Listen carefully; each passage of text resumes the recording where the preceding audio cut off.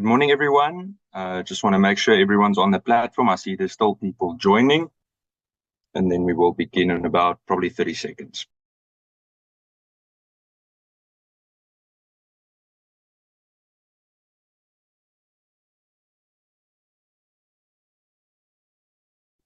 Good morning, Chairperson. Morning, Honorable Mtetwa. It's good to see you or hear you. Good morning, Chairperson. Morning, Honorable Taibosh. Same to you. Chair, good morning. Morning, Dr. DM. Are you good? Good morning, Chairperson. Morning, good morning, Reverend. All good, all good. There we go. Colleagues, I'm going to begin. Just firstly, welcome to everyone. Welcome to all our guests. We've got quite a few matters on the program today, including specifically IPID and matters regarding PSIRA, and both obviously focused on their annual performance plans as well as the budget, etc. of both. Before we begin, I just want to check, Babalwa, do we have quorum? Can we continue? Good morning, Chair. Yes, we do have a quorum. We can continue. Excellent. Thank you, Babalwa. Would you just also share the apologies with us? Chair, I received 2 apologies from Honorable Mokoena, and the Minister is requesting to leave the meeting early at 11:30. 100%. Thank you, Babalwa. That's obviously 100%.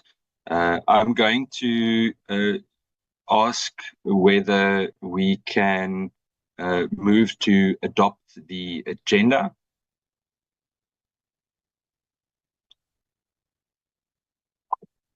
Honourable Schikkerling. Good morning to you, Chairperson, and to all the members on the committee and the SAPS management and all the other individuals that have joined us this morning. I move for the adoption of the agenda. Thank you, Chairperson.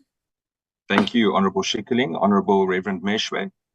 I support the agenda, Honourable Schikkerling, sir. Thank you, Reverend Meshwe. We then move to adopt the agenda. I am then going to immediately kick off with some brief opening remarks. Then we will go to the minutes consideration. And before we begin with the presentations from both IPID and PSIRA, also then like to give an opportunity to the Minister of Police to maybe also make 1 or 2 introductory remarks. Colleagues, just in terms of the opening for today, the first part that I would like to touch on is just last week's meeting and just general decorum. I think we can all agree that last week's meeting could have likely benefited from greater clarity and cohesion. Regardless of our disagreements and the different points of view, we must conduct ourselves within the rules of the National Assembly to ensure that all discussions, regardless of how robust or confrontational, maintain the dignity and the decorum of Parliament. As Chair, I am mandated to maintain order and direct members to behave appropriately. While it is never the preferred course of action, the Chairperson may, in accordance with the rules, request the committee to consider the removal of a member who persistently disrupts proceedings. Following our previous meeting, I sent a letter of apology to the Women Empowerment Platform and invited the organization to address the committee at our upcoming meeting on the 25th of June. The letter clarified that the committee had not been informed of the attendance and outlined the standard protocol of submitting and considering representations. We were also not made aware that the representatives had travelled to Parliament to hand over a memorandum. Had this been communicated, appropriate arrangements would have been made to receive submissions in person, as several members were on the precinct in preparation for the plenary that followed. Regrettably, some of the misinformation that reached representatives appears to have come from individuals associated with proceedings, resulting in a misrepresentation of the committee's position and casting Parliament in an unfavourable light.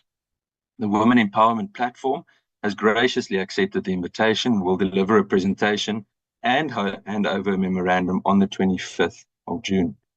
We have been assured that all documents will be shared in advance to allow for proper consideration. The department and relevant station commanders have also been invited to account for the timeline of the police responses to various cases involving crimes against children. As agreed, the meeting will not touch on matters that could compromise ongoing investigations, but SAPS will be required to account for alleged delays in responding to crime scenes, preserving evidence, and collecting forensic material. The Women Empowerment Platform has identified 4 specific cases to address. Then, in terms of crime statistics, of significant concern is the fact that during our last meeting, the department was asked to explain by Honorable Muela why disaggregated data on crimes against women and children was missing from fourth quarter crime statistics. They claimed this data was included in the full report released online on 23 May 2025. However, after we then reviewed both the summary and the full versions, we confirmed that this data is not there. The committee is seriously concerned about this omission, as it undermines our ability to understand and respond to violence against women and children. Providing incorrect information to Parliament is a serious issue. A letter has now been sent yesterday to the Minister of Police and the National Commissioner, requesting written explanation by the 20th of June 2025. If a proper response is not received, unfortunately, the committee must then discuss whether to use our powers to summon the relevant officials to appear and give evidence under oath. Then, in terms of today and the consideration of the 25-26 APP and budgets, the topic at hand for today's meeting, we will deliberate on the 25-26 annual performance plans and budget allocations of both IPID and the Private Security Industry Regulatory Authority. Our focus will be on assessing whether the strategic objectives, performance indicators, and financial planning presented by each institution align with their respective mandates and the broader goals of strengthening accountability and oversight. Members are encouraged to interrogate the proposed targets, resource allocations, and institutional priorities that ensure that they are both realistic and responsive to the oversight concerns raised in all of our prior engagements. Colleagues, with that, I would like to ask Babalwa to share minutes from the 30th of May for consideration and adoption, and then followed by the 4th of June for consideration and adoption.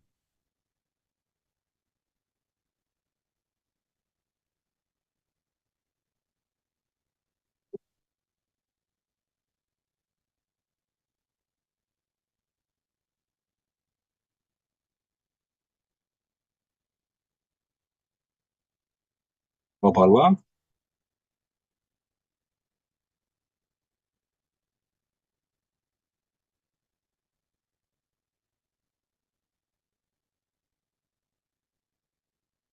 There we go. Colleagues, you would have all received the minutes from the 4th of June. Can we move to adopt these minutes?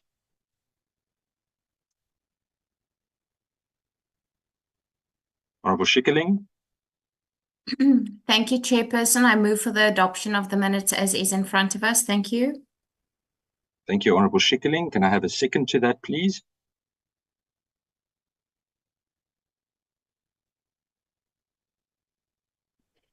Good morning, Chairperson. I second.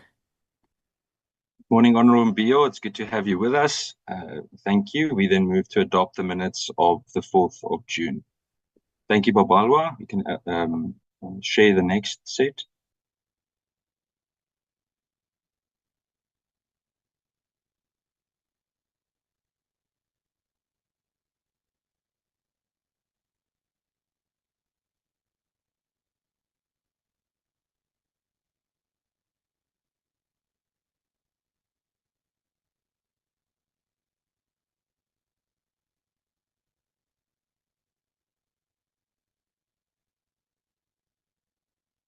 There we go. These are the minutes from the 30th of May.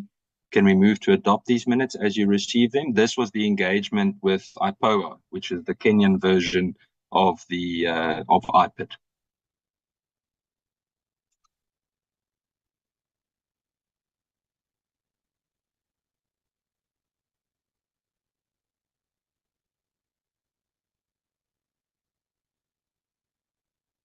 Can we move to adopt, colleagues?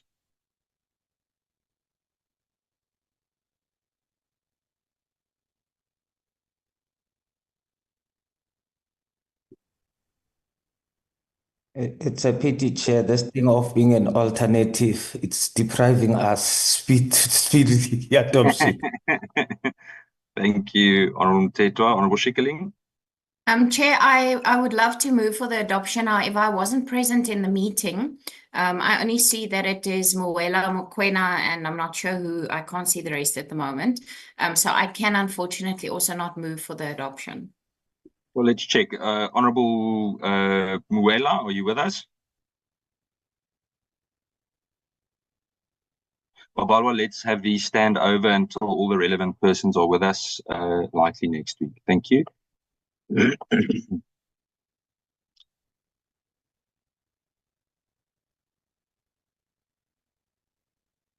Colleagues, then before I allow Ms. Ntlaseng, who is the ED of IPID, to present to us and lead the delegation from IPID, I would like to ask whether Minister Mchunu would like to make some brief introductory remarks. Minister?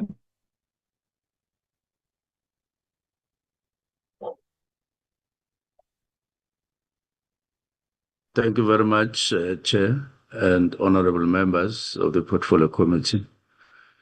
Greetings to my colleagues in the Ministry and anyone else, staff.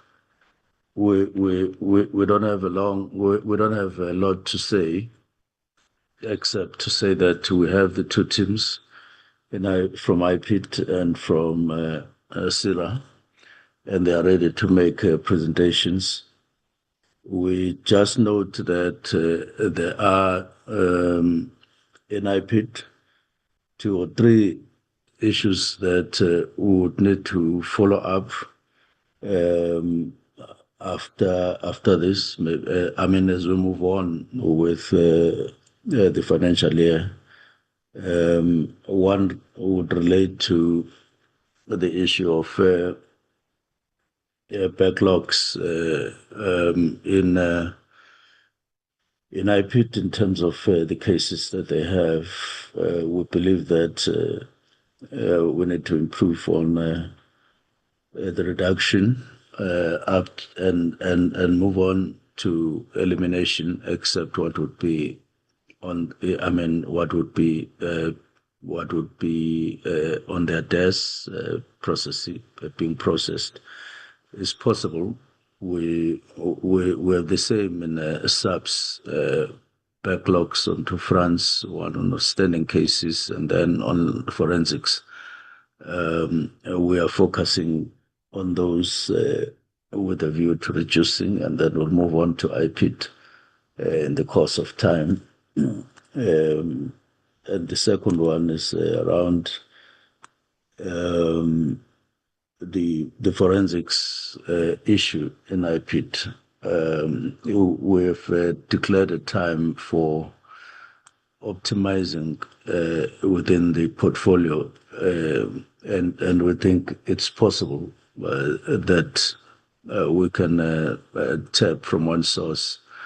We are busy with forensic labs this time in KZN and in Mpumalanga, and we think that depending on the needs for IPID, which we haven't checked in terms of unpacking, but we think that they can, if we agree after they present, we should be able to experience a little bit of money that we can shift to fight the backlogs, and we can also tap somewhere else to boost the capacity to deal with the backlogs.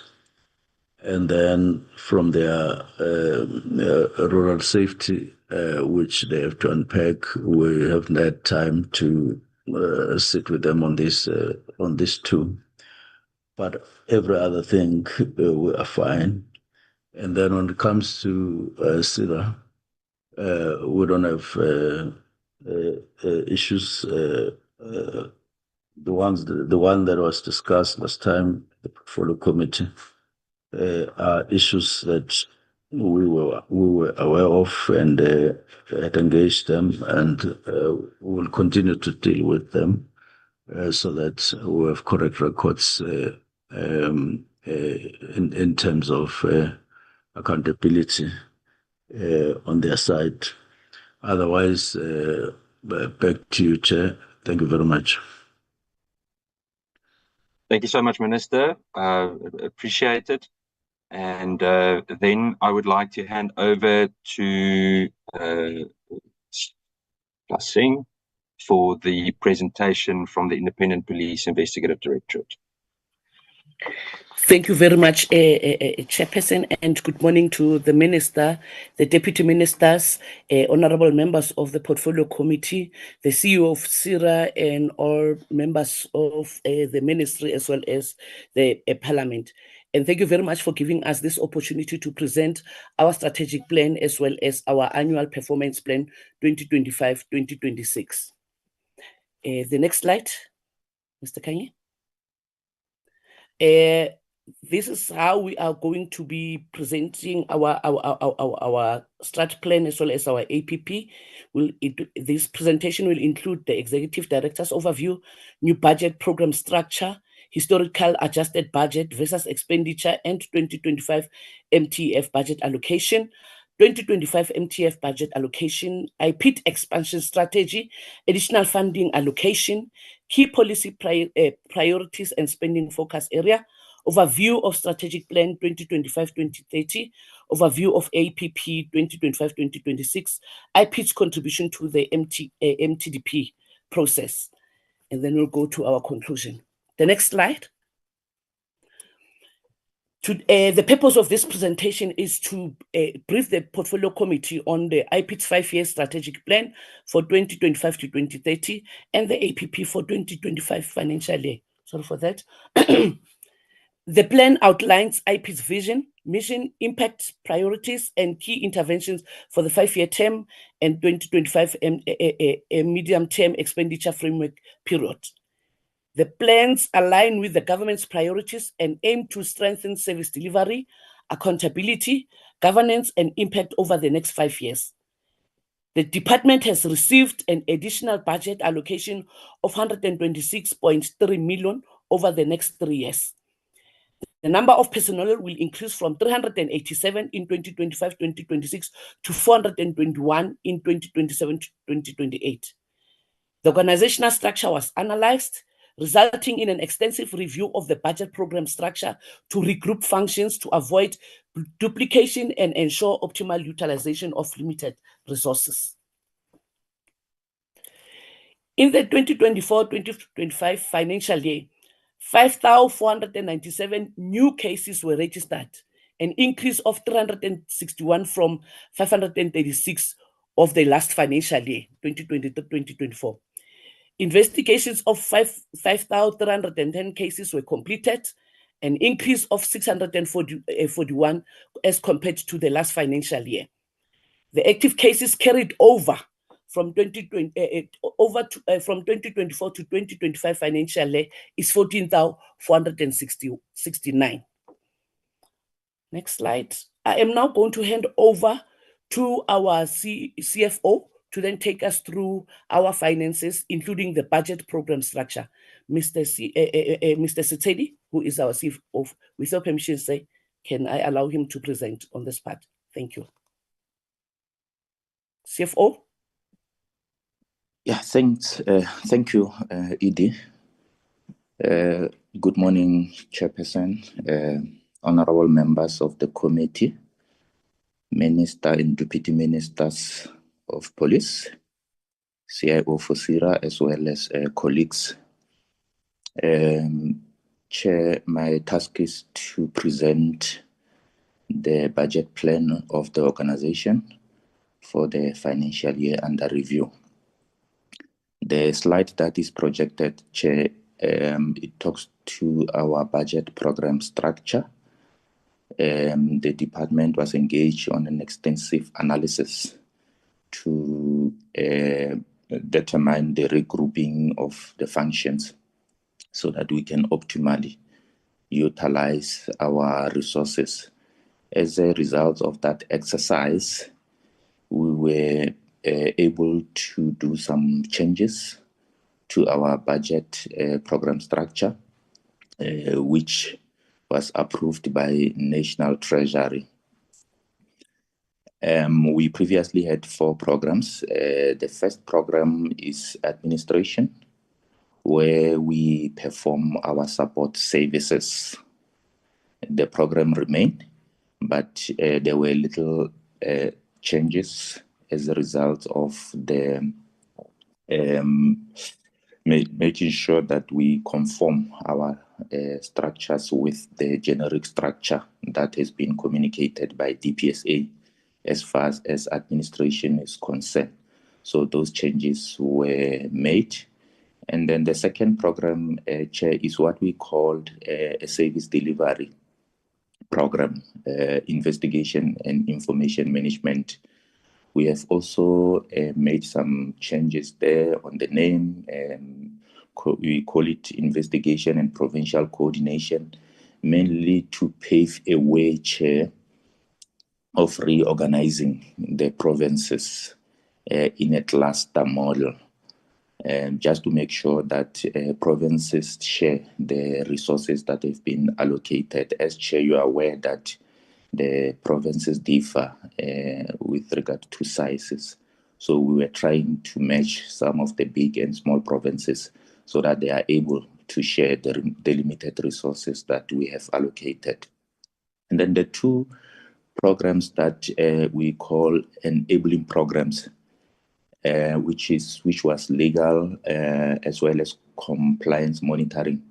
Those programs were consolidated into one program called Legal Compliance, Information and Stakeholder Management. The functions were regrouped and the budget was also consolidated so that we can optimally utilize what was previously allocated into 2 programs. Next slide. The next slide, Chair, we wanted to share with the honorable members the historical spending of the department.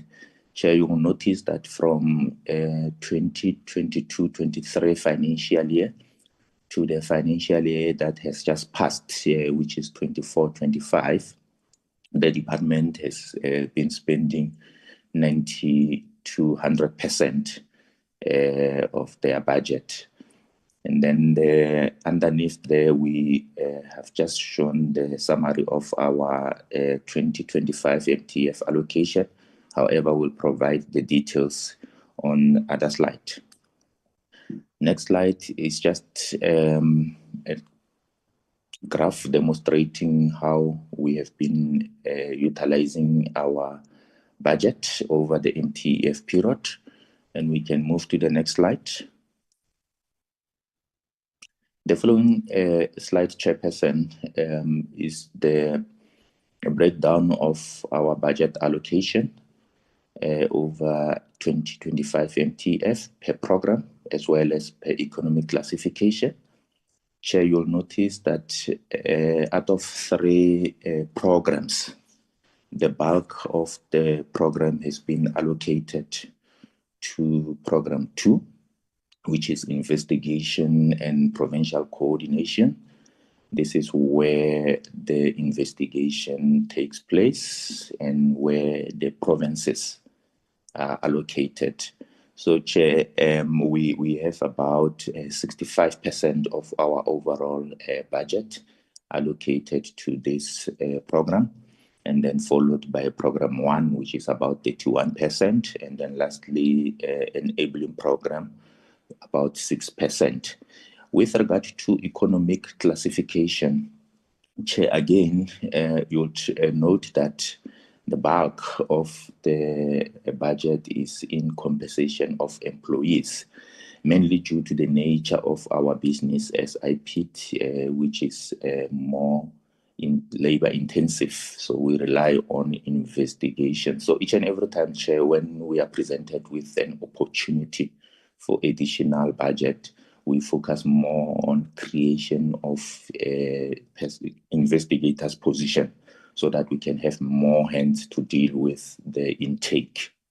And then the second part, Chair, of our budget allocation will be on your goods and services. This is where, Chair, we accommodate our contractual obligation to make sure that our investigators are provided with offices in various provinces. We also provide them with the tools of trade. Chair, tools of trade, we are referring to mainly to the investigators, as we are aware that the nature of investigation requires them to travel, mainly to engage with the complainants, visit crime scenes, attend court proceedings, as well as meeting with complainants and victims in other cases. So we always make sure that they are provided with the necessary resources to enable them to perform their duties. Chair, we also provide our investigators with protective clothing so that when they attend crime scene in areas where they need to protect themselves, such as when they attend the postmortems, at least they are protected. And our investigators, they also carry firearms because sometimes they find themselves being threatened when they deal with certain investigations or when they visit certain crime scenes.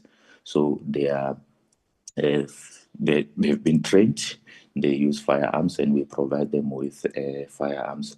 So mainly those are the tools of trade that we provide to our investigators, and we have budgeted for such in your goods and services. Your machinery and equipment, Chair, we are trying to correct our challenges as far as our ICT is concerned. We've got a very aged infrastructure, and the current infrastructure does not allow the department to make sure that our operations are modernized. We are struggling to do that, and we find ourselves in some cases with a downtime, which happen continuously. So we have since set aside Chair, a budget of 10 million just to make sure that we implement our ICT project and modernized our systems. Included in this budget, Chair, we are also busy with the development of case management, the one that will be owned by the department, and it will be enhanced as and when is required in-house. And lastly, as I've indicated, we were able to budget for only 10 vehicles. The budget only allows us to budget for 10 vehicles that will be utilized by our investigators. So those are the key economic classifications where the budget has been allocated. We can move to the next slide. Chair, the next slide talks to the program 1, which is the support service. This is where the support services, including the governance services, are performed. We will have about 5 sub-programs. The first sub-program is corporate services. We have ICT, we have your security, we have your vetting and your record management, as well as your OHS, just to make sure that we comply. And then we've got also your departmental management. This is where the executive director and some of the support staff are housed. And you've got the finance services, which made of your internal control, supply chain, as well as the budget and expenditure management. And then the internal control, internal audit, which also support the executive director with governance. And then lastly, you have what we call office accommodation. This is where we have allocated our earmark budget allocation for office accommodation in various provinces. And then the last part will be your economic classification, Chair, where you will see that, again, the compensation of employees takes a lead because this is where you have your support service employees who are in various provinces, including national office. And the goods and services, the huge chunk of goods and services there is for payments of security, because all our offices have been secured. Is payments of cleaning services to make sure that our offices are clean. There's a hygiene in compliance with OHS. And then lastly, the machinery and equipment for ICT equipment. Next slide. Next slide, Chairperson and honorable members of the committee, is your Program 2, Investigation and Provincial Coordination.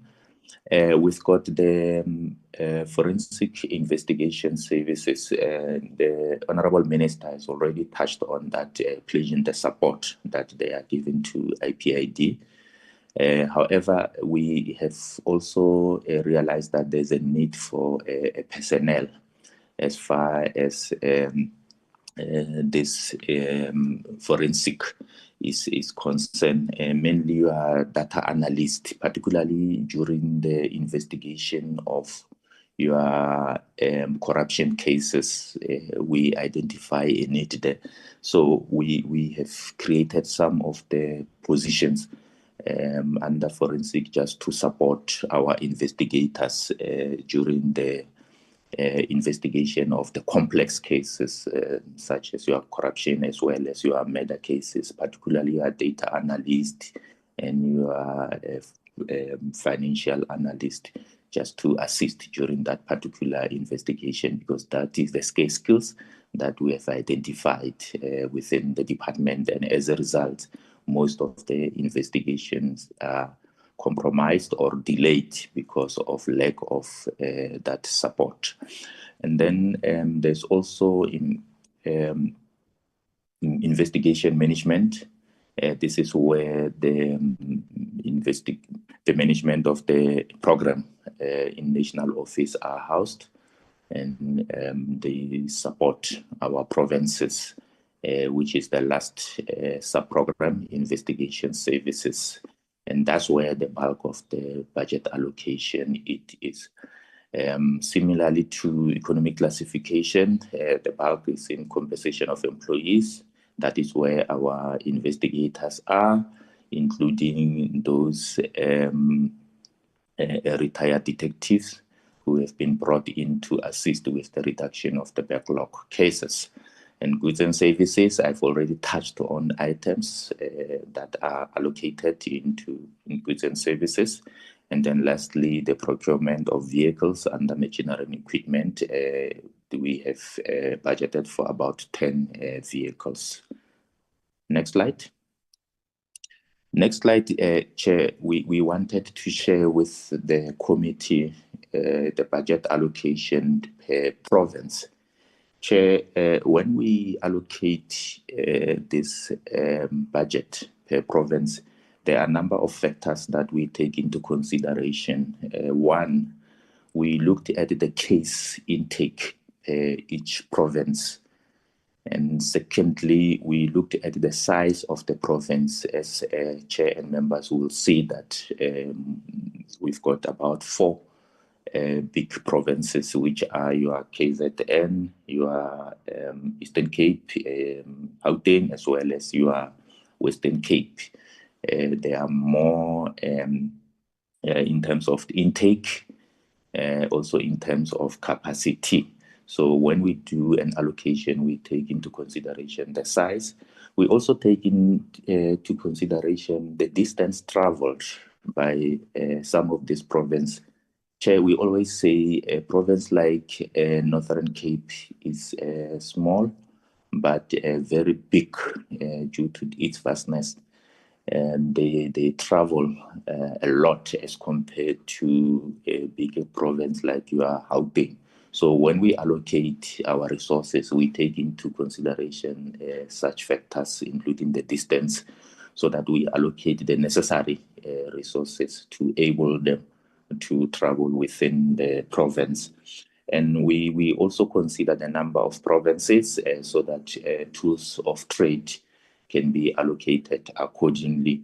And lastly, Chair, we take into consideration the status of cases. Some of the provinces, you may find them having a huge number of cases that are murder cases, which are complex to investigate by nature, or corruption cases. And some you'll find that they've got just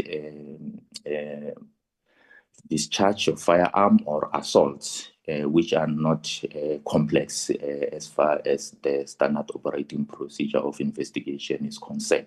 So, Chair, we take into consideration such factors to allocate the resources, and you will notice that the 4 provinces that I've indicated, they lead as far as the budget allocation is concerned. They've got a huge chunk of our budget, and then followed by the remaining provinces like Limpopo, Mpumalanga, Northwest, Northern Cape, as well as Free State. Next slide. This is the last program, Chair. We call this program an enabler because it supports the core function, which is investigation and provincial coordination. So this program is a legal compliance, information and stakeholder management. There are 3 sub-programs there. The first sub-program is legal compliance monitoring and quality assurance. The second program is research, policy research and information management. And lastly, stakeholders. The stakeholders, Chair, this is where we manage our key stakeholders, such as your SAPs, your CSPS, as well as your NPAs and MPS, amongst others.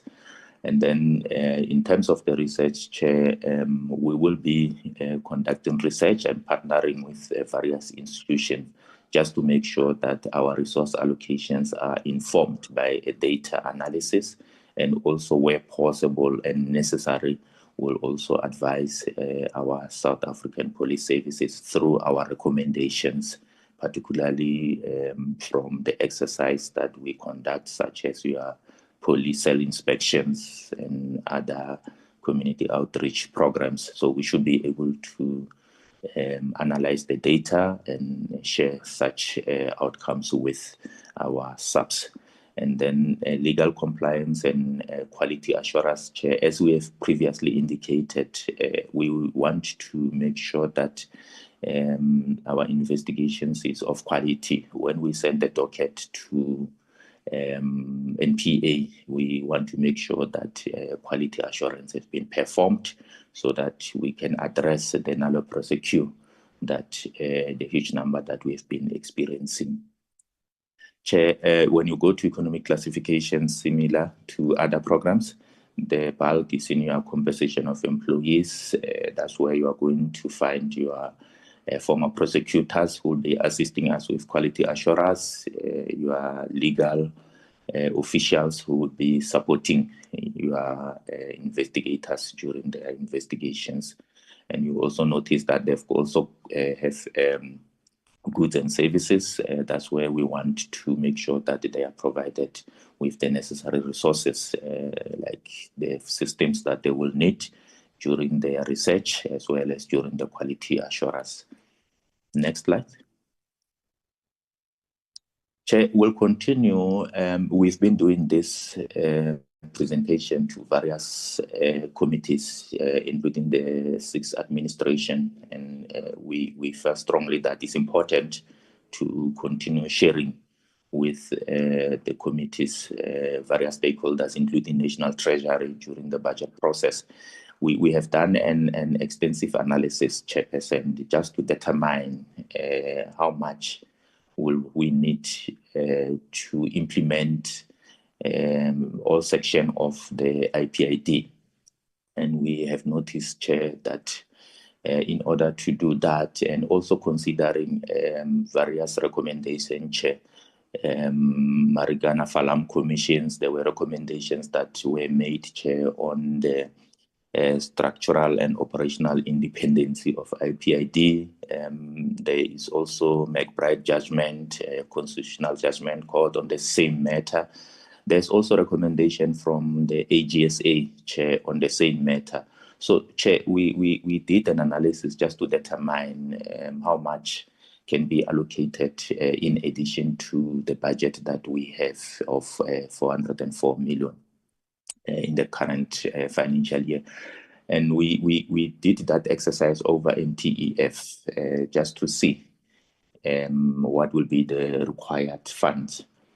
And Chair, we then came to the conclusion that over the MTEF, if we have to be given the additional budget, we'll need 331 million for compensation of employees, just to increase our presence in the office, in the provinces, and accessibility by creating more investigators' positions.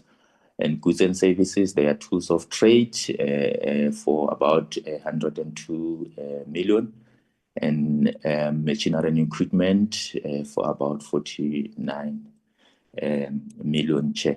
So all in all, we presented to National Treasury an additional budget request of 463 million if we have to cover certain areas of our IPID Act, if those that we are unable to deal with as a result of our current resources, because our current resources allow us to do up to a particular level. But when you looked at the backlog cases, you realize that you need more numbers so that you are able to address all the backlog and the challenges that investigators are faced with. Next slide. Next slide, Chair. We appreciated the response from National Treasury and the support from our ministry. And there was a budget allocation, as much as we did not receive what we have presented, but we appreciated what was allocated just to make sure that we continue to operate and meet our contractual obligations due to the annual increases on some of our contractual obligations.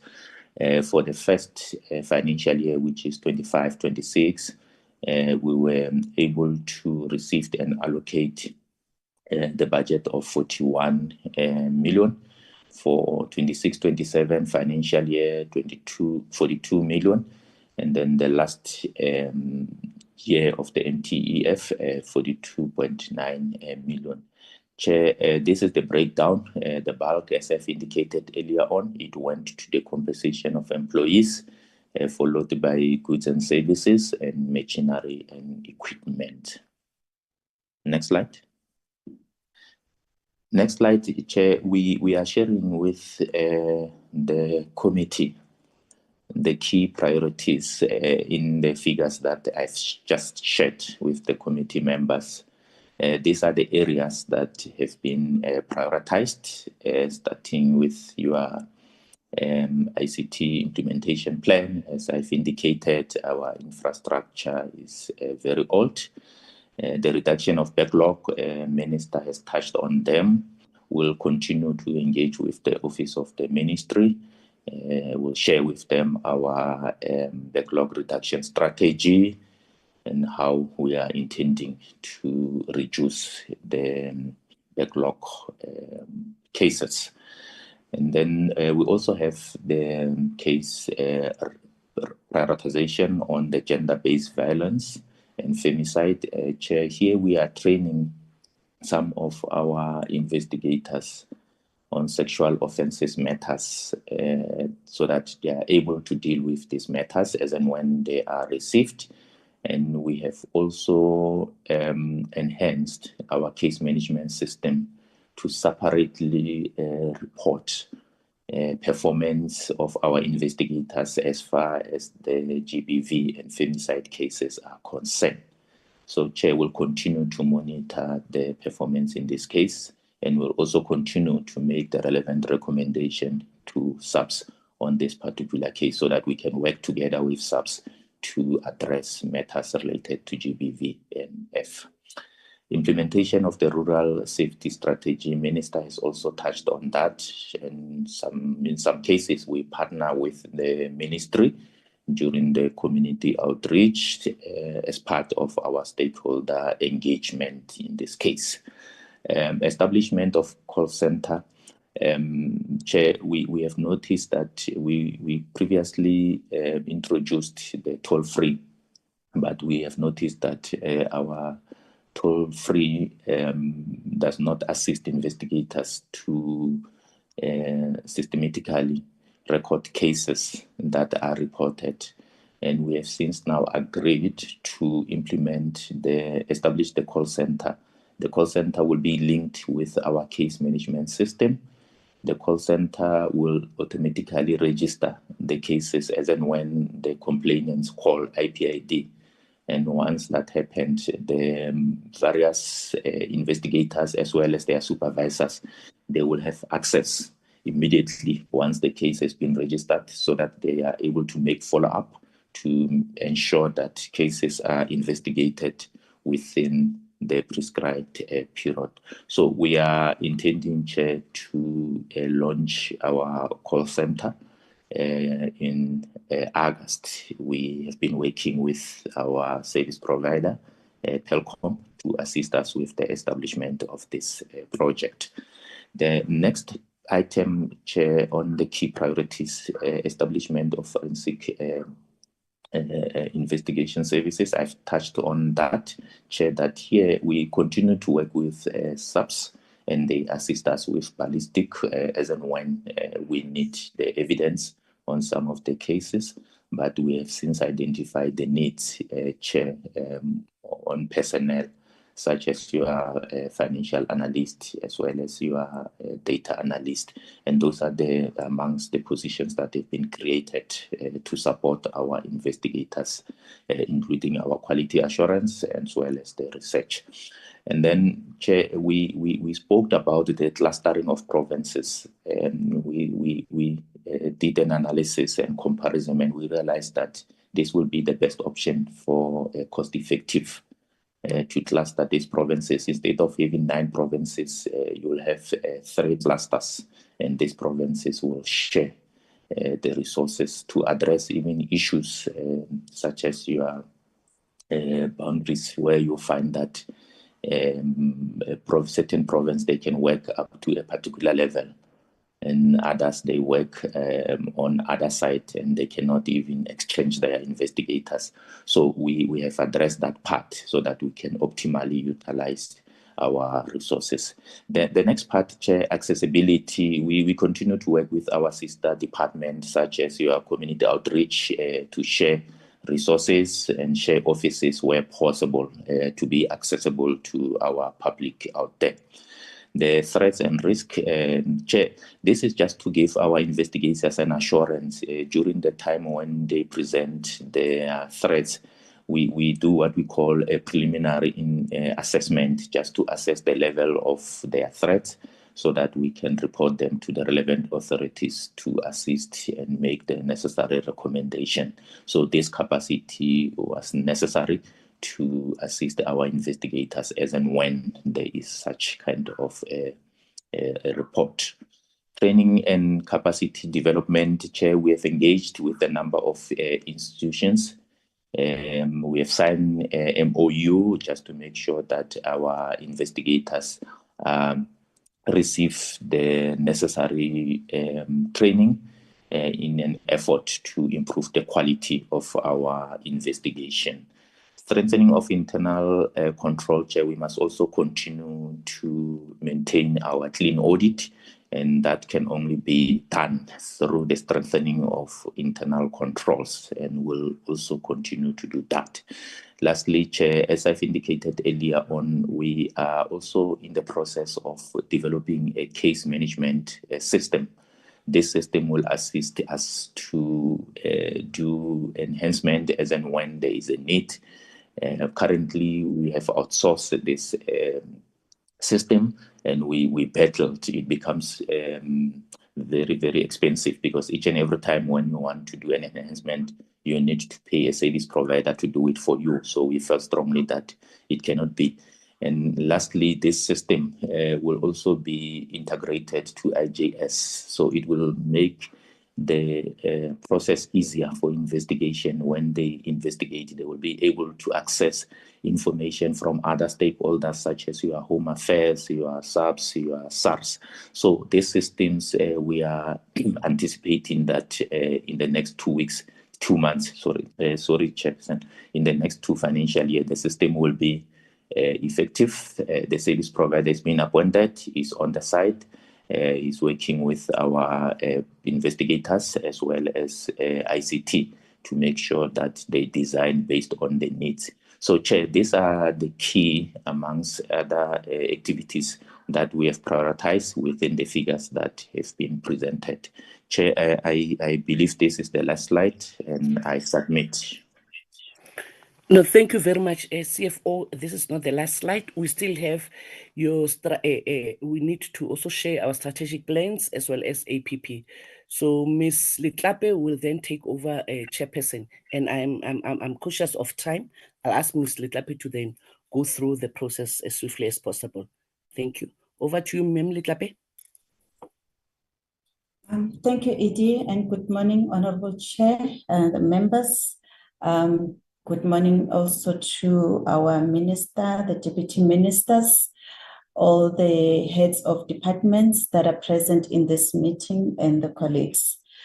Chair, I will be taking you through the strategic plan as projected.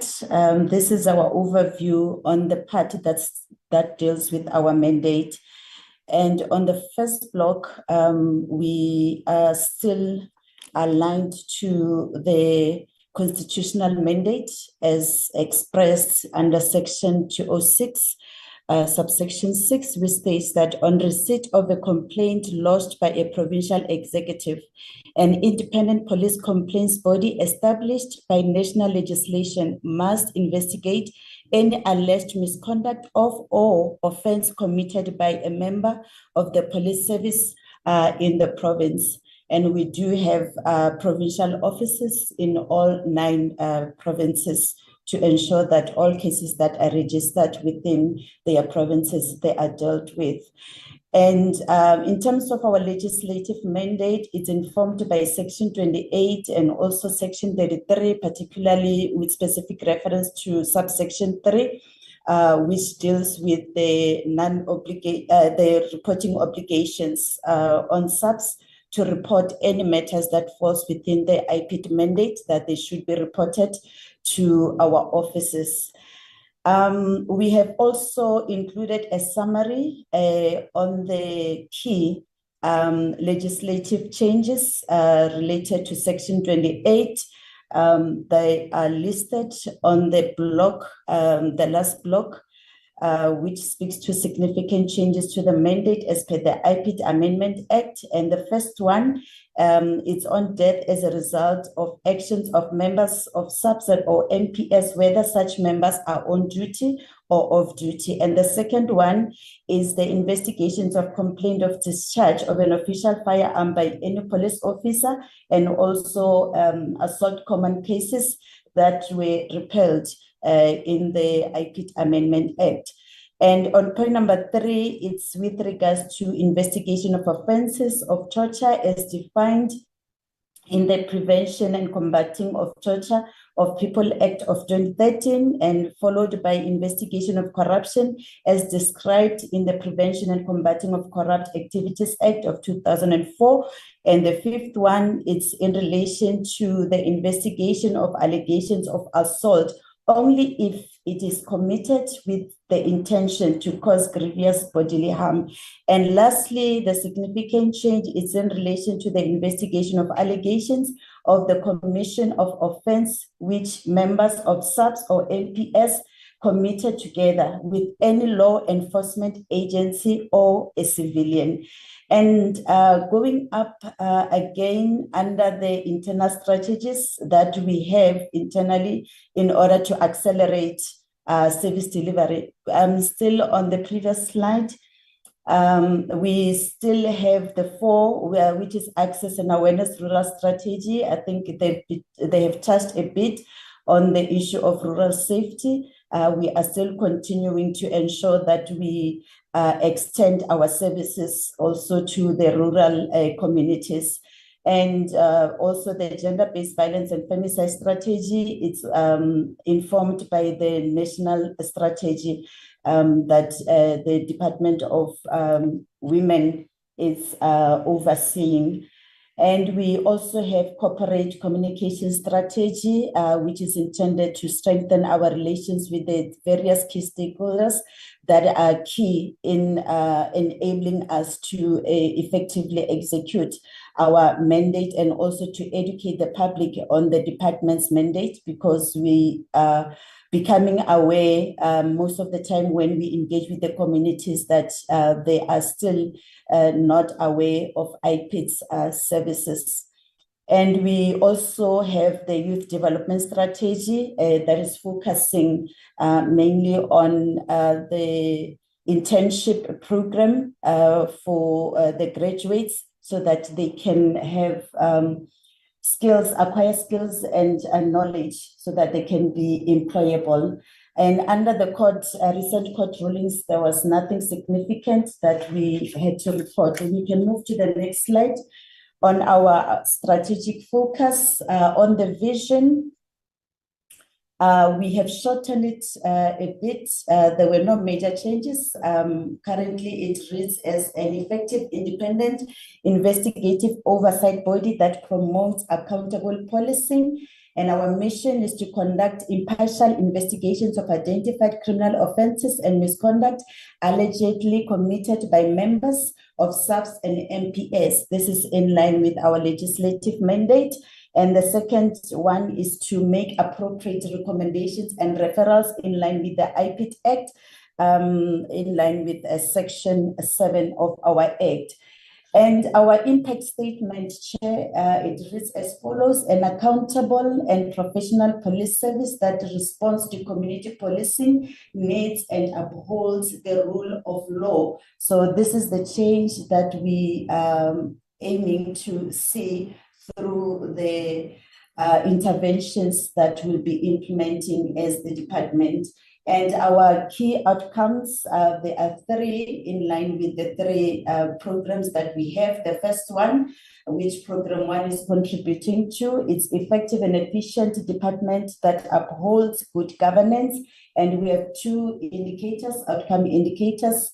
And the 5-year target is 90% increase of vacancies filled within a period of 6 months.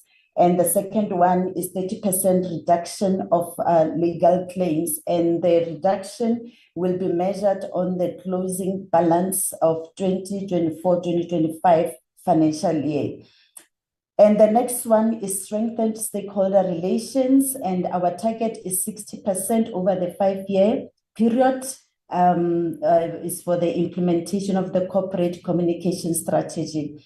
And lastly, it's deterrence of police misconduct and criminality. And we have 3 outcome indicators with 5-year targets, starting with the convictions for GBV and F related cases. We are aiming to secure 30 convictions. And for the corruption cases, we are aiming to secure 40 convictions. And lastly, with regards to the other case classifications, we are aiming to secure a total of 1,320 convictions. And these convictions, it's a combination of both departmental and criminal convictions. We can move to the next slide. This is just a summary of what is Program 1. I will not dwell much, just to indicate that the purpose is to provide strategic leadership, management support services to the department. And we have these 4 sub-programs under this program. And what we can also note on this slide is that we have increased our output indicators from 11 to 17. So in the year 2025-26, we have a total of 17 indicators. We can move to the next slide of the indicators, the output indicators. These are all the indicators that are contributing to the outcome of effective and efficient department that upholds good governance, starting with the implementation of the ICT plan. The CFO has already touched on it. It's part of our APP indicators, and our target is 80% over the MTF period. And I also want to inform the committee that we review our targets on an annual basis. So what we have here as targets for the 2 outer years is still subjected to the review process on an annual basis, as and when there are significant changes to the operational environment and how we have been performing. We then could take that into consideration and review our targets, and that applies to all the programs. And the next indicator, the next 2 indicators, they are more on governance issues, strengthening internal controls. The CFO has already touched on that. Is the implementation of our annual internal audit plan is 90%, implementation of risk mitigation strategies at 70%, and we have also a target to maintain our vacancy rate at 10% over the MTF period. And the next one is on the implementation of the youth development strategy. There is an implementation plan that we monitor on a monthly basis, and based on the activities outlined in that implementation plan, that informs the level of our performance. And we have partnered with SASITA. SASITA, they do fund us on the majority of interns that we employ in the department. So they are assisting greatly on this strategy.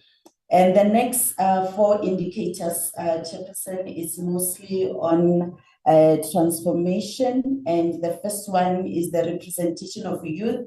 The target is 20%. Representation of women at senior management services is 50%.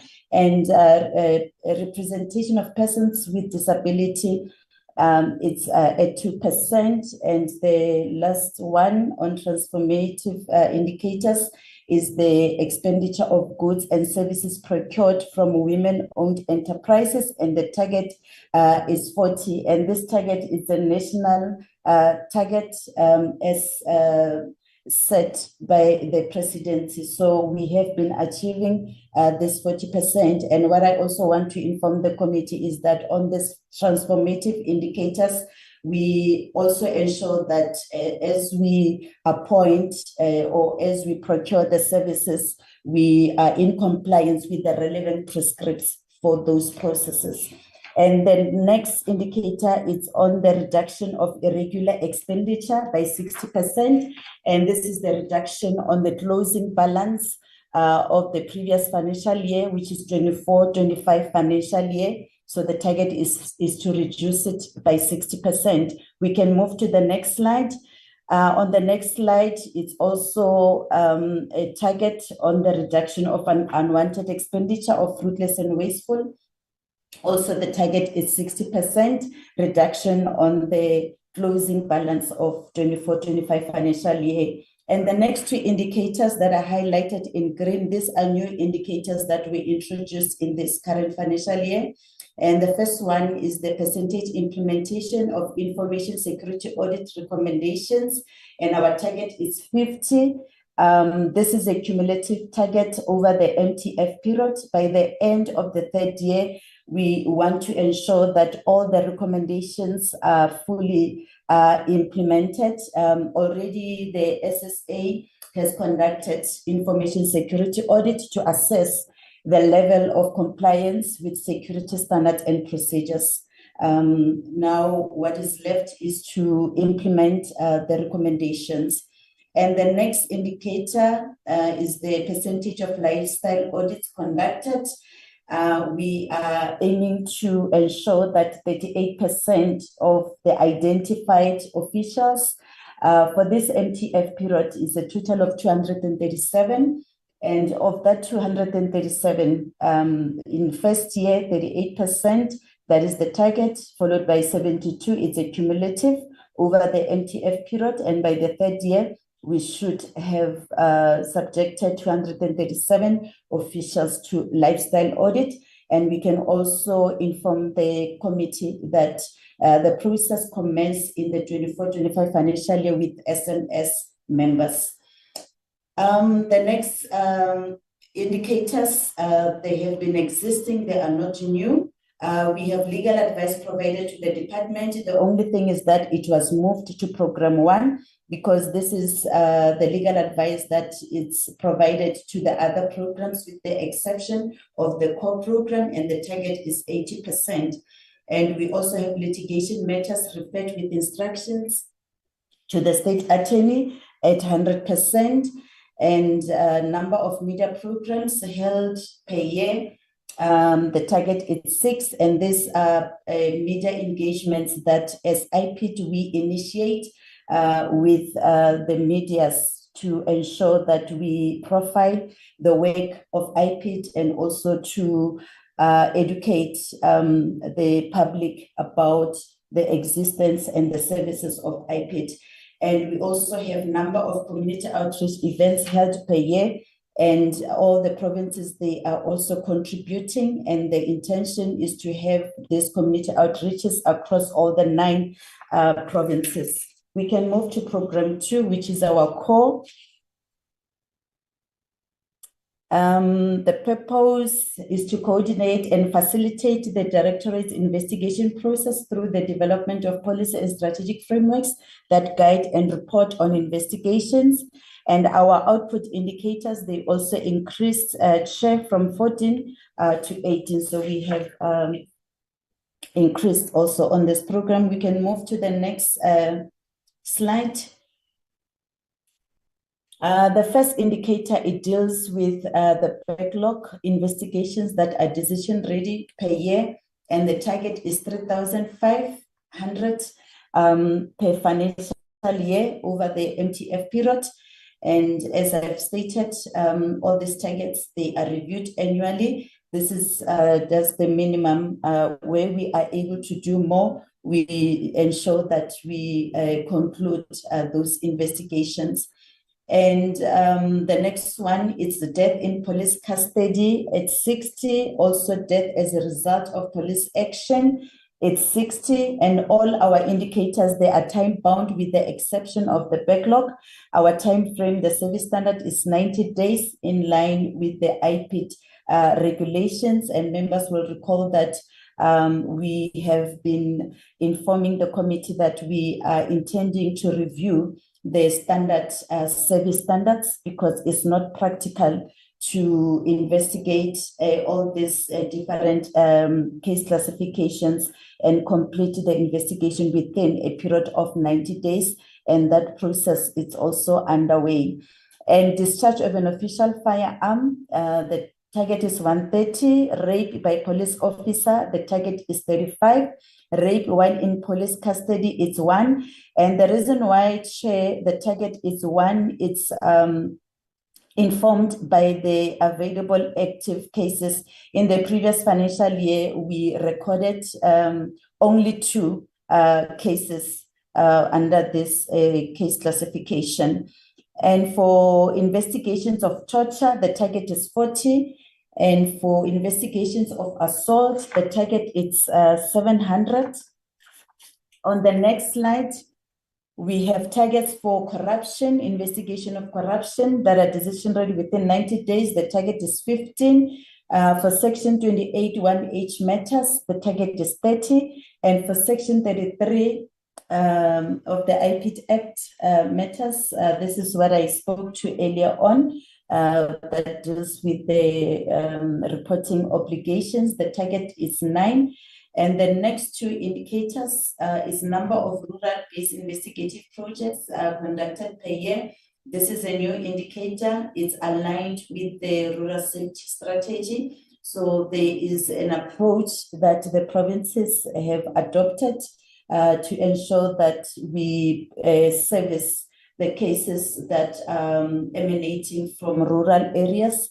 And also, they don't only focus on the investigation, they would also conduct cell inspections, station lectures, and community outreach when they visit those areas. So it's a collaborative effort to ensure that all key services that we provide as IPID, they are attended to when they visit those areas.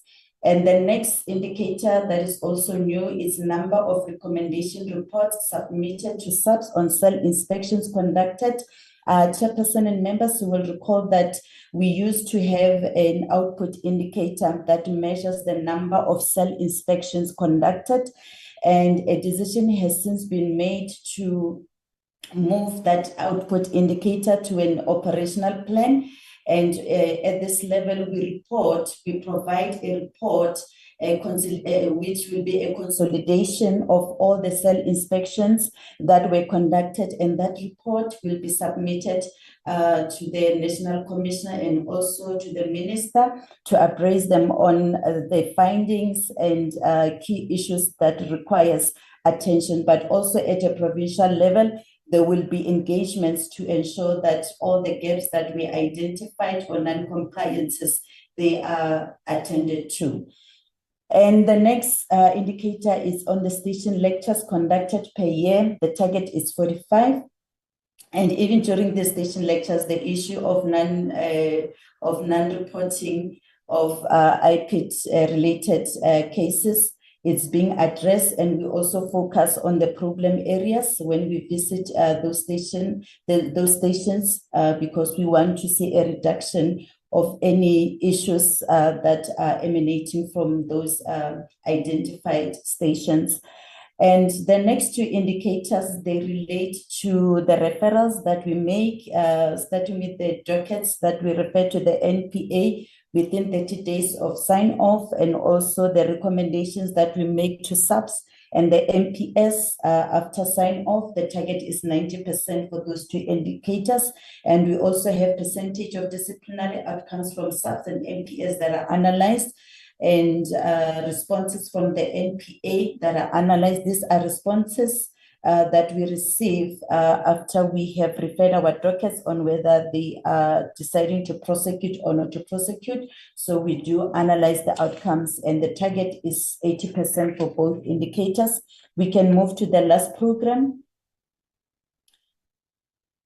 This is our new program, which is its purpose is to ensure quality investigations as per the IPID Act, strengthen stakeholder relations, and provide informed and effective guidance to investigations and reporting. And those are the sub-programs within the program. And the program has got 5 output indicators. We can move to the next slide. The first indicator is on number of analysis reports compiled on stakeholder engagements per year. Chair and the members will recall that in the previous financial years, the target, we used to have an indicator that measures the number of stakeholder engagements conducted, and that indicator has since been moved to the operational plan. And at this level, we will be measuring an analysis report that will be compiled on those stakeholder engagements that we are continuously having on a monthly basis with SAPS and other key stakeholders like your NPA and even other stakeholders that we have signed MOUs with. We want to analyze and assess and ensure that the intended objectives of having those MOUs is yielding the desired outcomes, and that any resolutions from the meetings that we are having, they are being implemented, and there is impact from those engagements. And the next indicator is on number of SAPS and MPS recommendations, compliance reports compiled per year. Also this one, Chair, the sub-program under this new program, which is compliance monitoring, they analyze the recommendation reports that program 2 is generating, and they if they identify any gaps, those gaps they brought to the attention of the relevant provincial management to ensure that there is improvement, because if there are any gaps in those recommendations, it might also have an adverse impact on the implementation of our recommendations by SAPS and the NPS. So the intention is to improve the quality of our recommendations. And the next indicator, it also contributes to the quality of our investigations. It speaks to percentage of dockets that are quality assured for court within 30 days of receipt. This will be the responsibility of the quality assurance unit, which is a new unit that we are in a process of establishing. Then we also have the target is 30% in year one, and it will increase over the MTF period.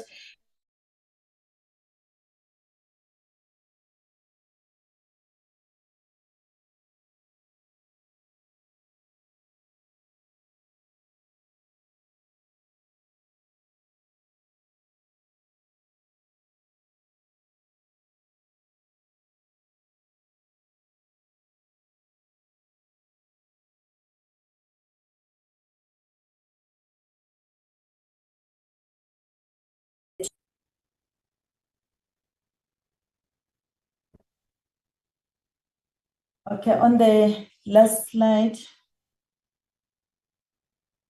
I'm not sure, Chair, if I'm still audible. I think my connection is a bit unstable.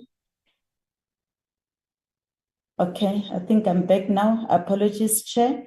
The next slide is on our contribution to the medium-term development program. As IPID, we are contributing to priority number 3, a capable, ethical, and developmental state. And we have listed the 3 key outcomes that we are contributing to based on the priorities that we have outlined above.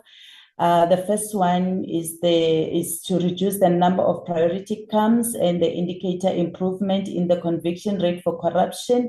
We have covered that under our strategic plan indicators. And the next one, the outcome is increased feelings of safety of women and children in communities. And the MTDP indicator is percentage conviction rate for sexual offenses.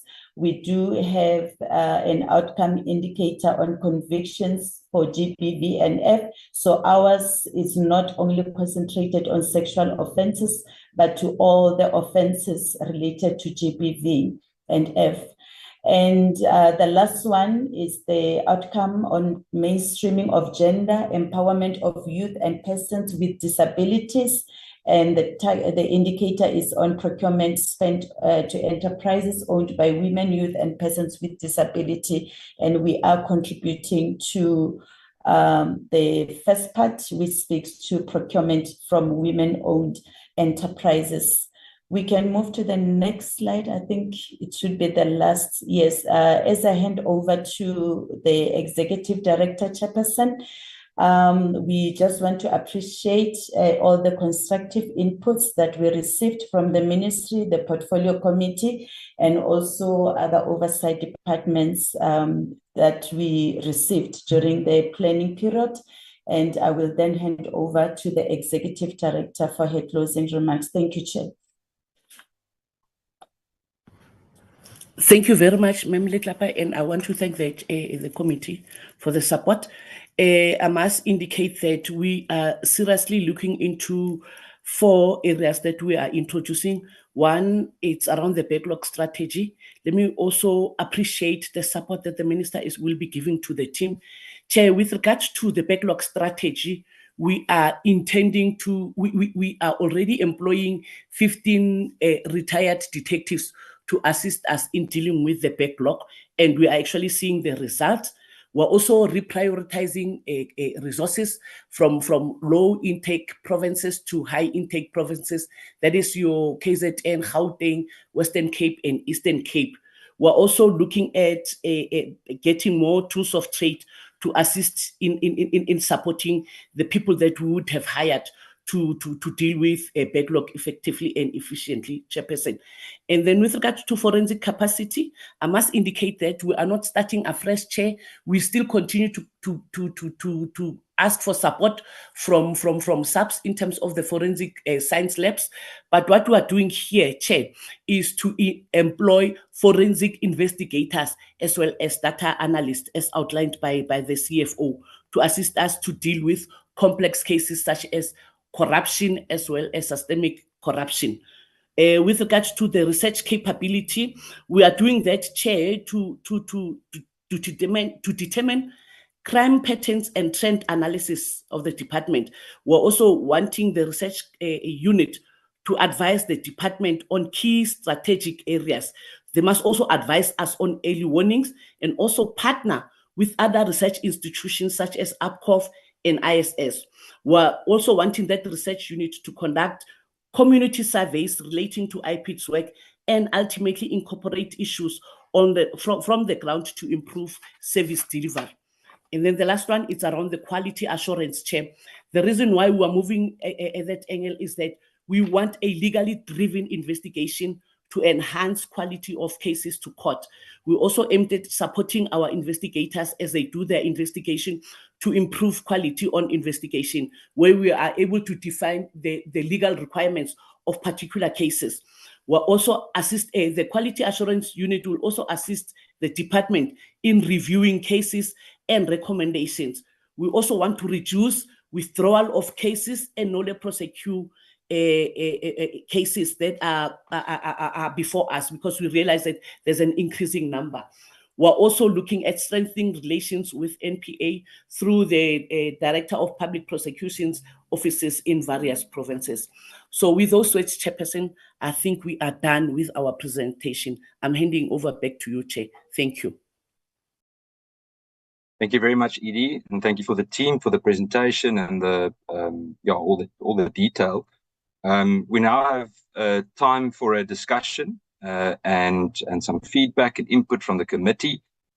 So I am going to ask for a show of hands, and I will note those hands. As I always then say, is that you will get 5 minutes to say your say and try to stick to 3 questions. The reason being that we make sure we get to everyone's questions and that the relevant answers are given. If we miss an answer or a question isn't answered, please remind me. I sometimes miss it too, that we can make sure you get the answer that you need. Please note with Honorable Sokopo, I've noted you. Let me just make a list here.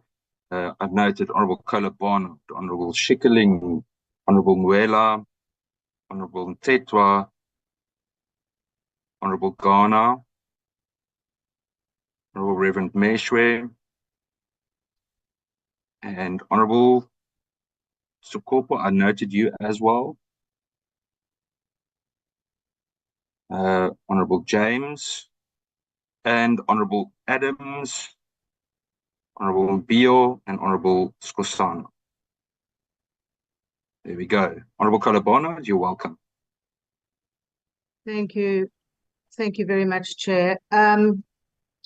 I was intimately involved in the formulation of the IPID bill at the time, and I know that one of the driving factors for the original bill was because the SAPS ignored the Independent Complaints Directorate recommendations. So in came the IPID, and I'd like to know from you what sort of relationship you have today for the SAPS.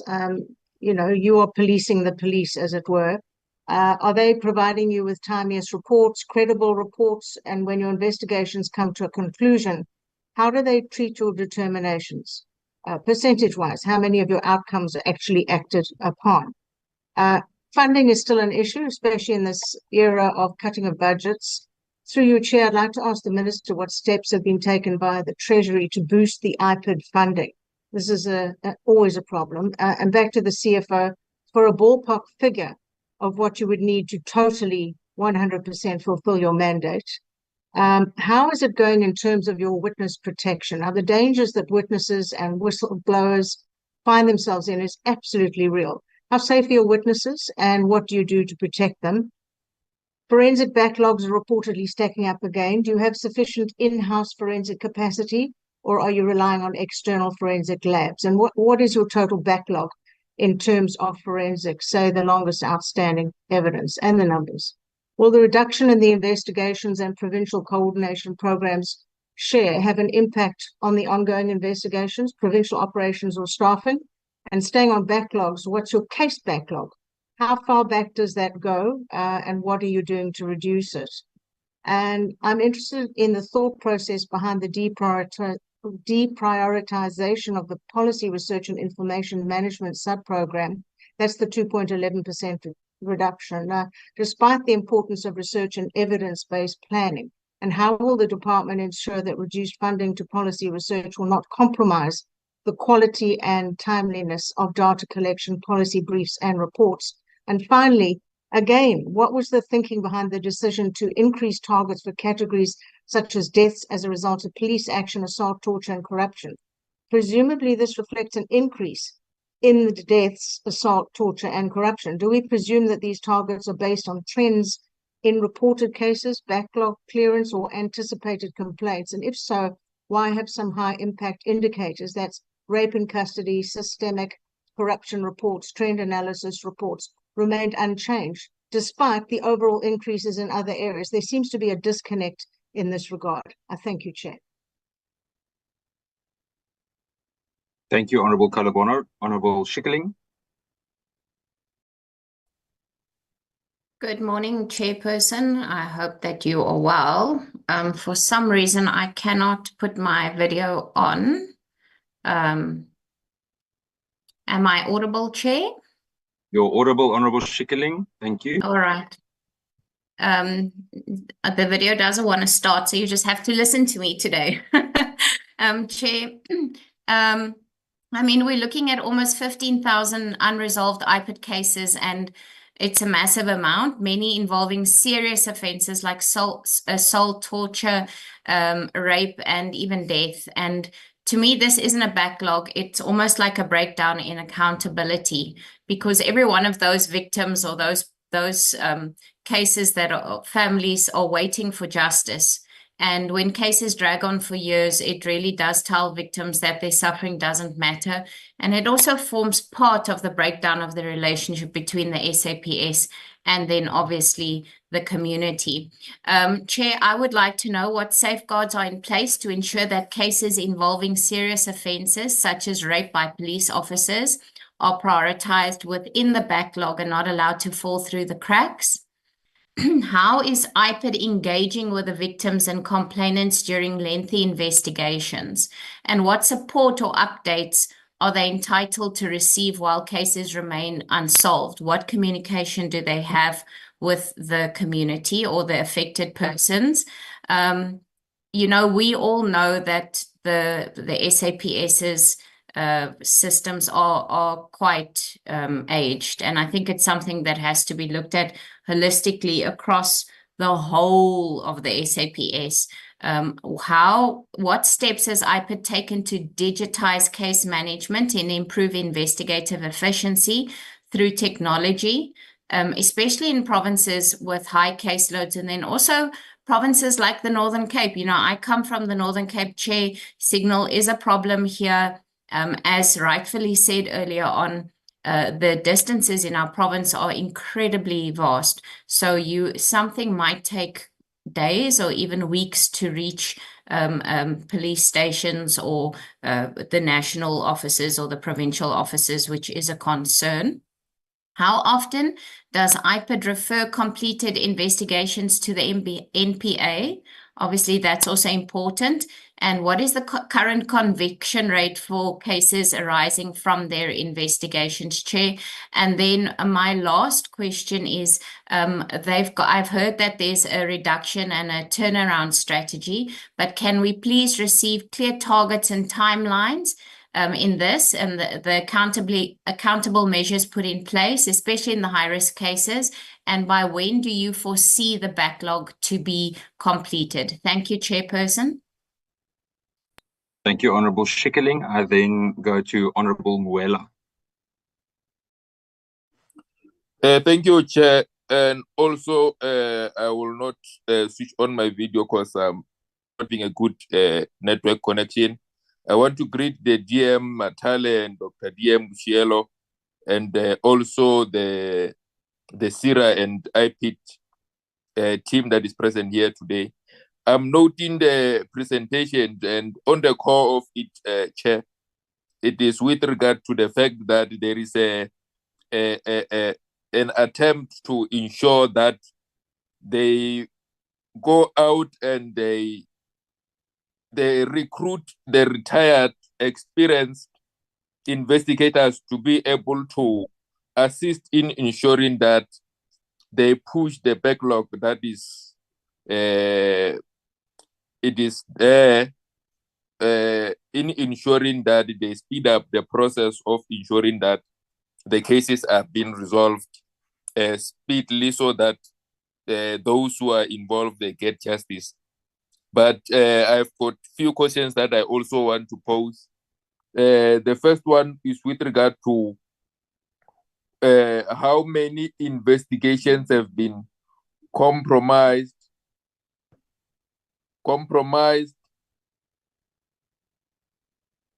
or delayed due to lack of witness protection, and how is the department addressing this matter or planning to address this matter? The other one is, how is the Directorate planning to align its research with trends in police misconduct, case backlogs, or systematic reform in this regard? Was the transfer of compliance monitoring functions from Program 4 to Program 3 accompanied by a reallocation of budget and personnel?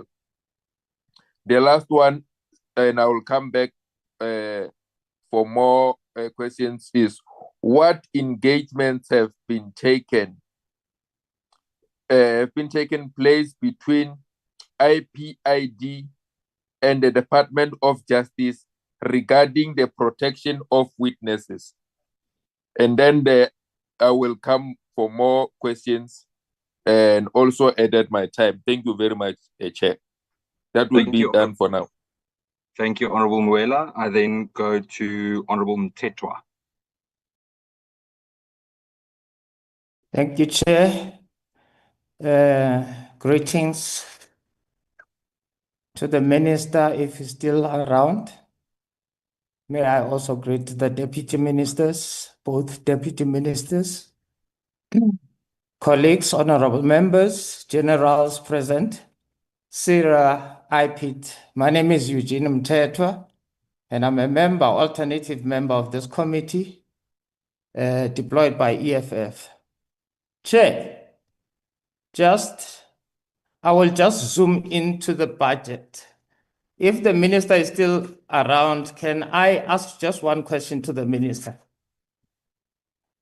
Minister, in your superior logic, what would you say requires utmost prioritization over every aspect of policing police in South Africa? That's the only question I have for the minister.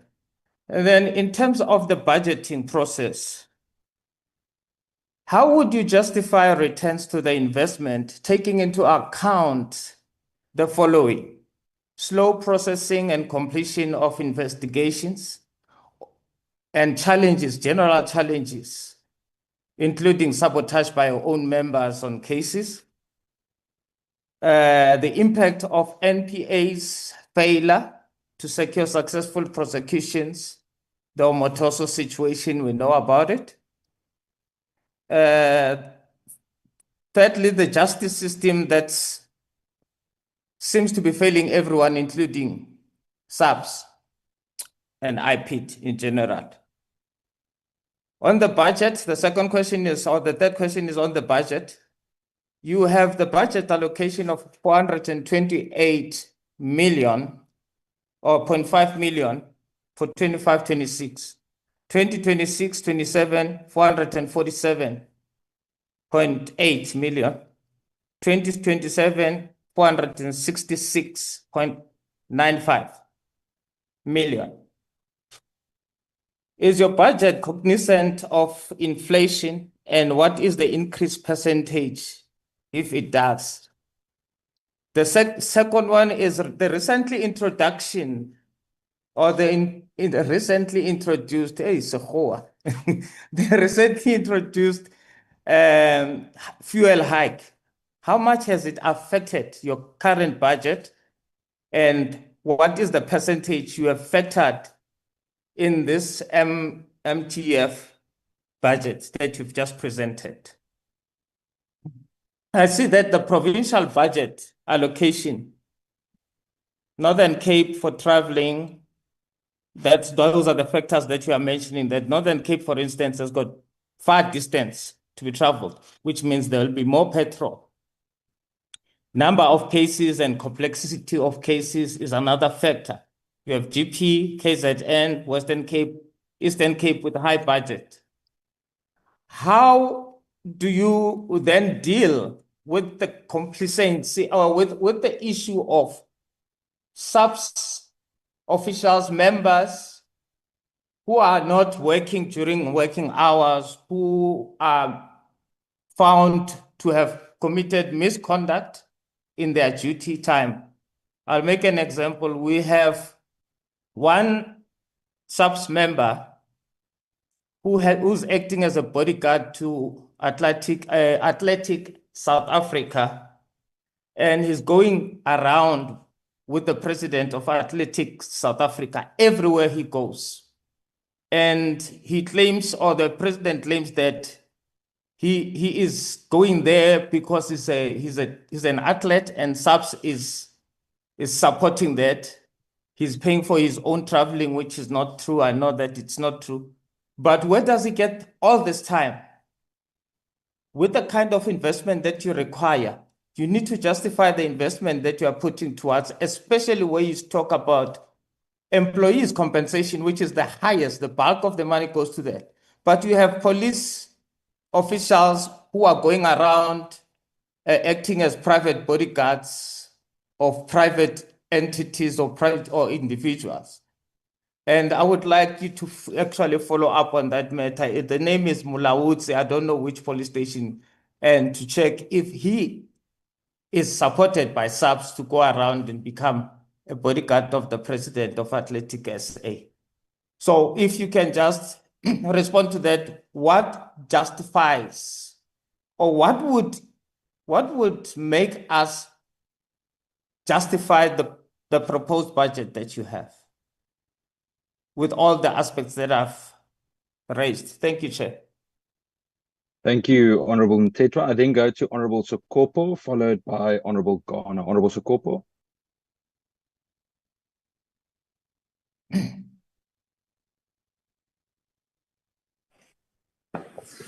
Can I come in, Chair? Yes, please, Honorable Sokopo, you're welcome.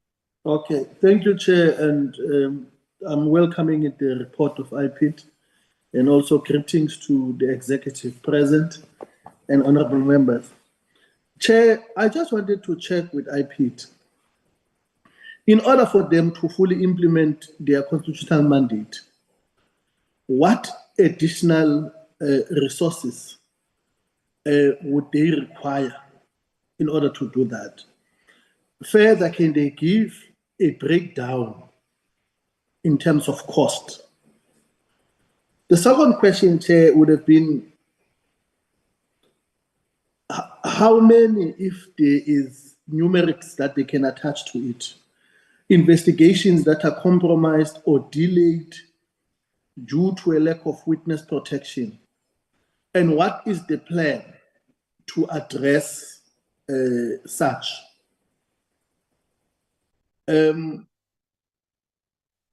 How is the integration between forensic teams, investigators, being managed to avoid duplications or delays? I also wanted to check, Chair, how will the department track progress towards the 80% target that they have? Maybe they must also tell where is the 20% that they are leaving. Why is it not 100? But on the 80%, what are the risks of underperformance in that case. I also want to check, Chair, have any recurring audit findings from previous years been resolved? And if so, has then been followed up? Is there a way of monitoring that there is anything to take home from that? What strategic objectives that needs to lead to creation of a new forensic investigation service sub-program? I also want to check, Chair, which will be my last question. What is the process for identifying topics, and how do you attach that, link that with operational decision making and policy reforms? Thank you, Chair. Thank you, Honourable Sokopo. I then go to Honourable Garner.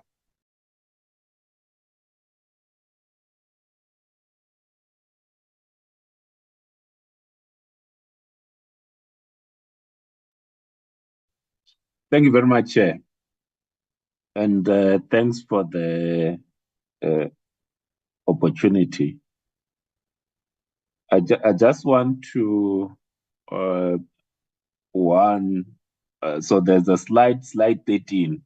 So the police or the IPID was saying that they'll need additional 463 million in the MTF period to get things done.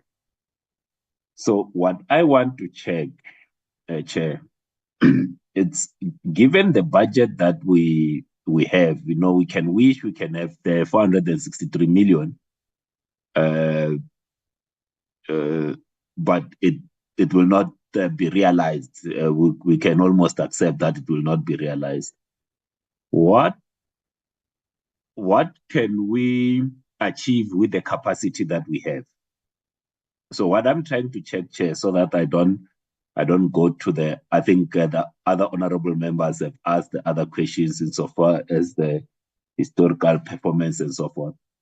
But if one looks at the current budget and what is presented in terms of Program 2, because for many people, they want to know that when there's a case that is reported at IPID, similarly to the case that's reported to the police, it is investigated speedily and there's a resolution, is to test whether the targets as communicated insofar as Program 2 is concerned, with the current capacity, not wishing for other capacity, will this be realized?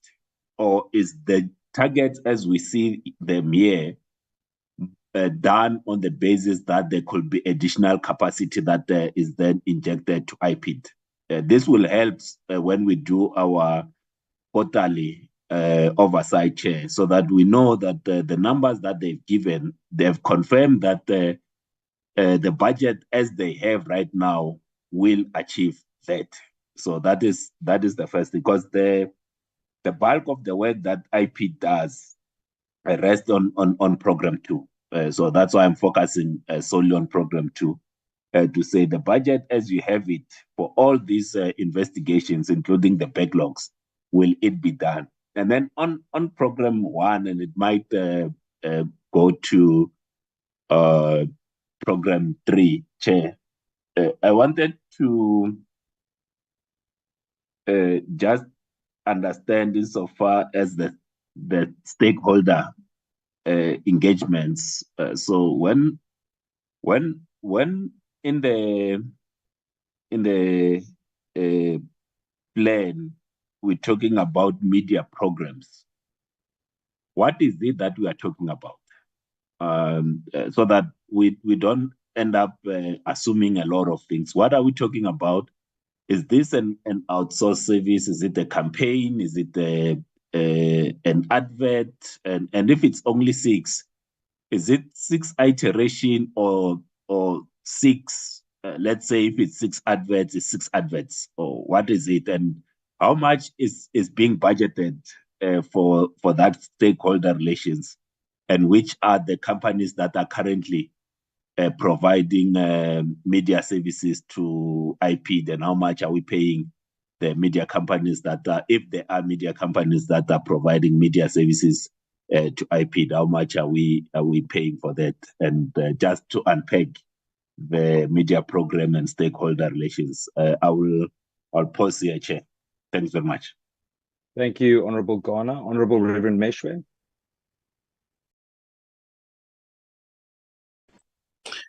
Thank you, Chairperson, and good morning to members and all stakeholders. My first question has to do with the division of budget programs from 4 to 3. I want to know how the distribution of resources that were in the 4th program divided, and who of the remaining 3 has benefited the most, and whether so far there has been results that have justified such a decision. And my second question has to do with the quality assurance of cases. We have a number of police members who are convicted or who are found guilty for breaking the law. Maybe one can say not yet found guilty, but who have been accused of breaking the law, and not long, you see the same officials back on duty. And if there are no other interventions, you don't hear what happened to their cases. The increase of police that are making or are breaking the law is worrisome. That is why I want to know where this quality assurance is working and how is it done? Because we should be seeing less police who are involved in criminality, which is not the case. And my third question has to do with gender-based violence and femicide cases. What we see in reports is sending out the message that the police are losing the fight against gender-based violence and femicide. How can IPID assure us that the fight against gender-based violence and femicide is not being lost? And the only way they can do that is to see the drop in the number of rapes, including rapes at police stations. Now, when a police person fears the law, respects the law, and somebody comes to the station to lay a charge of rape, and this person is unfortunately raped again at the police station. Whenever we hear this, we don't see progress, we see regression, because police should be respecting and assisting every victim. But we continually hear of these unacceptable GBV cases happening even at police stations. My next question has to do with communication with complainants. I'm not sure whether we'll ever come to a time where complainants will say, I found assistance, I found justice. The police kept me informed about what's happening to my case and when they think my case will be completed. Because complaints about the police not informing the victim about the progress of cases is a daily complaint. So what is being done? What is IPID doing to ensure that every victim, every complainant gets communication timelessly, including victims knowing that there is IPID. There are still victims who don't know that there is IPID that they can go to when they don't find justice among the police. The last question. What are the plans and how is the number of withdrawal of cases going to be reduced, and what strategy is being used to ensure that cases are not withdrawn but justice is done? Thank you, Chairperson. Thank you, Honourable Reverend Meshwe. I then go to Honourable James. Good morning, Chairperson, and good morning to all the colleagues on the platform. I think my question, sorry, let me just sort out the noise. My first question is, how many tip-offs have been received over the past year by SAPS in relation to corrupt members at police stations, and how many have been acted on? Okay.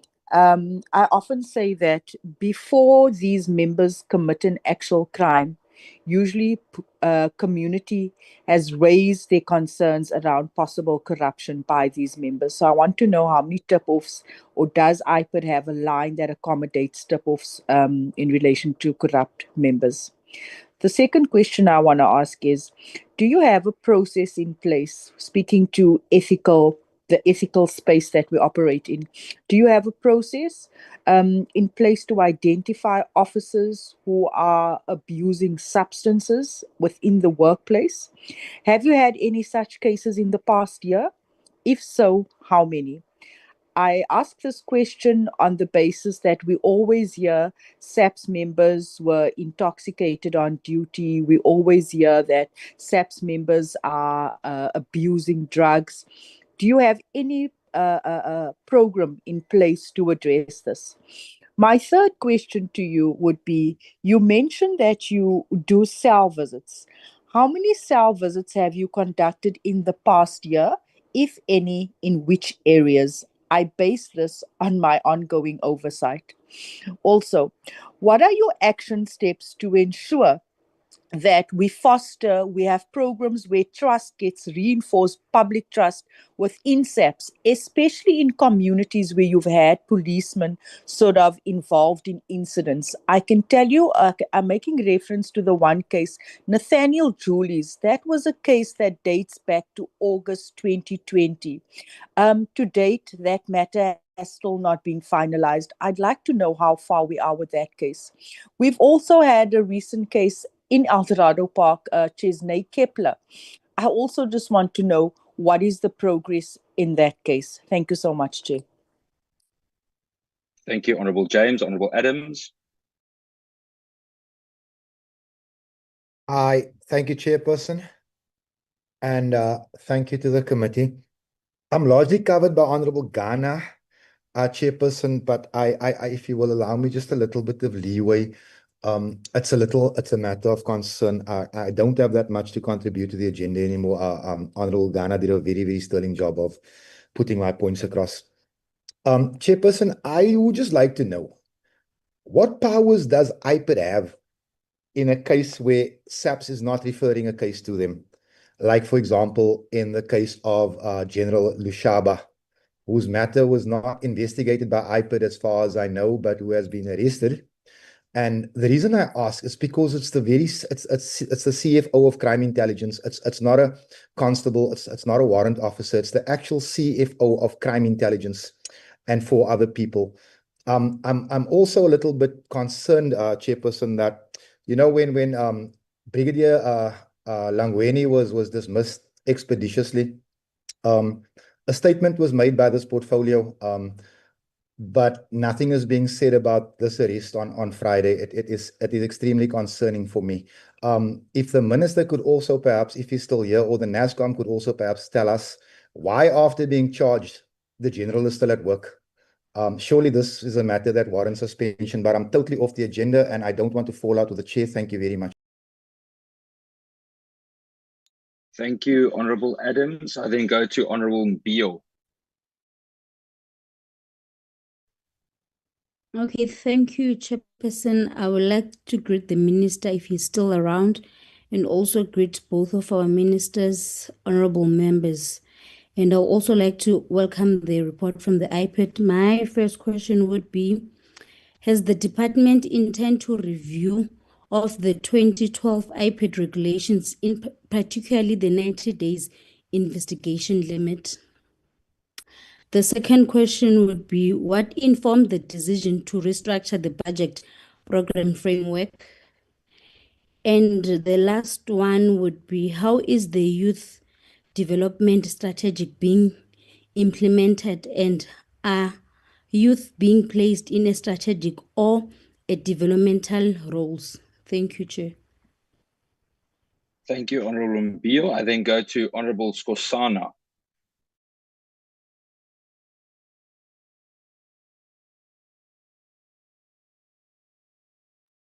Honorable Skosana. I'll come back to Honorable Skosana. I go to Honorable Taibosh. Thank you. Hang on, Honorable Taibosh. Sorry. Honorable Skosana, are you there? I'm here, Chair. Chair. There we go. Please go ahead, Honorable Skosana. Yes, morning to all who are on this platform. I just want to say that I'm a bit concerned about the Directorate. You know, the issue of being slow, in fact, I think they are worse than that.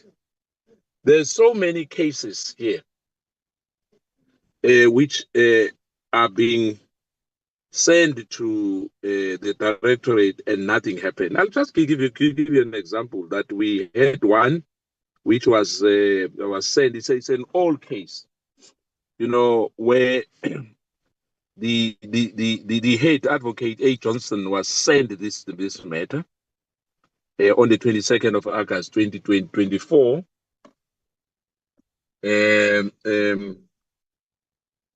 Chair, let me get the thing. Maybe you'll find, because I'm losing this thing. I'm losing this thing. I'll come back.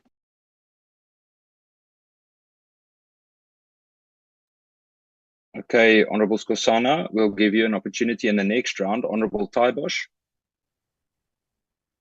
Thank you, Chair. Morning, Honorable Minister, Honorable Deputy Ministers, senior staff of SAPS, honorable members. Chair, yeah, it's sad. Other than an increase in the budget, I see nothing catches my eye, nothing different or extraordinary for a department that's got such a big backlog. It's like it's business as usual. Yes, some more money over 3 years. I can see that, and I can see additional staff. But I'm not seeing what are we going to do different. It's like business as usual, and it cannot be, Chair. You know, I'm failing to see what are we doing over and above the normal stuff that we have to do to speed up and ensure successful investigations. Chair, I have to refer back, and unfortunately, Honorable James, sorry, I have to quote this case of Nathaniel again, and also Chesney. Cases that are over 5 years, the one is over 5 years old now, but there's everything. Everything is there. The forensics are there. The guilty parties are there. They were charged. They're on bail. The weapons are there, you know, and unfortunately the boy is dead, but there's no conviction. Again, the will to prosecute doesn't seem to be there, Chair. You know, there's well over 14,000 cases in backlog, and things just doesn't seem to get better. It seems there's the will to prosecute fellow police officers is just not there, Chair. You know, there's so many things, but I think the rest of the stuff I'm well covered. It is just that it cannot be business as usual for IPID. We need to see something new. something wow. Somebody needs to sit down and think and say, what can we do, to make IPID a better department and resolve our cases more speedily. Then the other thing, Chair, is in terms of the delay in forensics, there's also not addressing that. I don't see that in the budget that they're doing anything to to speed up the delay in forensics. So, Chair, I can just, sorry to say it, we're going to be sitting in the same place after a year and asking the same questions if nothing drastic happens. I thank you.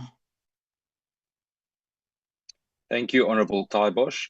Then I'm going to hand over back to Edie and Tlaseng from IPID to coordinate the response to the... Are you back, Honourable Skosana? You're welcome. I'll give you your time now. Is it laudable now? Yes, you're audible. You can continue. I'll give you 5 minutes. Thank you so much. I was just saying to you that the... Honourable Skosana, sorry, there's something wrong again. You're breaking up quite heavily.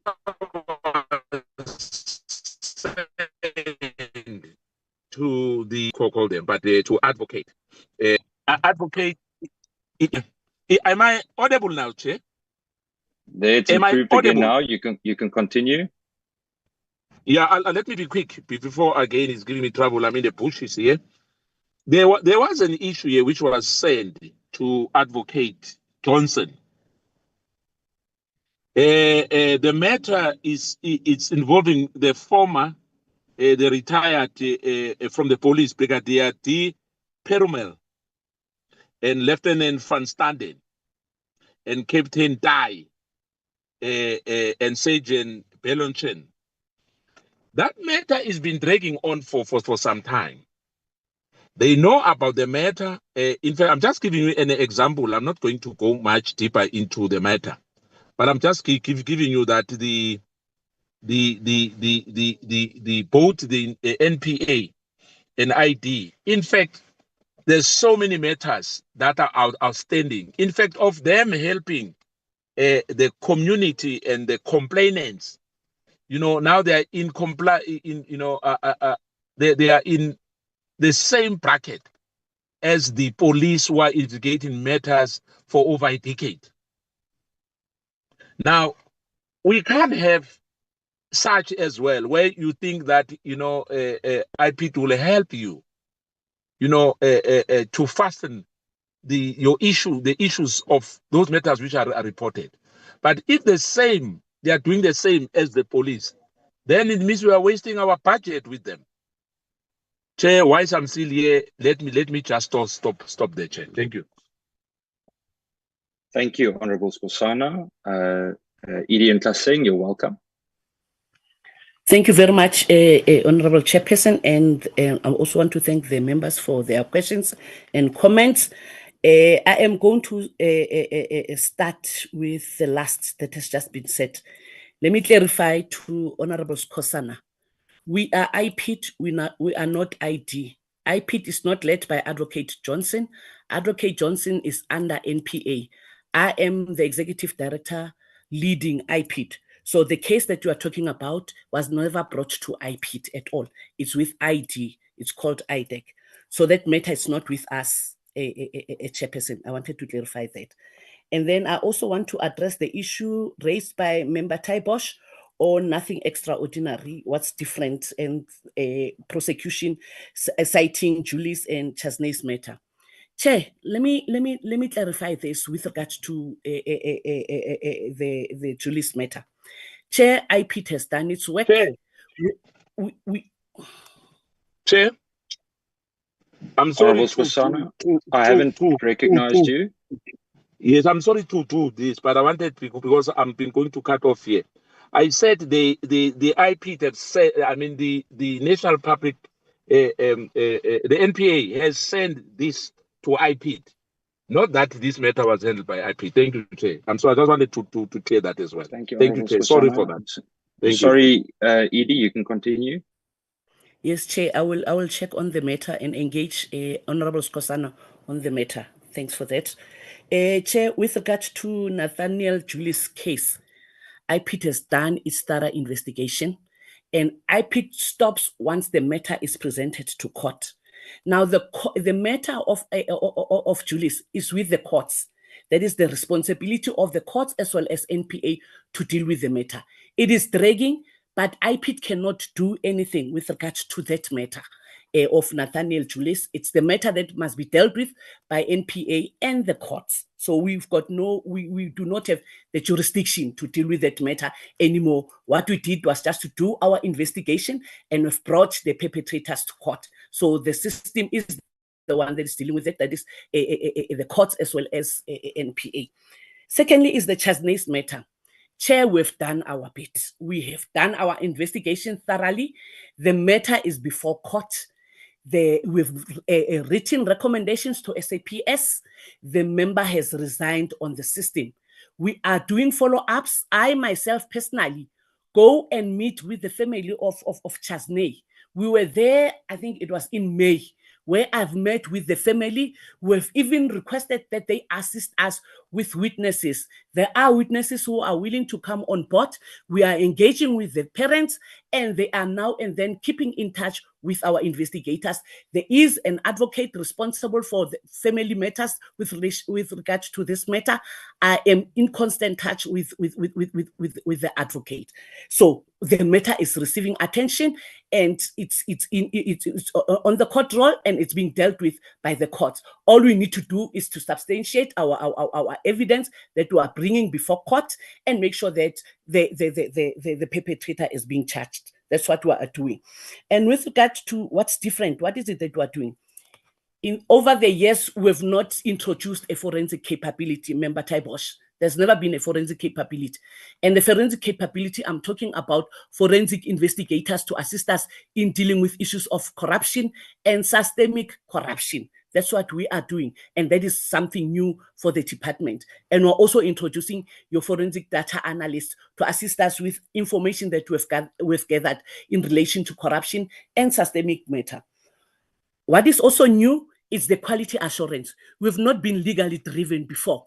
Now, we have introduced a quality assurance unit to look into cases and assist investigators to prepare their cases legally before court. And we're also reviewing cases and recommendations from SAPS. So we are not just taking any case that is being declined. We are making sure that we are going to be dealing with those cases.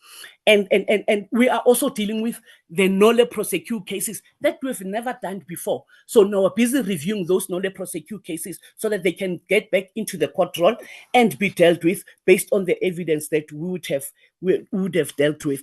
I am going to hand over to the CFO to respond on issues of the budget. And then I'll also call in the National Head of Investigation to also respond to some of the cases, Chairperson. With your permission, Chair, let me allow CFO to come in. Thank you.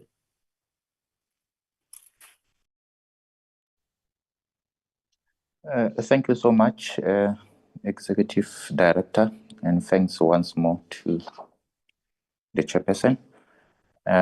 Chair, I'll go through the questions that have been raised by each honorable members and see those that talks to the budget. The first one was raised by Honorable Kola Barnett with regard to what is Treasury doing with regard to the assistance on our constraints. Chair, as I've indicated, we have made our presentation to National Treasury on the additional funding. However, the response that we received was that Treasury is able to give us an additional budget of 10% each financial year. So there was an increase of some sort, which we appreciated and distributed accordingly, mainly in program 2. And there is also a continuous engagement with National Treasury, of course, through the Office of the Minister, just to make sure that we get the necessary support as and when they are available resources. And then the second the second question was from Honorable Shirgling on the issue of digitizing the case management system. Chair, during the presentation, I've indicated that one of our key priority in our budget that we have presented is the development of case management system in order to digitize our operations. We have set aside 8 million over MTEF. We have already appointed the service provider. He's currently on site with the development of this system and working with the investigators. All the provinces were requested to send their inputs, their needs, so that they can be factored in this system that we are developing. And this will assist the investigators to digitize their operations. Chair. I will move to the next questions. It was on the audit from Honorable Sokopo. What measures have we put to address recurring findings, if there are any? Chair, fortunately, we don't have any recurring findings, mainly due to the internal controls that we have put in place. We've got what we call an audit steering committee that is chaired by the CFO. The committee meets on a weekly basis to discuss issues related to audit matters. It may be internal, it may be external. So that platform gave us an opportunity to deal with any issue that might affect our audit outcome. And that committee helped the department a lot to achieve the clean audit. And we are continuing with that discussions, Chair, at that particular level to make sure that we deal with matters related to the audit. So fortunately, there are no recurring findings as a result of that process, Chair. And then there is the question relating to the Program 1 stakeholder by Honorable Makashulekan. Chair, the media service that we are talking about is when we do a campaigns on our IPID mandate. And fortunately, we engage with GCIS. We don't appoint a private service provider. We do this through the services of GCIS, and they always give the service at the discount rate. We have done the analysis before, where we have requested quotations from the service provider as well as the GCIS, and we have realized that it is cost effective to utilize the services of GCIS. So we utilize GCIS as opposed to appointment of the external service providers. And then sorry, CFO, I'm sorry to interrupt you. I just see the hand of the minister went up. Minister? No, later, Chair. My apologies. Yeah, no thanks, problem. Chair. I didn't mean to. I didn't mean to. I was just saying. After everybody has spoken, I just need to make a few points. Thank you. Thank you, Minister. Sorry, CFO, please continue. No, thanks. Thank you, Chairperson. Chair, there was also a question on the increase. How much did our budget increase? Chair, as I've indicated earlier on, our budget in the financial year under review, which is 25-26, our budget was increased by an amount of 4.41 million, which translates to 10% of our baseline budget. So that increase, it also happened in 26-27 as well as 27-28. And we believe that we will be able to accommodate our contractual obligation, Chair, particularly payments such as your security monthly payments, as well your cleaning and your tools of trades that we are procuring, and also some of the operational costs, such as your telecommunication for our investigators. So we should be able, within this budget increase, to cover our operational cost check. And then the last question from my side on budget questions talks to whether there was a fair distribution of budget during the restructuring of programs. Chair, yes, indeed, we applied the principle of budget follow functions. Where the functions were transferred, we made sure that the resources in terms of personnel as well as in terms of budget were transferred.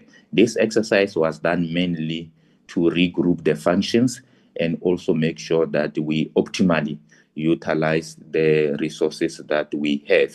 Unlike when you distribute the limited resources to many programs, you can cost effectively use them when they are combined, and that is the exercise that we have done, Chair. Chair, I think those were the questions that were on budget. The last one was from Honorable Tetra on whether we have accommodated the fuel hike. Yes, Honorable Tetra, within the budget allocation, because we have to work with what we have. So what we do, we normally do projections and make sure that our budget is allocated based on the projections that we have done. And as we have seen the demonstration that we have made, the bulk of this budget is in Program 2, where lots of traveling occurred. Chair, let me leave it there. I'll hand over back to the Executive Director. Thank you, CFO. Chair, with your permission, of course, let me allow the National Head of Investigation to come in and respond to cases pertaining to cases and backlog cases. Over to you, Dr. Bila. Thank you, Executive Director, Chairperson, and all protocols observed. I will start with the question around relationship between SAPS and IPID with a specific reference to outcomes of our recommendations.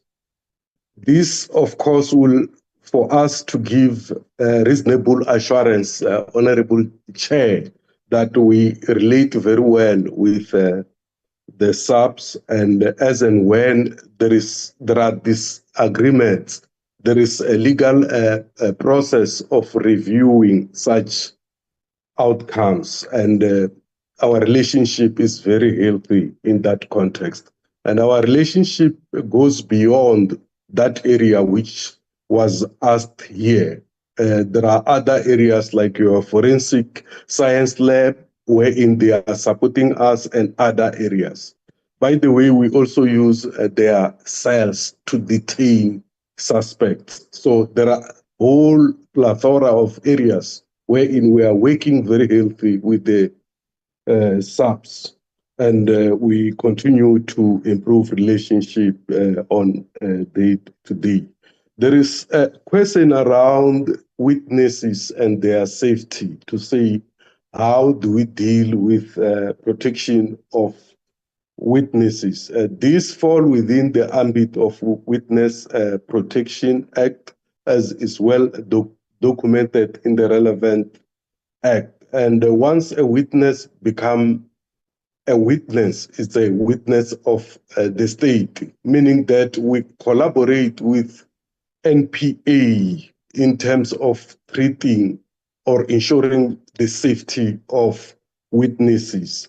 And considering that this is a security matter, I will shy away from giving details on the balls and nuts in relation to this. But you can be rest assured that there is a process in place which is very healthy, and as and when we find such a threat, we liaise with Justice, Ministry of Justice, to ensure that our witnesses are safe and secure.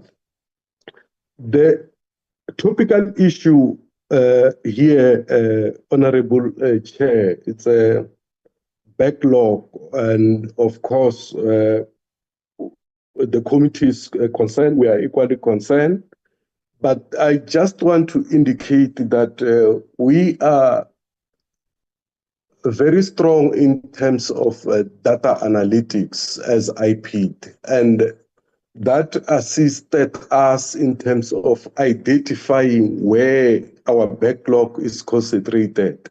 And we can indicate that around 80% of our backlog is concentrated in Gauteng, KwaZulu-Natal, Eastern Cape, and Western Cape. And to that effect, we have now rechanneled our human resources in the form of retired detectives as well as our fleet. We are continuing to procure vehicles and rechanneling on those areas. And we are confident that we are going to reduce this backlog within a reasonable time. There was a question around giving feedback to our complainant as well as witnesses. Then you might have noted that when the CFO was presenting, he highlighted the question of development of new case management system. This system will have an inbuilt capability to automatically give feedback to our complainant and also update other aspects of our concern. Now we do it in the traditional way, and that is the reason why we are migrating from the old system to the new system. There was also a question about whether IPID is relevant or making impact. And to respond to that, we can go back to the previous financial year statistic, wherein we have increased conviction rate from 43 to 76. And this also includes on serious matters such as murder, rape, and corruption. So we are very much en route. And also one area to note insofar as impact is concerned, it's a question of our on-the-court role matters. We have increased from just above 800 to just above 1,000, and we intend increasing the very same on-the-court role matters. The executive director have touched based on two aspects, two cases which are already on the court roll, and it's just two of over 1,000 matters. And part of what we are doing to ensure that we become more effective and efficient is what the CFO has touched based on in relation to clustering of provinces. This will assist us in being more effective and efficient because we do not have enough resources. For us is to optimally utilize what is within our purview, and that strategy will assist a lot. I think I have covered all the questions in relation to investigation, because in the main, what was necessary is to give reasonable assurance that IPID is improving in terms of its performance, and of course, in line with the plan which has been tabled today, and we will be able to overperform. We are going to redouble our efforts, and that is the assurance we can give. And of course, that is evidenced by our previous performance. Over to yourself, Executive Director. Thank you very much, NHI. Can I also hand over to Program 3 Manager who's dealing with quality assurance, Mr. Ramafoko? Mr. Ramafoko, over to you to answer on questions on quality assurance.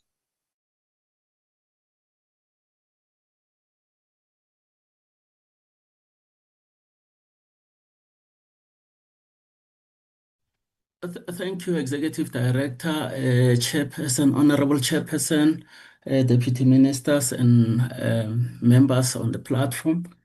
Yeah, with respect to the two questions that were asked, let me, with your permission, Executive Director, begin with the one relating to the decision or the cooperation that South African Police Service and metros are offering, which relates to what mechanisms are there to ensure that they comply.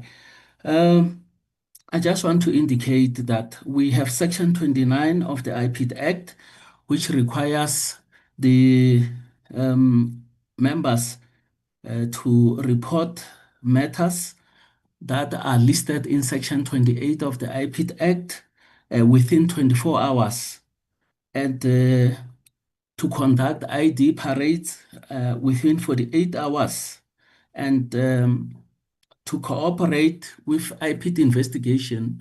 And this is followed by a criminal sanction should South African Police Service fail to cooperate or to comply with Section 29 of the IPID Act. There was a question, I don't have proper recollection of who asked this question, Chairperson, relating to substance abuse within the South African Police Service. May I indicate with all the respect that IPID is only confined to deal with matters listed in Section 28 of the IPID Act. It's only when a substance abuse degenerates into a matter that leads to a Section 28 matter that IPID would be invited to conduct an investigation. So Section 28, 1A to H has particular categories of matters that IPID must investigate. And unfortunately, substance abuse, alcoholism within the ranks and files of the SAPS is not one of them. However, if that degenerates into a criminal offense, then IPID becomes invited. The element of quality assurance, as indicated by the Executive Director and my colleagues earlier, is key to ensuring that we reduce null prosecute and ensuring that matters that are enrolled in our courts come up with convictions. And this process is going to guide us to ensure that when investigators receive the docket from day one, they are guided, they are supported, and the quality of investigation becomes that which would gather evidence that is unassailable during the prosecution.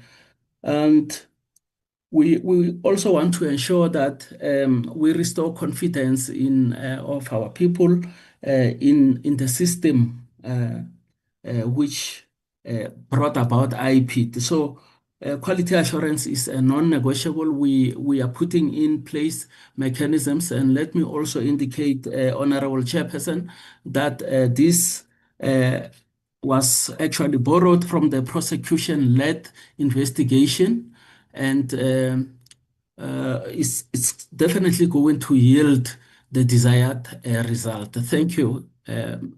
I pause right there. Thank you very much, Ndate Ramafoko. Chair, I think we've attempted to respond to most of the questions. I'm having one where Member James was asking about how many tip-offs received during last financial year. Chair, I must say that we're unable to quantify it at this particular stage. What I know is that almost on a daily basis we get tip-offs. I personally get tip-offs from members, and we open cases as a result of the tip-offs that we are dealing with.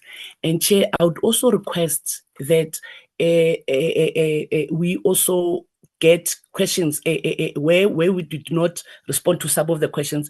They can be sent to us in writing, and then we can respond to those cases, especially those that would require numbers, so that we are able to respond effectively in those questions. Thank you very much, Chairperson. I submit.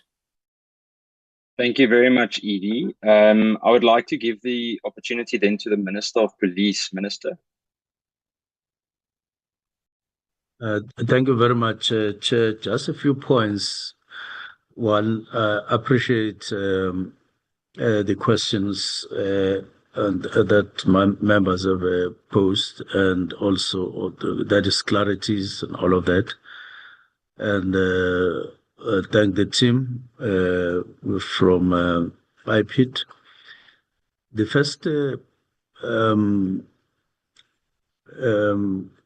remark that I want to make is, firstly, to respond to the question that was asked directly to me. It wasn't very clear what the member was looking for, talking about police and policy,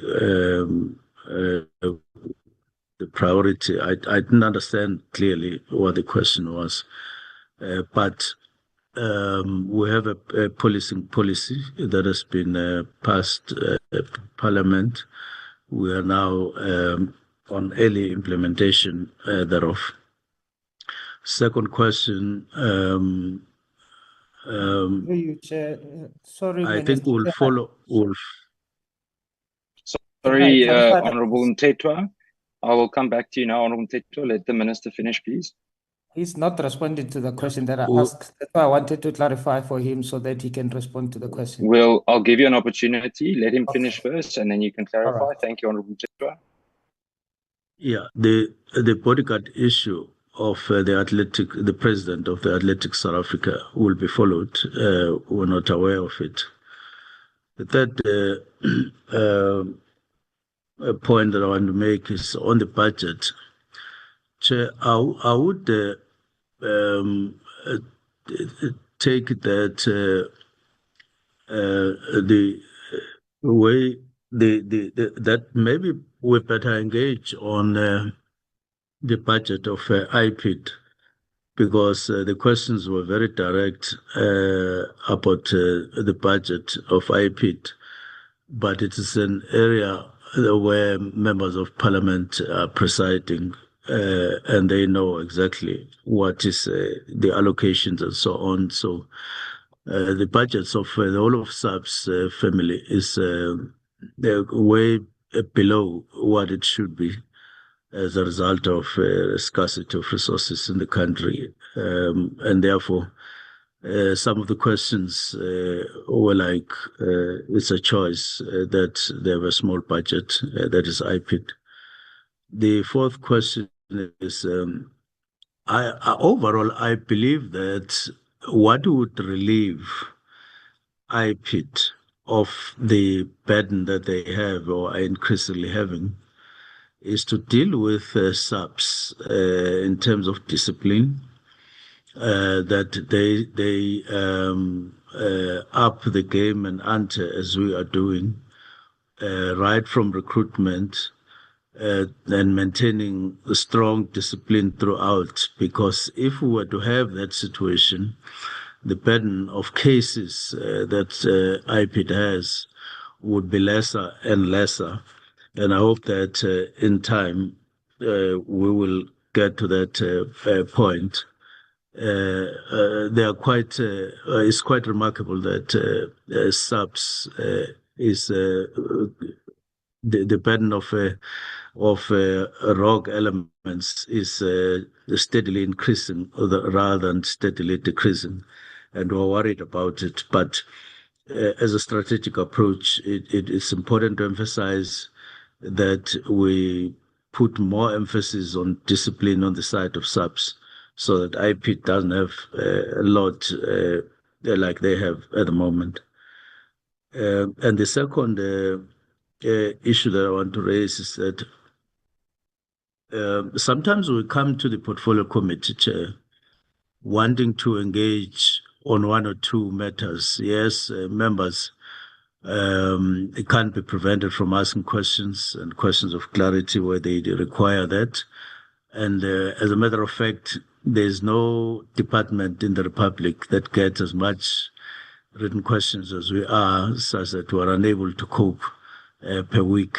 But we make efforts to answer those written questions. But I'm saying we come to the portfolio committee at times willing and expecting to engage, as opposed to facing just a barrage of questions without any engagement or seeking or points that are seeking engagement with a view to debating the issue and coming up with better options at our disposal. And I would want to make an appeal to the chair and to members that maybe occasionally just one or two issues that we engage in, because if you go to the portfolio committee for 5 years and just to answer questions, it streamlines our work to just question and answer for 2 hours. And I'm not saying that we'll refuse to do so, but just to put more value on our engagements and so on. And the last one is one of honorable members, Honorable Meshu, talks about police leading the fight against GBV. I'm not against that view per se, but that's one view that we're discouraging from within SAPS themselves to portray themselves as leading the fight against GBV. It is not true, and it's impractical. And I would want to rather stick to the IVPS, that is the policy that we're using, that says that this is an all government, including the National Assembly and legislatures, is an all community approach. Let's adopt that approach as opposed to SAPS leading. There is no way SAPS can lead the fight against GBV. Remember, there are 2 points or aspects of it. It is the pre-incident or act of GBV and post such acts. The pre one, it requires all of us to go out, mobilize communities, change the attitudes, change the view of men on women and children. And it can't be said that it is SAPS who must do so. Post incidents, yes, we do have to investigate, arrest, and so on, and that's what is happening. But there's also justice, because after arrest, people are handed over to the justice system, prosecutors, magistrates, judges, and therefore I would want to encourage us to get involved, all of us, including members of this portfolio committee, in the fight against this particular crime, as opposed to saying SAPS are leading, and therefore pose a barrage of questions that are solely on SAPS. Thank you very much, Chair. Thank you, Minister. Before I give an opportunity to the rest of the members, I know the hands of Honourable Reverend Meshwe went up, and then after that was Honourable Mtetwa. So Reverend Meshwe, and then I'll come to the rest of the members. You're welcome to put up your hand so long. Honourable Reverend Meshwe. Thank you, Chairperson. I had two questions that were not answered, and the first one, that the Minister commented on it, and I would be surprised if there is any member on this group or member of this committee who would agree that it should not be the police responsibility to reduce GBV violence. I agree that there are other stakeholders that has to be involved in attempting to reduce GBV violence. But whenever there is violence, it does not matter what kind of violence it is. The police must take responsibility to ensure the safety of security. The police must ensure that those people, those men who are violent are arrested. It obviously goes to the fact that there are some police stations where cases of GBV are not taken. Now, one understands that women would remain unsafe and children will remain unsafe if the police decide it is not our priority to deal with cases of GBV. So the Minister needs to know that I disagree totally with him. I believe it must be the police responsibility to deal with GBV cases, and not just the public. The public can assist, social workers can assist, but it is fundamental responsibility of the police to ensure that anybody who is violent in society is not going to be smiled upon, but they are going to be arrested. Now, the second question I wanted answered, and this statement I'm going to read from comes from the Executive Director herself. She spoke about reducing the number of withdrawal of cases. And I wanted to know what is the strategy of doing that, because it concerns us to know that there are cases that have been reported and yet people go afterwards, particularly GBV, and withdraw the cases. So now when she talks about reducing the number of withdrawal of cases, how is that going to be done so that we can measure the success or the failure of reducing the number of withdrawal of cases? Thank you, Chairperson. Thank you, Honourable Reverend Meshwe. Honourable Mtetwa.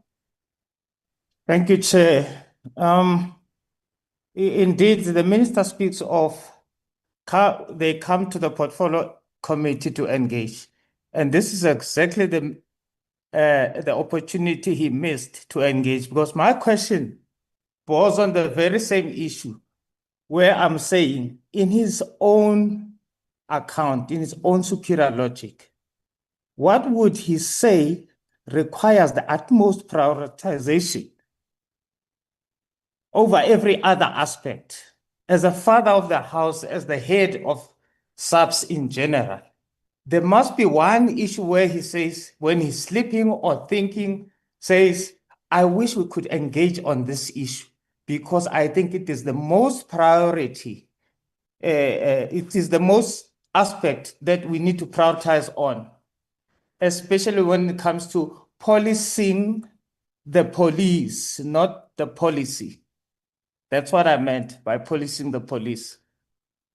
And then further, my question in terms of the budgeting process, I asked how would they justify or calculate the returns on investment, taking into account the following conditions or aspects that works against whatever they invest to do.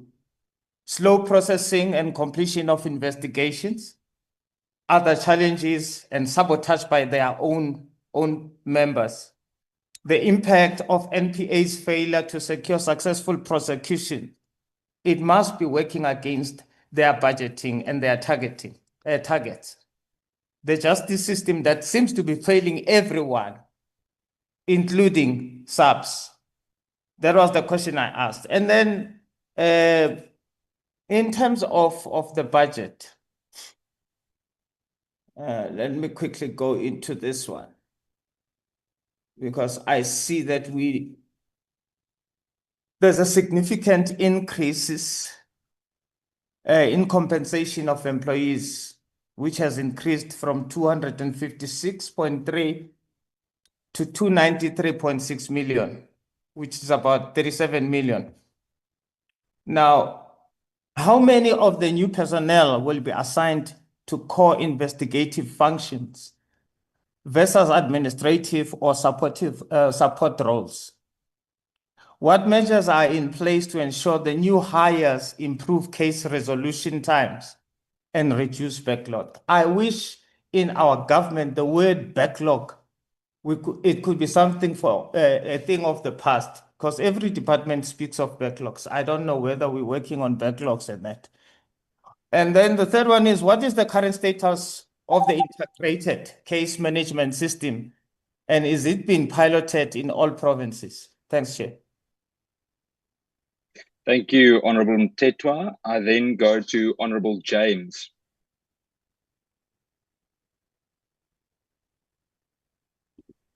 Thank you so much, Chair. I want to go back to the CEO of IPID. And she mentioned something that was quite alarming. She said in her response with regards to the Chesney Kepler matter, she said she has engaged with the family, the advocate. IPID has made their recommendations. The member has resigned. Those were her words.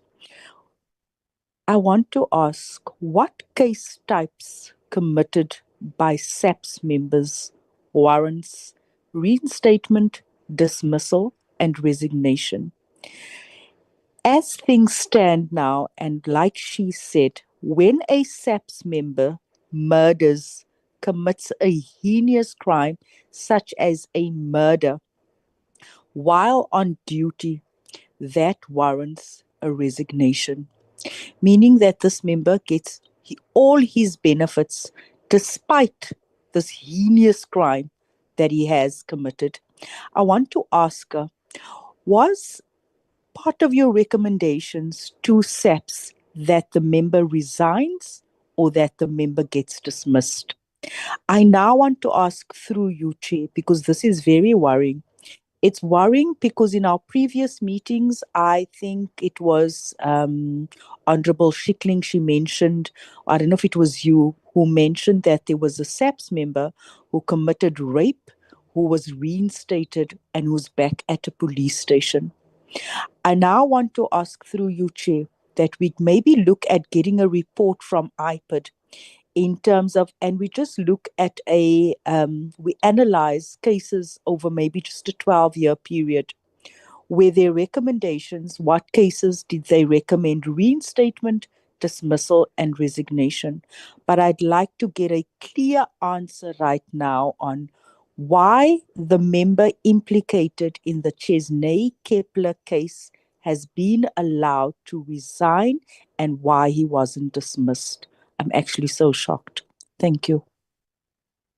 Thank you, Honourable James. I'm going to give Honourable Adams an opportunity now. I just want to say, in terms of what Honourable James just said, Minister, and I think to the Executive Director, it's unfortunate that SAPS isn't here today. I think it could have helped with this. But just with regards to members with serious criminal offences still being in the police, Honourable Adams mentioned Lushaba after last week's arrest. It's alleged that he's still at work. And we raised matters regarding this a few weeks ago. And the examples that we made was a specific detective at Balhar who was arrested busy packaging drugs and weighing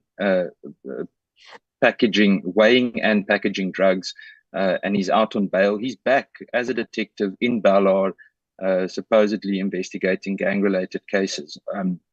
Maybe there could be input from from IPID side or from the minister's side, I don't know who to report it to anymore, because I write and I write and I write, and even from the Provincial Commission in the Western Cape, there's just no answer regarding it. There's several more examples. I'm not going to name them here. There's a constable in Kuils River who's currently out on bail for rape. He's not from Kuils River. He was arrested for the rape when he was a member at Mfuleni station. But then after he got bail, was placed at Kuils River. There's a court orderly from Cape Town Central. He was arrested with over 900 Mandrax tablets. He's also still at work. These are the things that we want to engage on, but it's very difficult to get a clear answer. And it comes up constantly. And there's not one member on this committee, despite our differences, that hasn't mentioned such an example. So please help us with this, Minister, that we can get answers on these, because those are the types of things where oversight on ground level makes a significant impact. Chairperson, am I audible, Chairperson? You are audible and visible, please. Thank you, Chairperson. Chairperson, well, the visibility might not be a good idea. Chairperson, I have to strongly disagree with the Minister. The Minister is telling us about the barrage of questions that this portfolio brings. That is in actual fact our job. It is to ask as many pertinent questions as we can. Like, I don't believe in us coming here with frivolous issues. I think every question brought here by every person who is elected to be here is valid. And I think everything must be accounted for. I didn't get an answer as to why this holy cow, General Lushaba, is allowed back at work. Given the critical position he holds, given that there is a high-level investigation into that department, is it not suspect that he's allowed back to work? And let me just please plead with the Minister to just do the right thing. Because officers who are accused of, let's say, serious offenses, they should be suspended with immediate effect, with or without pay, but they should be suspended. And then also, Chairperson, I'm going to risk being a little bit Yemakaya. SAPS is not here today because SAPS doesn't account to this portfolio. Because the questions that would have been asked today, Chairperson, is why is General Lushaba at work? Why was this case not referred to IPID? And why is this department being taken for a ride? Remember, Chairperson, I've laid charges against General Lushaba, General Madondo, General Kumalo.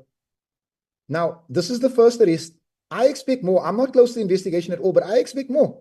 And I want to applaud the IDAC for the swift manner in which they've acted, because the South African Police Services, it's becoming apparent with the management we have, it's not investigating its own.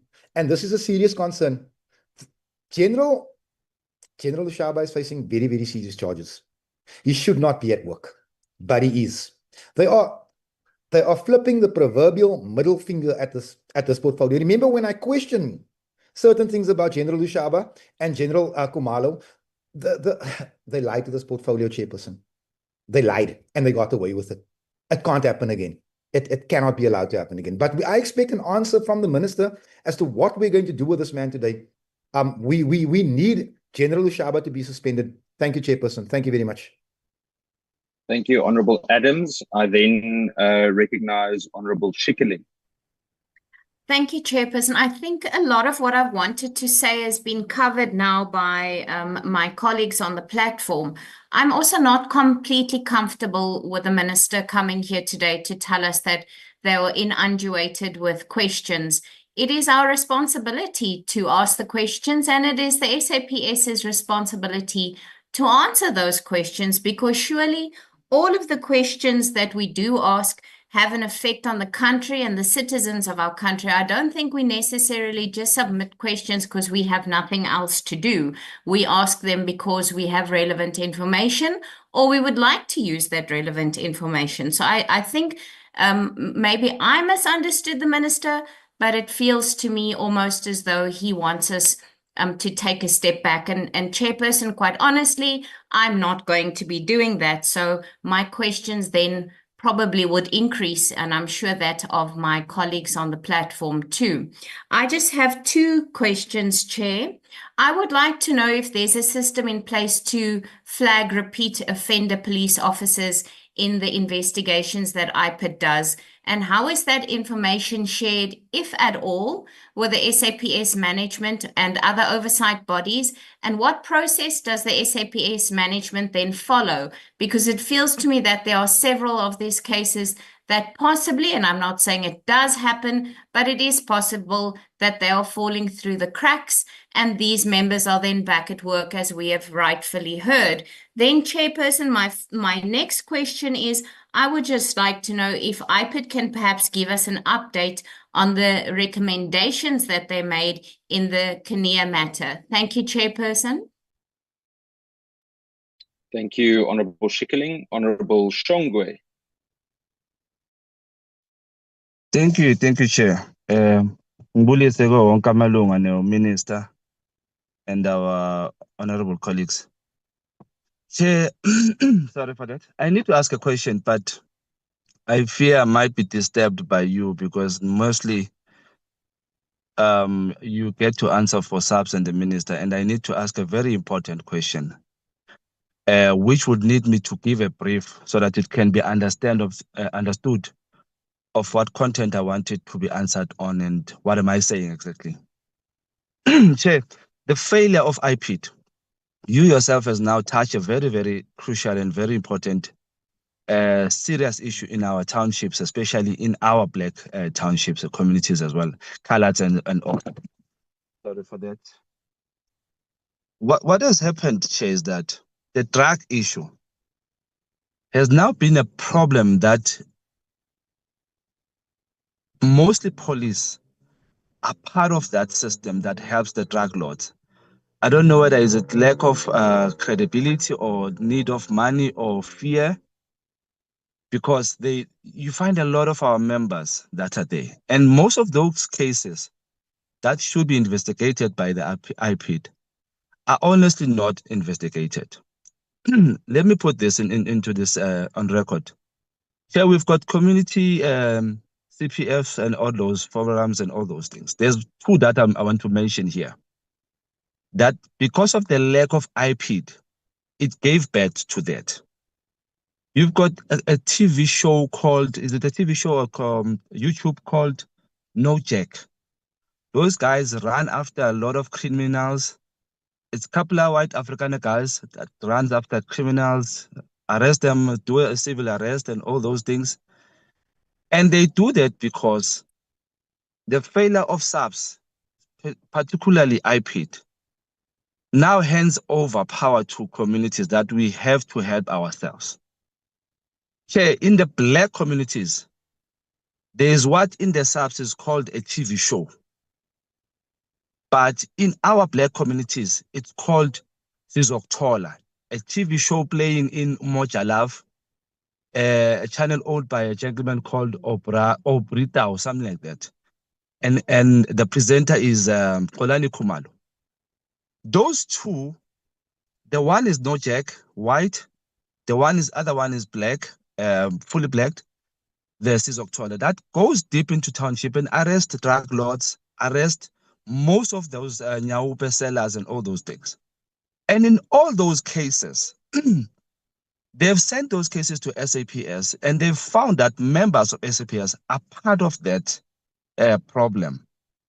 Now, it has become a thing, it has become a thing, Chair, that if you may allow me 30 more seconds, Honourable Shongwe. Thank you very much, Chair. Thank you very much for it. It has come to a point where, Chair, now the community feels that IPID and the SAPS at large are protecting drug lords because constantly they go and not want to help that Sizokuthola TV show. They intend to even shut it down and further make cases against that guy. But they never do that with the No Jack, which is fully white. They never stop it. They never, because it does the very same thing. They do a civil arrest. So I want the minister to assist us here. How can they assist community through those television shows? That because we need them both, besides the racial. But can they be treated equally and be equipped and also be educated on how to do civil arrest and also be assisted by the police, because they've asked for the police to come and help them, but the letter came back that they can't help them because of whatever. But you go to the no-jack, they always help them. So I need clarification on that. But my statement is that this was given by a fail of IPID. Thank you, Chair. Before I go to the Minister, Reverend Meshwe. Thank you, Chairperson. A short one. When people are suffering at home because of GBV, they come to us and they complain. Now, the Minister has to tell us where to direct these people, because they know that whenever there is violence against them, they can go to a police station for help. But now he says it should not be the responsibility of the police. So my request now is, let us be told that the Minister has said, when you suffer violence at home, don't go to the police station. Where must they go? Thank you. Thank you, Reverend Meshwe. Minister.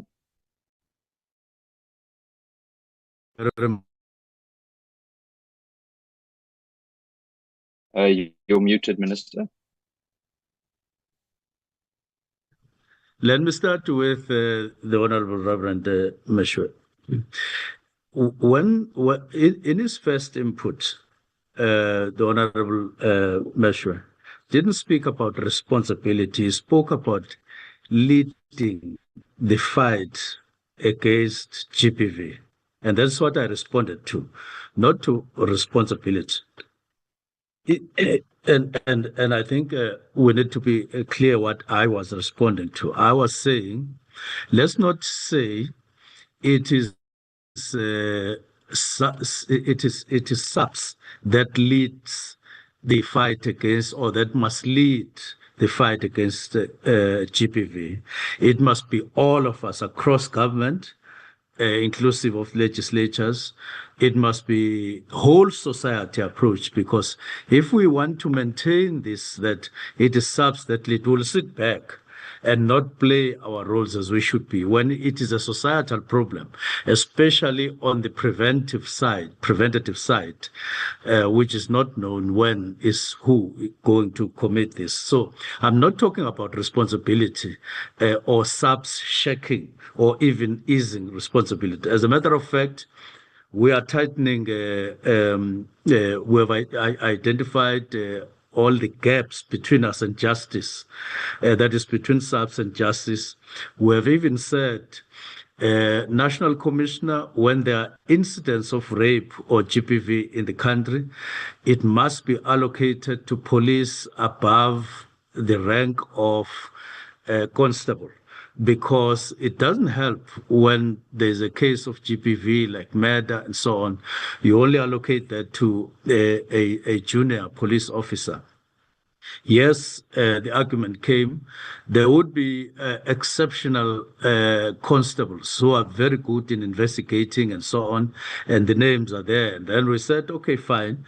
If there are such, we wouldn't have a problem. But let's go with the imagination of society, that we are taking these matters seriously and not just allocating cases to junior officers on a matter that is a priority in the country. So it's not a responsibility generalized. It's what I was talking about, is SAPS leading instead of all of us leading. And then police doing their work, prosecutors doing their. So let me be received properly in terms of what we said. Number two, what are the most critical priorities? We have, on timeless occasions, said, apart from the three priorities of the seventh administration, we have our own ministerial responsibilities, priorities, which we have discussed with SAPS, we have gone public with them. The first one, murder. Two, firearms that are easily available throughout the country. Three, drugs. Four, GBVNF. We've said there are these four priorities. And recently we've been holding meetings in terms of how do we respond effectively and efficiently on these matters. And plans are afoot in terms of dealing with these four in the main. If you look at crime stats in the country for the year, not just quarters, you will see that the scene is dominated by this, because even in murder, it is firearms, illegal firearms in particular, but firearms generally, that play the role, even on drugs. And therefore, we identify it as a priority number 2 at ministerial level. Murder, firearms, drugs, and GPV. Now, there's a question on a reduction, even though a reduction of withdrawals that was directed to IPID. This one, what we're talking about here is public mobilization against withdrawals, because there's no miracle. When a person comes to a police station and says, I'm withdrawing, you can't say, you can't prevent that. They would come and say so. But there are 2 things that we've done is that we can do still, all of us. Let's mobilize society against withdrawals. In Witbank, early this year or late last year, there was a GPV case, and the victim went to the police station to withdraw because not to the police. She was in ICU, and her husband appealed to her, promising R1 million and a holiday, and so on. We intervened there, and we've said to police, because it is law that you must maintain a case that has been opened, don't agree, don't persuade, refuse to withdraw cases, because if we do so, people will go around committing crime and then paying individuals privately and so on. So these are the things that we need to do together with members of parliament and so to mobilize society against this. Number 4, there's no pain, Chair and members, in us and hearing questions and receiving questions and answering questions. We have no pain at all, and we don't even sit painfully on that. So we have no problem, no qualms about it. All I'm saying was that over and above that, let's engage on issues with a view to exchanging ideas and views on an aspect or 2, so that we can come up with a better option. Say, for instance, how do we reduce murder in the country? We have our own ideas. We are implementing, and in fact, we've engaged together with top management, and we need to implement those. So we don't have a problem engaging, but I'm saying, now we need to test our ideas. Say to the portfolio committee, this is what we are doing to address the concerns that not only you have, but throughout the country. And we get that opportunity to present those plans, engage on the plans. And in that way, we hold hands together to improve policy in the country. That's all I was saying. I wasn't saying, please don't, please reduce questions, please, we are, no, I'm not at all there. The next question is offender police. I want to put this thing very clear. There are offender police officers and subs. In fact, there are corrupt officers and subs. And they are continuing to do this. Despite in the last financial year, there were about 600 who were either arrested or went through discipline and so on. So far, there are about 31 or 32 or 33 in this financial year. So whenever we catch them, we deal with them. And they face dismissals. And they get dismissed left and right. And there's no two-way about it. There are those people who wake up prepared with a mindset to go and commit crime, but they are police officers, even in the airports and so on. So we're dealing with those crimes with those police. So all we're saying is that we are fighting them. And we've promised nothing but direct fight against them. But I would request this, Chair, that in the next portfolio committee, maybe before we go there, we get written about those that you are identifying, even though, because we didn't come here prepared to answer about that police officer and that one. We were dealing with IPID and so on. But if the portfolio committee can give us a list, not of one individual or two, but all those you are concerned about, so that we come prepared with answers that are not going to be sucked from the thumbs. And police themselves, National Commissioner must lead to say, on this police officer, with this offense, this is what has happened, this is what is happening. We would appreciate that, and we'll be there so that we reinforce that we are upfront as ministry against any rogue police in South Africa, and we are against. But then police must then answer for themselves on these questions, so that we don't say, why are police not here? They were not supposed to be here because this is IPID and PSIRA. And so let's not mix issues, because we'll come here with attacks or unanswered questions, but not because they are unanswered, but because they were not invited. They were not supposed to be here. So we would be prepared to confront this matter of rogue police and so on, including Lushaba. There will be answers on all those because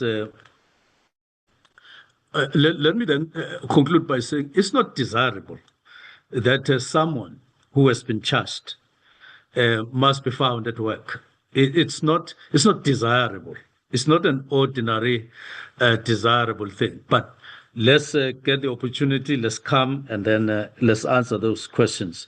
And of course, the last one is the appeal of on the shows. What we have received and what police have directed, senior police have directed the police stations to do is when what has been done by these shows that the honorable member is talking about. They are saying when they are in Soweto doing their shows, they expect police to accompany them as they shoot and as they do whatever they are doing. Now, that's what the query is. They are not talking about guards hiring their own guards. They are talking about them doing their show, but accompanied by police officers. Now, there's a problem there, because how many people are going to do shows in Soweto of one kind or the other, and then they ask for police escort? It doesn't work like that, and that is where that's how the query arose. So I want to emphasize. Police, let's not go out of this meeting doubting that police have a responsibility to fight crimes, all crimes, including GBV. But I'm saying it's the responsibility for all of us. Let's not confine it, because police alone will not succeed on this particular sketch. And we all know what we're talking about. Thank you very much. Thank you very much, Minister. Colleagues, we're going to shortly move to the presentation by PSIRA. Minister, just a brief comment from me regarding the list of members that I mentioned, regarding General Lushaba, as Honorable Adams mentioned, Honorable Kola Barnard also mentioned a few. There's a whole list. We have submitted that, Minister, and we have previously on the platform, as well as after our committee meetings, written to the National Commissioner's Office. So you know, I think the expectation is not that SAPS is here today, because today is focused on IPID and PSIRA. I think the frustration is there that we want to start using every single opportunity possible to raise some of these matters, because we're not finding resolve on some of them. I mean, the fact that such a senior person is back at work today after being arrested and being granted bail last week only, that should somehow by police's operational management be monitored. So I understand the frustration. So yeah, let's please connect on that. I will follow up, Honorable Adams. I don't know if I'm audible to you. But I will once again, as I previously shared your complaints and letters with the management of the police, I will copy you in that once again, and I will send a complete list again to the relevant officers. I would like to ask now that we move to the presentation by the private security regulator, namely PSIRA, and I would like to hand over to the CEO of PSIRA to lead the delegation. Good afternoon to the chairperson, the minister, the deputy ministers, the honorable members, the colleagues from PSIRA as well as IPID and Parliament. I am with today the CFO as well as the acting Chief Operations Officer, and we also have an acting Deputy Director Communications. I have an apology, Chairperson, for the Chairperson of the Council. Sorry, Mr. Chalke. Sorry, there's a hand being raised. Honorable James. I'm so sorry to interject, Chair, but a very important question of mine wasn't answered by the IPID Chair. I asked, was the recommendation that the member resigns or he be dismissed in light of the fact that he has committed a murder? I'd really like for that very important question to be answered. Thank you, Chair. Thank you, Honorable James. Edie Ntlasing. No, thank you very much, Chair. Let me answer the question as raised by Member James. Member James, with regard to serious offences committed by SAPS members, our recommendations is that they must be dismissed.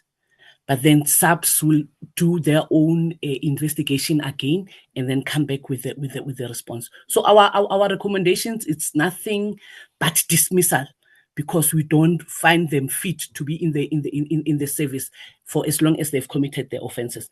But there's also a case, a criminal case that will be running in court, just to that makes sure that the member is being trialed, as well as make sure that the if possible be found guilty. So as a department, all we want is to make sure that the person is You're not answering my question, sorry, in relation to the specific case. You're giving a broad answer. I'm sorry to be disruptive like this, but it's really not fair. I asked in relation to this case, did you make a recommendation with regards to the Mandla and the Chesney case? We are taking up unnecessary time because you are all over the place. Did you make a recommendation? You are now going to NPA. I asked a simple question. Did you make a recommendation for dismissal or resignation? You said in your response earlier on that you made a recommendation for a resignation in a murder case. Can you answer that specific question, not give us broad answers? Speak to the specific case. I'm so sorry for this conduct. Chair, we have made a recommendation of dismissal on this specific case, and we were told that the member has resigned. Chairperson, we are reviewing the decision taken by SAPS. Thank you, Chair. Thank you, Edie. I'm going to give two more opportunities. We have to move on. Honourable Adams and then Honourable Schikkeling, and then we will go to the PSIRA presentation. Honourable Adams. Chairperson, am I audible? You are. You can go ahead. Thank you, Chairperson. Just in response to what the Minister said, and I thank the Minister, even though I'm not happy, he did make somewhat of an attempt to answer. I just want to ask the Minister also, or even the Chairperson, to just add to the fact that what transpires in front of us here at Crime Intelligence, the treatment of Major General Theo and Brigadier Langweni, and how quickly they were suspended, and actually they were dismissed without disciplinary hearings as per se. And I'm wondering why General Lushaba is getting this treatment. And the sad thing here is General Langweni has never appeared before a court. General Theo has only recently been charged but he was dismissed expeditiously many, many months ago. So something is at work here, Chairperson, because some people are being persecuted, some people are being defended. I just want the Minister to take note of that also. Thank you very much. I will not waste any more of your time. Thank you. Thank you, Honourable Adams. Honourable Schikkerling. Thank you, Chair. I'm going to be really fast. I hear what IPID has just told us about their recommendations, Chair. But my question then is, why would we give such a large part of our budget to IPID if they do make recommendations and the SAPS doesn't take into those recommendations into account, and then the perpetrators are just back in the system again? Because then technically we having it looks like a big dog called IPID that's barking, but at the end of the day, when this dog actually has to bite, Chair, it has no teeth left in its mouth. And I think it's completely irresponsible of the police not to take into account what the recommendations are that IPID makes. And then I would ask, Chair, that IPID then please give us a list of serious offences over the last year or two that they have highlighted where nothing has been done to these perpetrators. Thank you, Chairperson. Thank you, Honourable Schikkerling. Colleagues, we have to move to the PSIRA presentation now. I then would like us to hand over to Mr. Chauke to continue with that presentation. Mr. Chauke, I apologise for the interruption. Please continue with your presentation. Thank you, Chairperson. I understand. Chairperson, I was just saying from a delegation point of view, we have the Corporate Secretary, Mr. Magolwane, and Janet de Klerk, our acting DD Comms, and as well as the DD for law enforcement. We will take you through the overview of the presentation today. We'll touch on the legislative mandate, as well as the 5-year strategic outcomes, key focus areas, and we will also touch on the 4 programs, the risks, as well as the budget information, which I think the programs and the budget informations are the longest part of the presentations, but we'll try to be as comprehensive and precise as possible. Chair, in terms of the mandate, we follow the PSIRA Act, as well as all other legislations that support the PSIRA Act, as well as policy from a national point of view. And you can move to the next slide. Thank you. I think on our mandate, it's important for us to emphasize the core mandate, which is to make sure that we have a legitimate private security industry that acts in terms of the Constitution and the law, and we do that for the national interest, the interest of the public, as well as that of the industry. And our main core function is to ensure that we determine and enforce minimum occupational conduct by security companies. I think that is on slide number 6, please. If you can move to this next slide. Yes. By security companies, as well as to ensure that there is a transparent, fair and objective timers registration processes, as well as other service delivery issues that we provide for the industry. Chairperson, we also ensure that there is active monitoring and investigation of security service providers, and we do that also to ensure that we look after the needs of the users of the industry. The next slide. The next is the impact statement, Chair.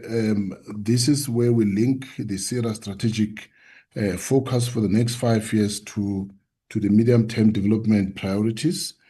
Chair, I'm not going to go into the outcomes of the priorities to build a capable and ethical developmental state, but I will also say that the impact that we're seeking to achieve is to make sure that there is safer homes, businesses and communities within the South African environment. And also from a strategic outcome point of view, we will be focusing, Chair, on the organization itself to ensure that it performs, that it is sustainable, that it's able to account, and it continuously innovate.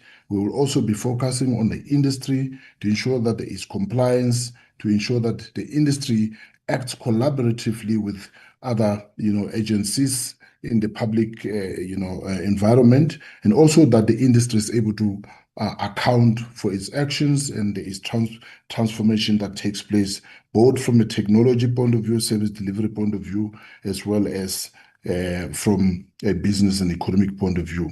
Chair, we also want to ensure that in the next 5 years, we will be focusing heavily on our stakeholders, and there we're looking at ensuring that we educate them, they keep them informed, that they are aware that there is a regulated private security industry which is capable and professional, and it's able to take care of their needs. The next, Chair, is to look at the indicators. Really, on the indicator side, I'm just going to touch on high level about 5-6 areas that we are focusing on in the next, in the next medium term. We will be looking at the billing, basically the revenue of the organization. We'll be making sure that the organization has rated performance. We'll be making sure that there are increased standards with regard to compliance and training. We'll be making sure that there is collaboration from both the regulator side as well as the industry side. We'll be making sure also that the industry is engaged and that there are standards that are determined, reviewed, and monitored effectively. If I move to the next slide, Chair, I want to say that all of this is underpinned by a mission to be a vision to become a trusted private security industry regulator that promotes the safety of all South Africans. And of course, our mission is to ensure that through collaboration, innovation, and we're able to enable a compliant, transformed, and private security sector that acts for all South Africans. Chair, I think we have reviewed our values.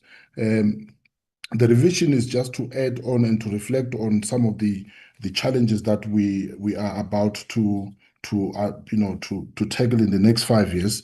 And we came up with the newest, and I just cite a few of the new. If you look at innovation, was not part of our previous values. We've now engaged, included innovation. There we're looking at us becoming agile organization, becoming a responsive organization, and becoming an efficient and flexible organization. And all other values have been there before.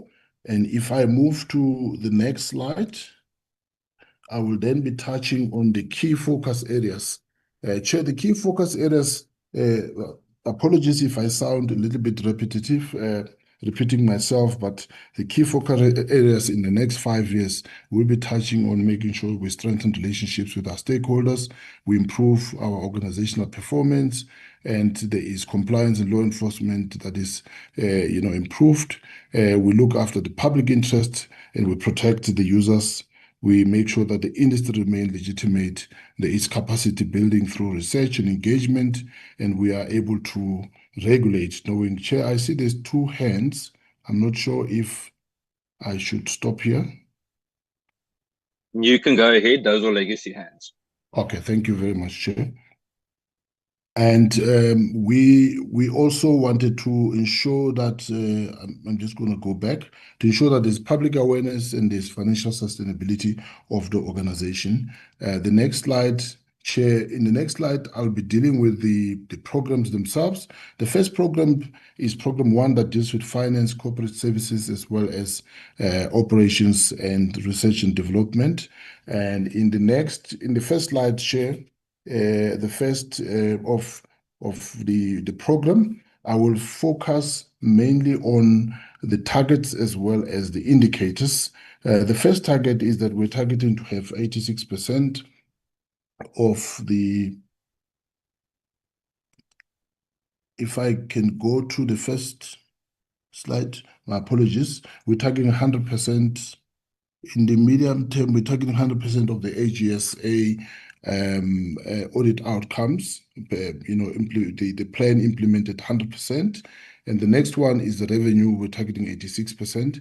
And we will explain why we're targeting 86% is merely because it's very difficult for us to get to the 100% due to economic reasons as well as, the industry being stretched. And the third one is we are targeting a less than 7% vacancy rate that on all funded positions. And the next one is we are looking at conducting one employee satisfaction survey. We've always conducted these surveys. We've brought them in here in the next 5 years so that we're able to track comprehensively our performance, because for us to achieve what we are about to achieve in the next 5 years, it requires us to support also the well-being of our employees very heavily and to ensure that we are able to achieve that. The next one is to ensure that we have one regulation reviewed. The issue of regulation, Chair, might sound that we do have quite a lot of regulations, but I must say that we have quite a very wide scope in terms of regulation. There's still a need for us to unpack some of the sectors in the industry and make sure that there is some focused regulation on those sectors, and to make it easy for people to participate in the sectors and to ensure that they're able to do business going into the future. The next one is on research. On research, we are planning to have 5 new research topics, reports are outlined, and I think in this financial year, we will share with you which of those research topics we'll be looking into in the next year or so. And all of those will also be supported by surveys that we'll be conducting. The surveys really will be to support the research that we are conducting. I'll move on to the second program, which is the one that deals with compliance and enforcement as well as prosecution. The first target there, we are targeting to have 6,300 security providers inspected. We're targeting to have 31,640 security officers inspected. We're targeting to have 100 operations done. This is a new target, Chair. So we have paced ourselves very low there because merely it is the beginning of this mechanism, as in when we have streamlined the business processes that supported the infrastructure and the operations. We know, not that we haven't done the operations, but the ones that we're going to do will be operations that will be planned, targeted, and worked with other stakeholders. So we want to pace ourselves. I'm sure that number will be reviewed and increased going into the future. So we also want to target to have 1,875. We're increasing that number by 75. That is now to inspect companies that are firearm related. We also anticipate that that number might be reviewed high, or because we are looking at getting a much more comprehensive platform to assist us with the data analytics with regard to firearms. And then we believe that we will move higher than that. The next is to also have 92% of complaints finalized, Chair, in that year. And while we looking at 92% of those investigations finalized, we believe that through the processes that we have in place, we are able to get to that number. It might look very high, but of course, if compliance improves, those numbers should also be able to decrease. The next one is a new target, also on the number of investigations that we'll be conducting on companies that are utilizing equipment. So what we're looking at achieving here, Chair, you will see with regard to advocacy when we get to program 3 and 4, that we are talking very heavily on educating the public in terms of the use of product and services and equipments. So on the enforcement side, we will be targeting also to ensure that there is 50 investigations that are done, targeting equipments that are not compliant, as well as we make sure that we enforce the law in that area. The next one is 96% of cases prosecuted. Chair, even that one, we believe that as in when the behavior changes, those cases, the target should be able to improve and also decrease with the behavioral change. I'll move over to program 3. Program 3, Chairperson, deals with... Can we move to program? Yeah, thank you. We are now on program 3. It deals with industry training. Chairperson, this is where we also introduced a few other new targets. And generally what we're saying in the next 5 years, we're saying it can't be business as usual. We've reviewed quite of new targets. Sorry, in total. sorry, Mr. Chauke. Honorable Shongwe, please mute. Thank you, Chairperson. In Thank the you, next Mr. 5 Chalke. years, we have plus minus about, I think, 12 or 10 to 12 new indicators because we believe that it can't be business as usual. We can't be doing the same thing and expect different results. Hence, we are going heavily on new areas of regulation. So in Program 3, Chair, we're looking at reviewing industry training. That will be looking at refresher courses for security officers. So we will look at the different areas which we are going into, but I can just mention a few just so that I put context to it. We'll be looking at first the code of conduct of security officers. We'll be looking at the Constitution. We'll be looking at human rights. We'll be looking at legal issues like the arrest and use of force and so on. We want to refresh them on those areas and also go deeper into the other technical areas as well. So the next also is to review 10 qualifications. The issue of reviewing 10 qualifications, we'll be looking at either existing qualifications and new qualifications. I'm saying new qualifications because, as I said earlier on, there's quite a wide scope of regulation that we have been entrusted with, and not all the areas of the sector has got qualifications that are there. So the old qualifications also have to be updated to make sure that they are in line with modern changes and the recent challenges that we have from an enforcement point of view.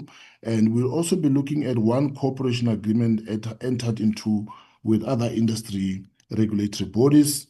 There I'm looking at not necessarily industry bodies such as PSIRA, but those that are regulating around the space. And I can just give an example. We have ICASA, which we still need to engage. We have the information regulator, we still need to engage. We have also the Consumer Commission, which we still need to engage because we deal quite a lot with those complaints. We have SABS that we still need to engage and so on. I'm just giving an example of those that will be impacted by that area. The number of stakeholders that we are going to collaborate on. Also, that area will touch mainly on the collaborative efforts of new areas like those bodies that are dealing with enforcement regulations in that sector. If we can go to the next slide, which I think is the last part of Program 3. Chairperson, there we're having about 4 indicators that are also new. This is now from a marketing point of view. So what are we trying to achieve here, Chair? We are saying that in the industry, we have products and services that are rendered by the private security industry, which we regulate. However, members of the public do not understand, know or understand some of the, I would say, for lack of a better word, specifications of products. I'll give you an example. If you're going to buy yourself a new set of CCTV, you really need to understand the ins and outs of CCTV. Should it not perform what you expected, how do you deal with it, and how do you really purchase? So we just giving an example. So we also go into the industry and say to the industry, yes, these are the services you're providing. These are the products that you are selling. But let's talk about the safety of these products. Let's talk about the specifications. Let's talk about the suitability of the product in the South African environment. We educate them more. We engage them more on those so that we are able to continuously professionalize the industry. And later on, we then go and look at marketing, digital campaigns around the very same aspects, as well as around the mandate of PSIRA. We also wish to also go and put together some guidelines, first of its own kind, which we will be outlining product and services in the private security industry, making it easier for people to understand the ins and outs of this industry going forward. I am now moving, I think, to the last part of the program. I think it's Program 4. If I'm not missing, Chair, I think, on Program 4, Chair, we are looking at an average turnaround time for implementation of registration. So here we focusing on registration. We've been at 5 days, we're moving to 3 days. We believe that through the efficiencies of the new system and really monitoring its performance and enhancing, automating some of the sub-business processes, we were able to take away a few days that we can spare. Going into the future, we believe that even we can bring it to 1 day. It's just a matter of technology. We are bringing the technology in as and when it's required. You see the number of active businesses that are reviewed, we move from 2,000 to 6,000. What are we talking about there, Chair? We're talking about, we have done this process and we were able to be around 2,000. So we understand the process better now. We know how to improve it. We've monitored it. Hence, we are able to jump 4,000 on top in terms of the next 4 years going forward. But this is really reviewing the data of security companies that we have, looking at their suitability, whether they're still compliant, where they are. And through this process, just to give you an example, we're able to flush out quite a lot of security companies that are no longer required on our database. We're able to remove plus minus 300,000 security officers that are no longer actively, some of which are actually deceased. So this is a process. The numbers that we've shown here are just the numbers that we are tracking, but there's a lot more that's happening at the back end of the process.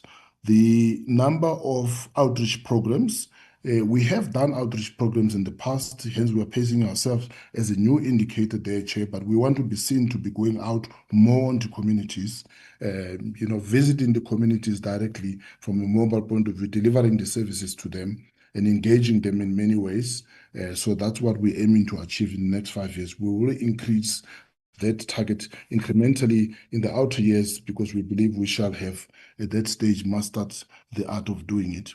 And if I think that would then be the last part. And then the last part of the presentation on the strat plan is looking at the risks that are associated. Of course, I think I'm just going to touch, Chair, on the risks themselves and what we believe we can do. Well, the first one is, of course, affordability. Can we afford what we are? What are we doing to ensure that we are affording? We will increase on the collections, make sure that we implement the Levies Act, make sure that other funding sources that we have as a regulator, we're able to activate them and make sure that we are able to achieve that. We also believe that there might be a risk of delay in the rollout. We will implement the necessary measures to ensure that there is enough change management as well as on the resistance side of implementing all of this strategic plan in the next 5 years. Non-compliance by security service providers, as well as non-regulation. All of those things will take care of. Inadequate training, we will capacitate people to ensure that we're able to increase our performance and make sure that our stakeholders understand and anticipate the changes that we are about to implement. Chair, I think that part of the risk takes us to the next part will then be the finance part, which the CFO will take us through. I hope I was quick enough, Chair, but we'll be more comprehensive on the questions and answers. CFO? Thank you, CEO. Good morning, Chairperson, Deputy Ministers, and Minister and the committee.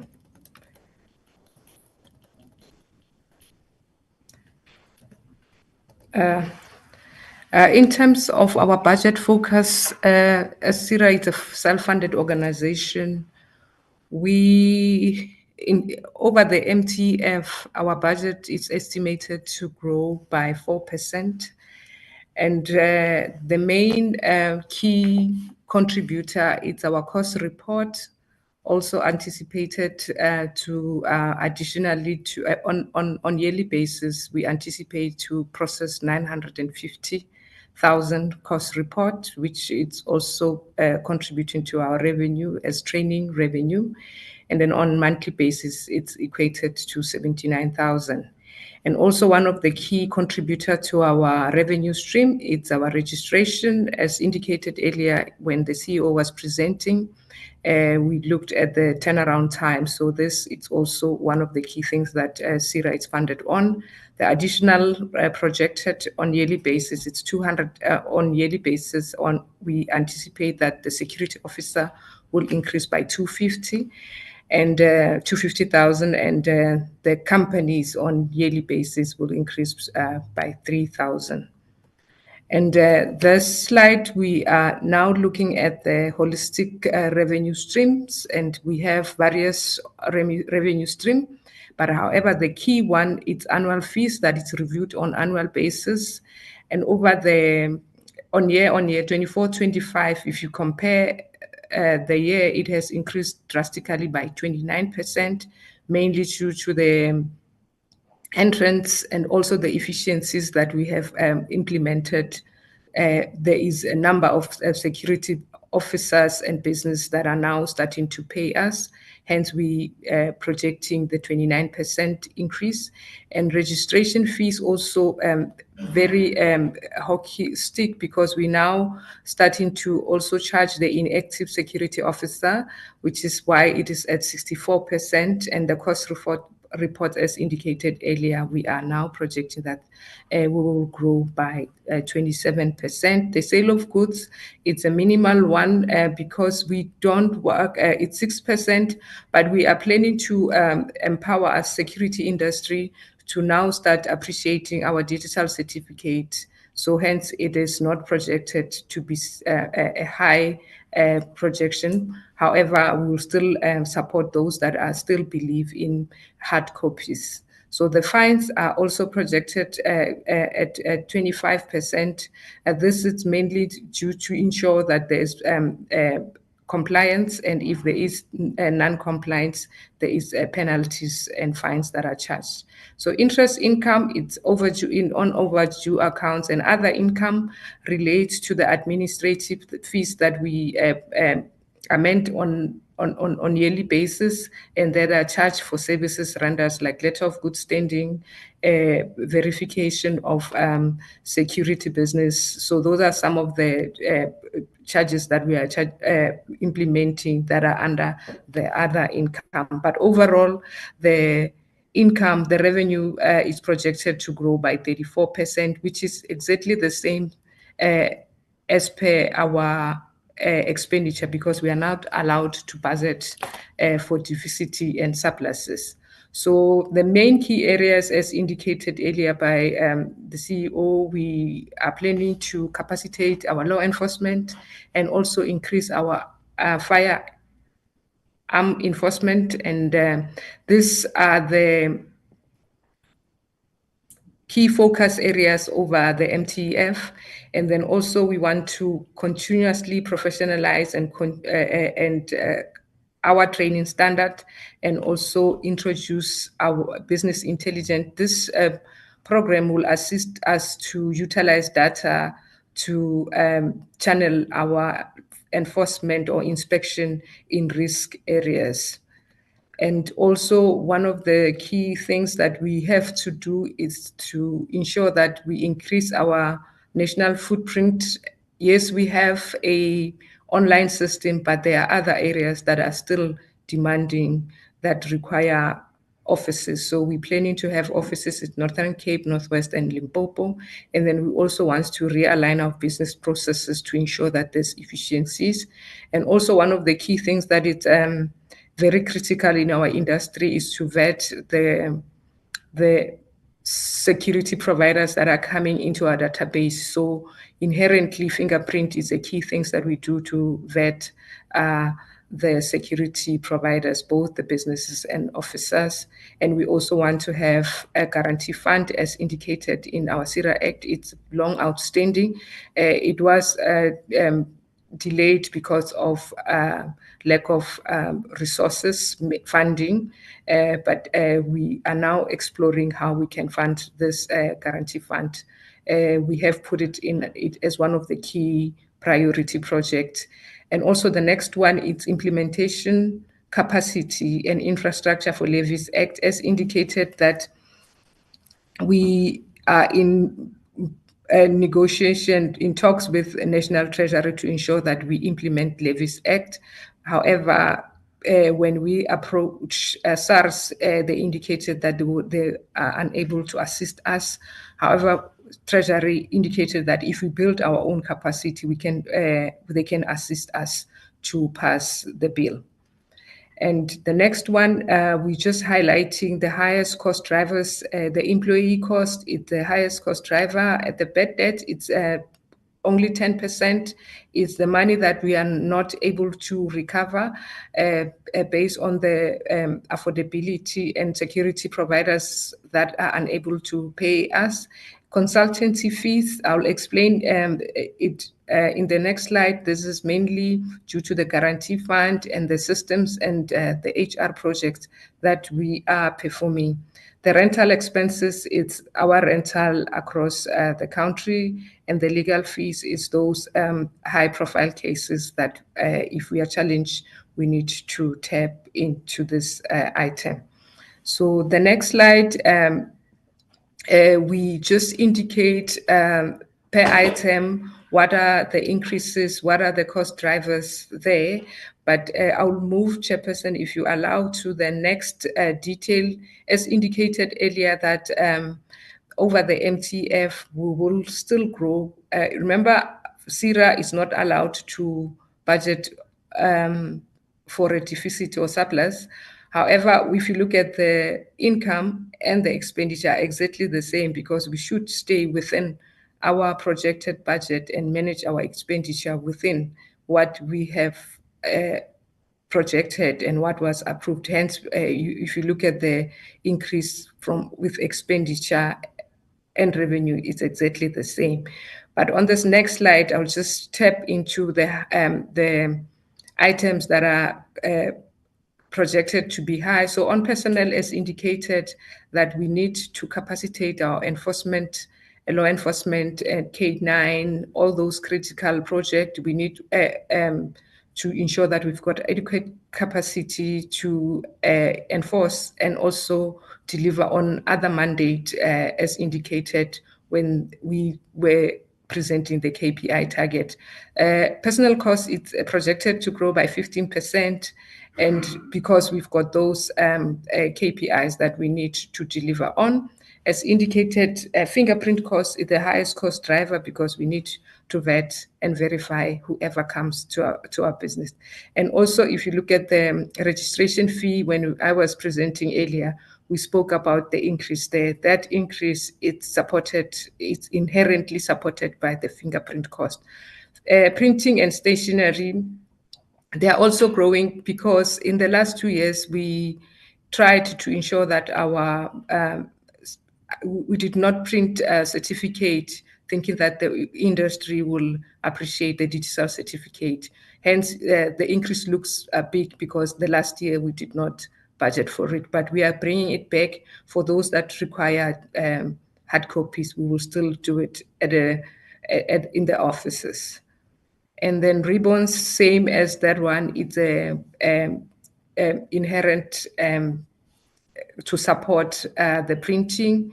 Telephone and faxes, this is one of the key things also because we are around and we also have our data collection where they follow up before the data are handed over so that we are paid on time. And the rental, as indicated, they take that it's 19% increase because we have expanded our offices. Our offices are much more bigger and we're trying to bring dignity to the people that are visiting our offices so that our offices look professional and habitable. And the cleaning costs, it's also inherent because the bigger the space, the cleaning costs will increase. Subsistence and travel, as indicated, that our enforcement have to travel, and also those mobiles and also the planned projects, we will need to move across the country and ensure that we provide services where it's required. So it's a support expenses related to that. Workshops and seminar, as the CEO indicated earlier, we need to empower, we need to ensure that our industry and the communities aware of what PSIRA is doing, the impact, and how they can adequately be supported. Consultancy fees, the increase is 20%. It includes employee-related projects such as wellness, guarantee funds, enterprise development program, and supply development program. These projects are mainly to support our BEE targets as one of the key deliverable. We should be able to comply with our BEE commission. So this project, we've developed a strategy to ensure that PSIRA BEE level is improved. And for us to improve, we realize that if we do enterprise and supply development and ensure that all the initiatives that relate to BEE are addressed, we will move to a better level. And in terms of the capital project, we are not big on the CAPEX project, but we are now starting to make sure that our motor vehicles, because we've got the law enforcement that does special operating units, so a special operating project, so they will need to be capacitated where if they partner with SAPS, they partner with adequate vehicles and adequate instruments to ensure that they can go to an operation. So building an infrastructure, this relates to the buildings and refurbishing, continuous refurbishing of our building computer hardware. We are planning to have our own online training assessment. So we need to have hardware and software that support that. These are some of the things that we want to do. And also in the office, we always check whether our computer, they are still they're still able to function. So those are the budgets that we are planning to have. And the key things here, it's levies collection system. We need to have this system so that we can present to National Treasury for them to start putting it into the administrative bill, and they can pass the levies collection strategy based on our capability. In a nutshell, Chairperson, this will be our last slide. I will hand over to the CEO if there's something. Thank you. That would be all from us, Chairperson. Thank you. Thank you, Mr. Chalke and the CFO. I then move to the members for a show of hands to engage in the discussion. Colleagues, just to be cognizant of time, we have about an hour left. So I would like us to please stay within the set time frame. I'm going to give 4 minutes per person. I keep saying 3 questions, but I see it usually goes to about 5. So let's cut it off at 5 then. I've noted Honourable Mtetwa, Honourable Kola Barnard, Honourable Ghana, Honourable Schikkeling. You can raise your hand if something does come up. Honourable Muela, Honourable Mtetwa, you're welcome. Thank you, Chair. Would you allow an interpolation style, please, Chair, if it is possible? I won't take much of your time. Honourable Mtetwa, if I may, I'm sorry, but can we just try and stick to the structure? We only have an hour. Otherwise, I have to allow it for everyone. Okay, I hope then my questions will be answered, because my questions were not answered and you did not allow me an opportunity to raise that. Is this good morning or good afternoon? It's already afternoon now. Oh, it's still morning. Mr. Chauke, is this the same PSIRA that we were talking to, that we're engaging around the UIF issue? Just a confirmation. Thank you, Chair. Yes, it is. I was gonna say I'm not prepared to engage PSIRA, because there's no logic, Chair, in engaging the same entity that could not give us answers on a project that had gone so wrong and now promising so much to deliver, even on even complex issues or assignments. This has been my observation and my previous experience, where you find the CEO at the helm of everything. We had the chairperson previously, but the chairperson said little, not even at the introduction. It was the CEO that was leading the process. And it tells you that, in my experience, it tells me that there are problems in the accounting authority of the entity. I want to find out from the CEO, where are other council members in the absence of chairperson who has apologized? Where's the deputy chair or other just council members? Because the protocol calls for that particular accounting authority to be the one that is leading this presentation or any presentation when you come before us. But each time you come here, you become the one who leads. And an example of such a situation, it is around SAMRO, which was dependent, the whole board was dependent on the CEO. And in the absence of capable board members or leadership, the CEO was blamed to have lost 48 million to Dubai as an investment. So that is my concern with this sitting. I want to know where are other council members. I will not engage further than that because I can't believe what the CEO is saying without the assurance of the council behind him. Thanks, Chair. Thank you, Honourable Tetwa. Honourable Kola Barnard. Thank you, Chair. Given the increase in performance indicators and targets, how confident are you in terms of delivering on your mandate without a proportional rise in funding? Very tricky one, that. I'm very pleased that the PSIRA management have avoided falling into the trope repeated every few years that if the private security industry could rise up, they would take over the country. Now, you know that the levels of crime have desperate citizens hiring private security to try and avoid being raped or killed, or both. So the private security industry is booming in the face of rising crime. As such, we see PSIRA being forced in terms of operational expansion to match private security company growth. Could you assure us that this operational expansion, which is necessary, will not dilute service quality?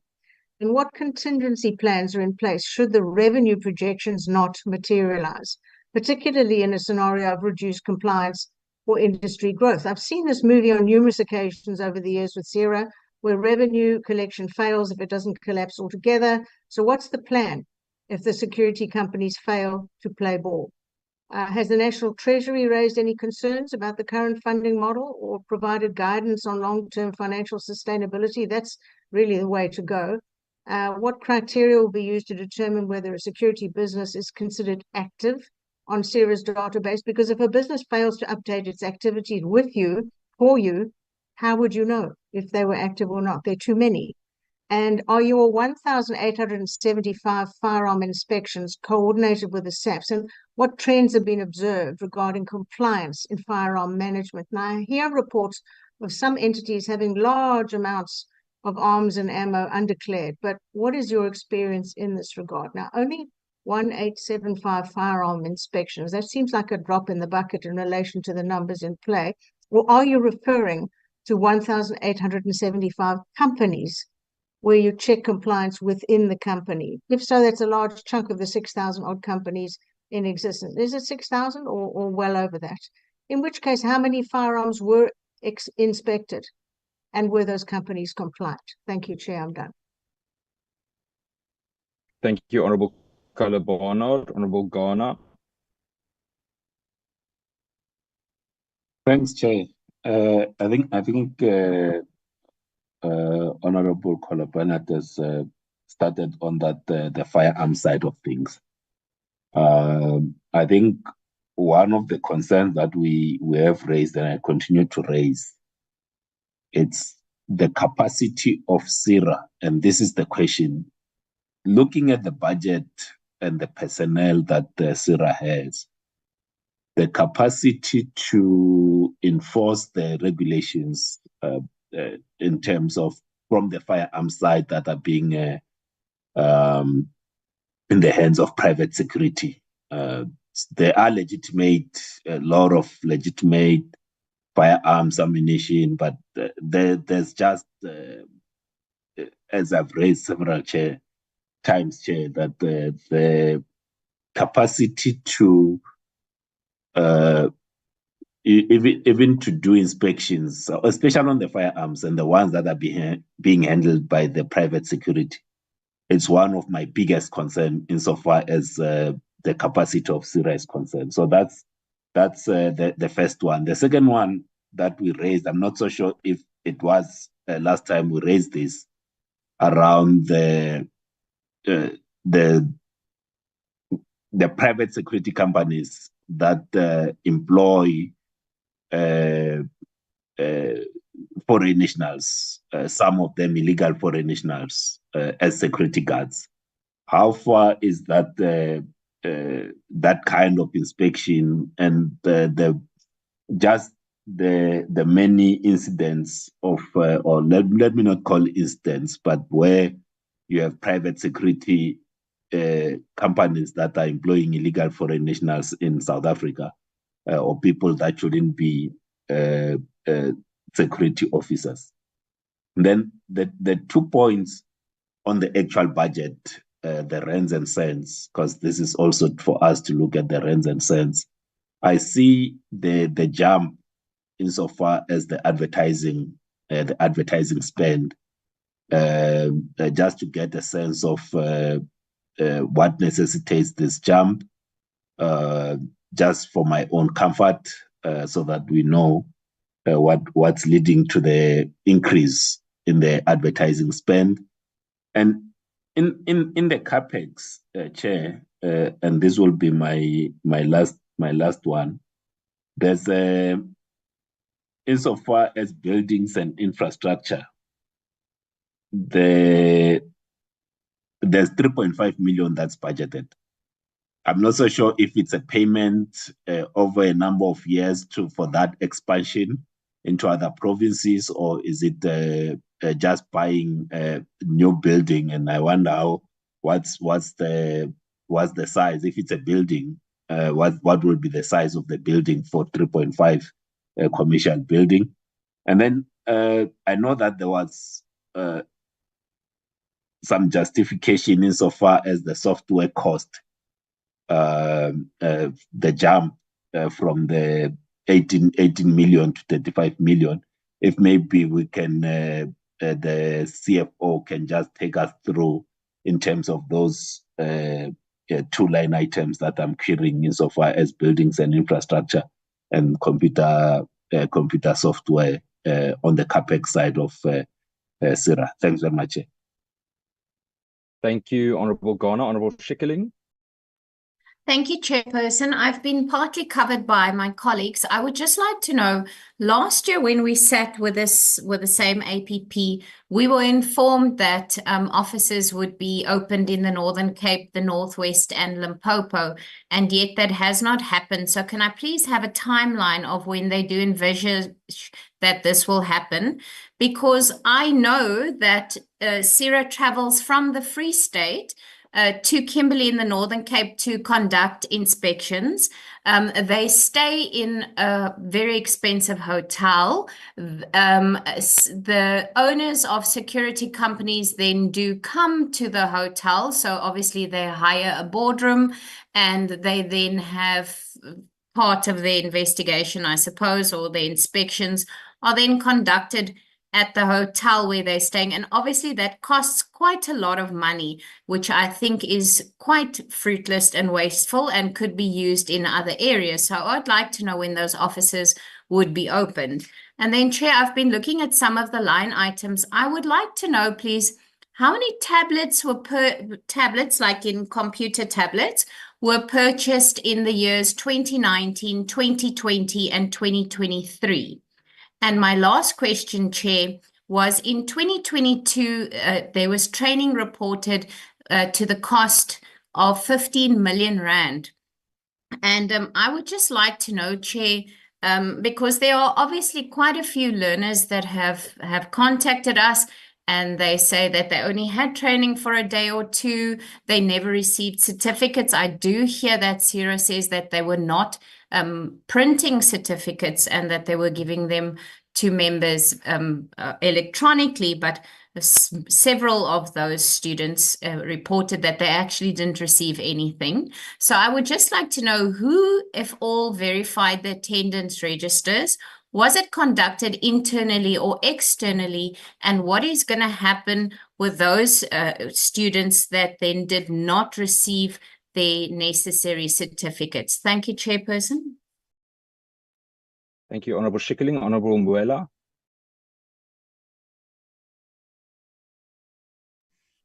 Thank you very much, and greetings to members once again. Let me also welcome the presentation by PSIRA. I just have a few questions that I will need clarity on in relation with the presentation which have been presented. What is the PSIRA BEE rating, and what are the contributing factors for the underperformance? Can the NTT provide more clarity on the guarantee strategy which has been presented here today? Can the NTT provide more clarity on the specialized qualifications? Does PSIRA have a contingency diversification strategy for the collection of revenue? Can the NTT provide more details on the allocation for consultancy fees? What services or projects is the NTT currently consulting on? What is the strategy used for their prosecutions? That will be the questions, Chair, that I will need clarity on. But above all, we welcome the APPS strategy presentation of PSIRA. We hope that they will increase their oversight mechanism in terms of ensuring that they hold the private security responsible, most particularly on most of the issues which were raised by members, where we find that in most cases, majority of the private security personnel which we find on individuals' protection mostly are foreign nationals. So one will wonder in terms of the oversight with regard to such particular matters, what will be the strategy to cap such particular occurrences which we come across in most cases, where it is a common understanding that such particular matters occurred in most cases where they just do as they wish. What is that? How are they planning in capping such particular occurrences to ensure compliance and accountability in an efficient manner with regard to such particular matters? But above all, we welcome the strategy, and we hope that from here we'll see more improvements in terms of accountability and going forward. Thank you very much, Chair. Thank you, Honourable Mbuela. Honourable Taibosh.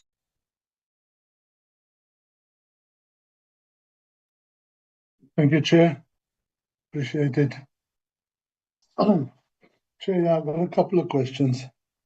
I'll be quick. In terms of the financial position of PSIRA, how will PSIRA ensure that the operational expansion in terms of, they're saying more inspections, bigger outreach, digital and more digital campaigns, does not dilute their service quality? And then what contingency plans are in place should the revenue projections not materialize, particularly in a scenario of reduced compliance, or industry growth? Then, Chair, does the revenue collection target align with industry growth trends or changes in the fee structure? What support systems or training are in place to help ensure that 95% of staff receive a performance rating of 3 or above? I think that's it is a nice to to dream for, but let's see. We just want to know how they're going to ensure that. And then, Chair, lastly, is PSIRA involved directly in prosecutions, or does it refer its cases to SEPs and other departments for legal action? I'll leave it at that, Chair. Thanks. Thank you, Honourable Bosch. Before I hand over to Mr. Chauke, I just want to ask colleagues that we need to be cautious of mixing up the material irregularity matter and the discussion that we had with the Auditor General, and then the annual performance plan and strategy. The two can't directly be linked. That would mean that, for example, we can't engage on SAPS matters because of outstanding disciplinary or criminal cases inside that specific body. So while I understand the critical importance of it, and while we already have requested the relevant response, please try not mix those up. Mr. Chauke.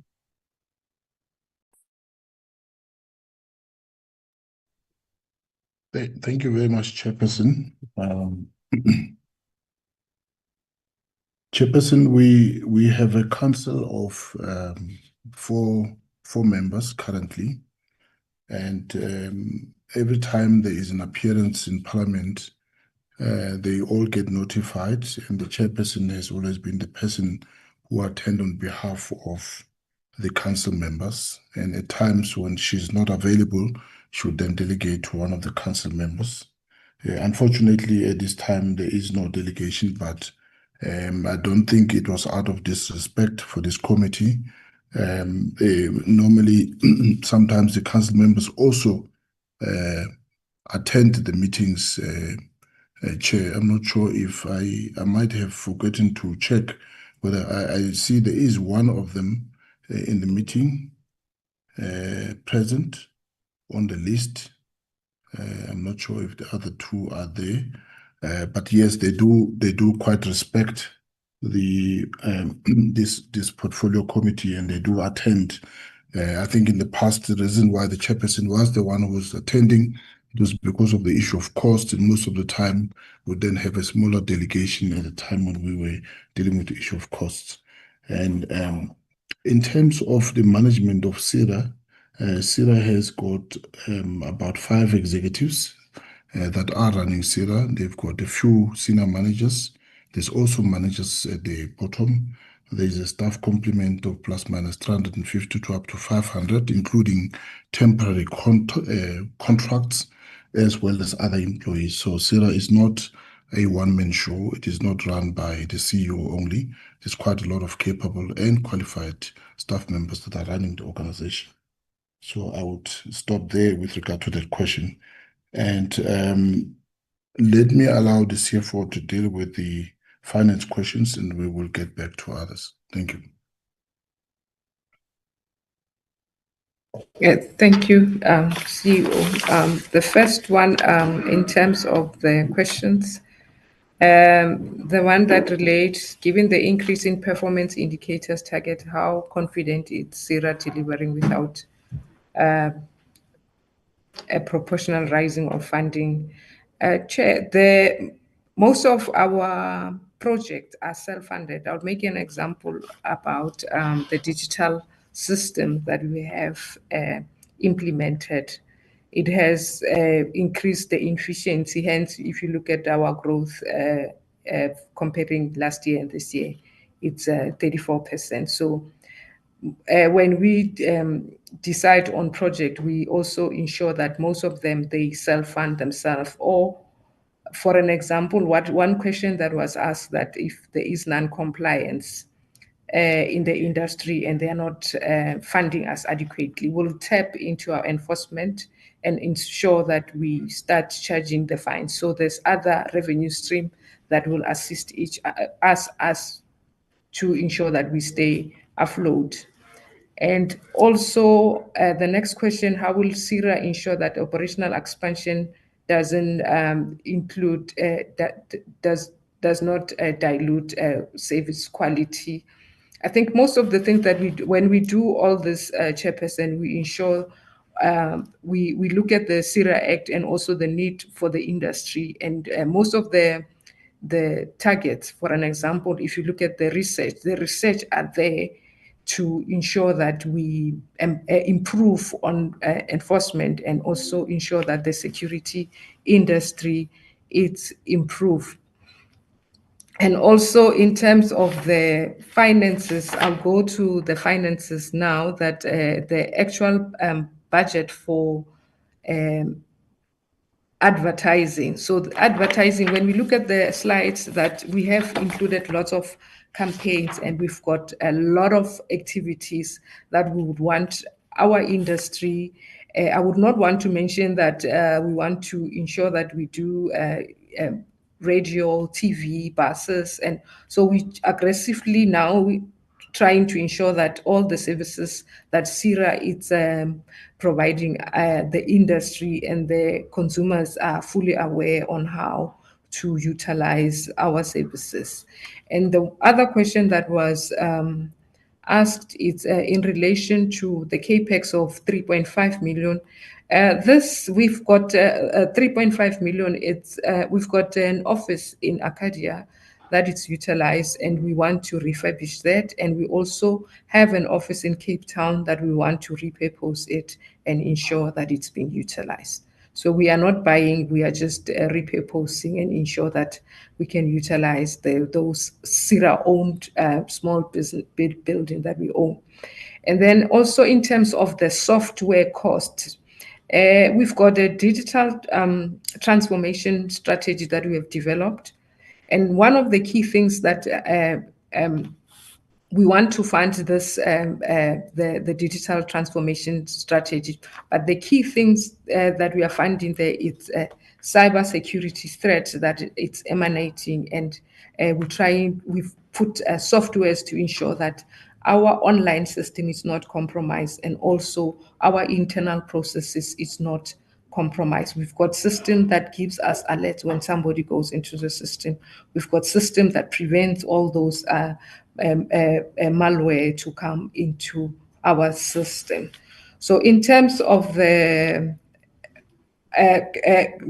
tablets that were bought, we have a property, plant and equipment note that indicates that we have spent, we've bought a lot of computers since 2019 until now. And also in terms of the guarantee fund strategy, this is in terms of our PSIRA Act. We have to establish a guarantee fund for the private security industry. I think it's Q. In terms of PSIRA Act, it's Q, where we are mandated to ensure that we have guarantee fund. This is a fund that we aim to have for the industry to have sort of an insurance, a liability cover. If there is a incident, we are able to assist the security providers and also the security officers. So we, in the past, when we were trying to develop this guarantee fund, when we deployed a service of actuaries, it was PSIRA was not able to fund the seed fund. But through research, we realized that we can partner with some companies to ensure that this come to fruition. So in this current year, we will be advertising for such and hoping that we will get a responsive bid for us to implement a guarantee fund. And there's another question that relates, if we say, does PSIRA have contingency in terms if there is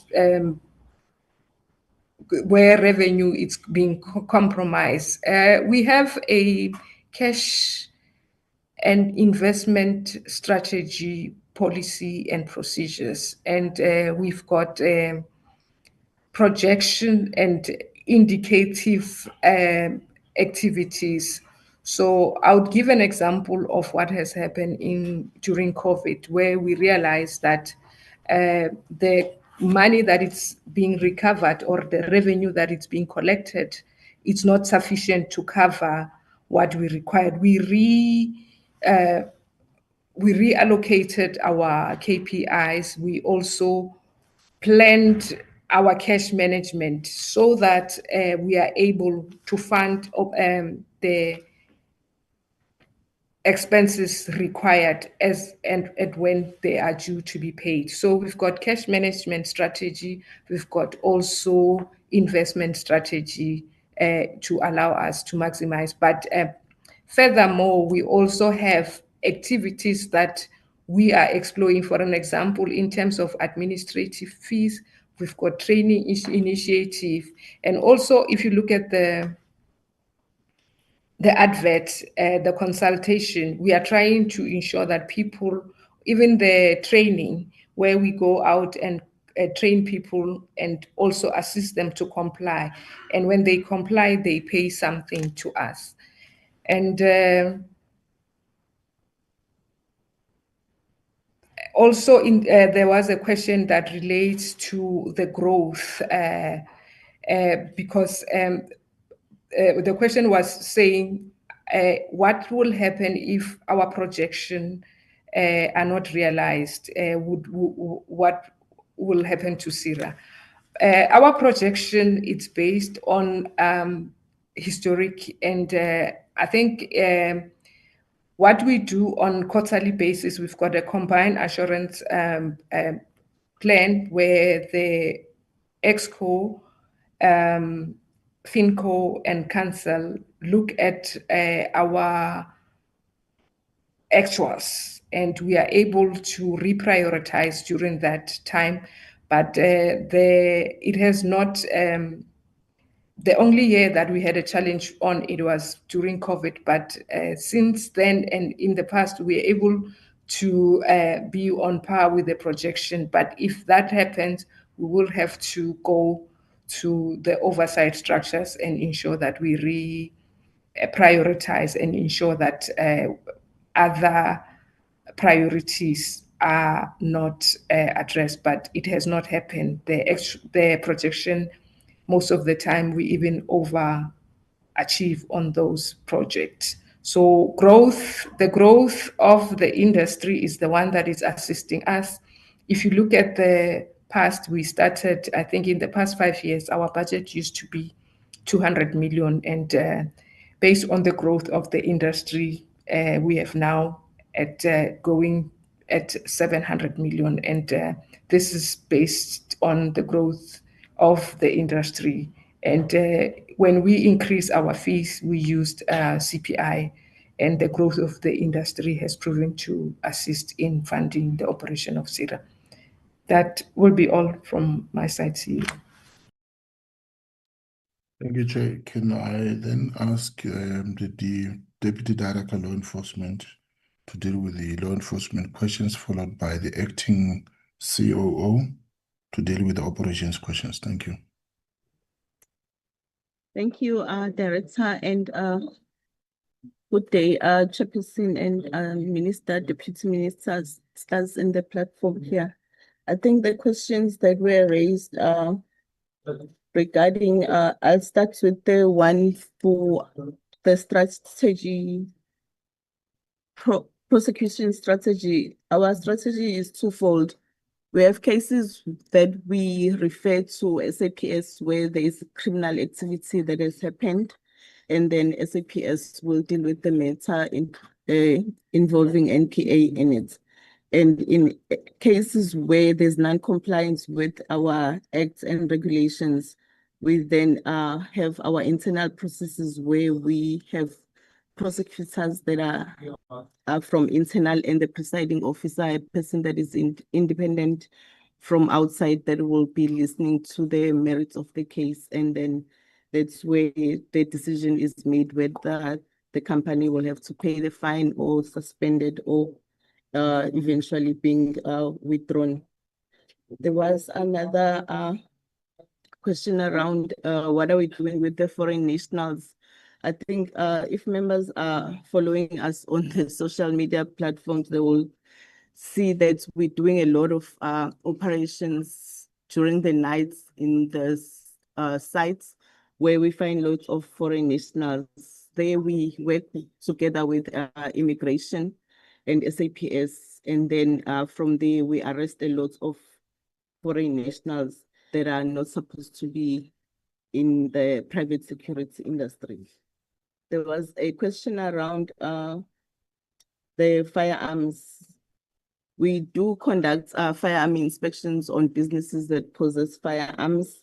I think they Member Bernard, I will have to come back to you with the numbers. But then over and above that, we do have a special operation, the firearm enforcement unit that has confiscated more than 2,273 firearms since the inception. It's been about like 2 years now. And there are only 4 in that unit. In terms of capacity, we can say for now that we don't have capacity, hence our presentation today speaks to capacitating the firearm enforcement units to ensure that those people that have firearms in the private security industry do comply. I think there was an issue around the office in Northern Cape where inspections are done at the hotel that I'm not aware of. The only thing that I can suspect that it happens, it's maybe when there are the prosecutions around the area. The prosecutors will at times hire venues closer to the security businesses for the cases to be heard there. But if there is that information that inspections are done at the hotel, that is the information that we would like to pursue, because that's not how it's supposed to be done. I think I'll stop there for now, Chairperson, unless if there's other questions that I have not answered. Thank you. Thank you, Director, and through you, Chairperson. My name is Isaac Raliom, and I'm the Acting Chief Operation Officer of PSIRA, and all protocol observed. There's a question regarding the establishment of the offices in Northern Cape and Northwest. We have just finalized the assessment to identify the town in which we're going to have an office. It has already been finalized, in which in Northern Cape we have identified that we'll have our office, PSIRA office in Uppington, and in Northwest it will be in Krugersdorp. In terms of the timeframes, we are currently busy with the procurement processes, and we anticipate to have those offices fully functional during Q4 of this financial year. And there was a question with regard to the introduction of new targets. I mean, the concern is when we introduce new targets at operations, is it not going to dilute or compromise the quality of the existing services? So I believe you would have noticed that when we introduce, we also maintain the old targets, because they also need to be monitored throughout. So we look at this, and when we introduce, we make sure that we don't put the target very high for the first year, I mean, to see how we'll perform in terms of that particular target. But we make sure that with all the existing service, we don't compromise the quality. I think those are 2 questions that we will need to respond to. Thank you, Director.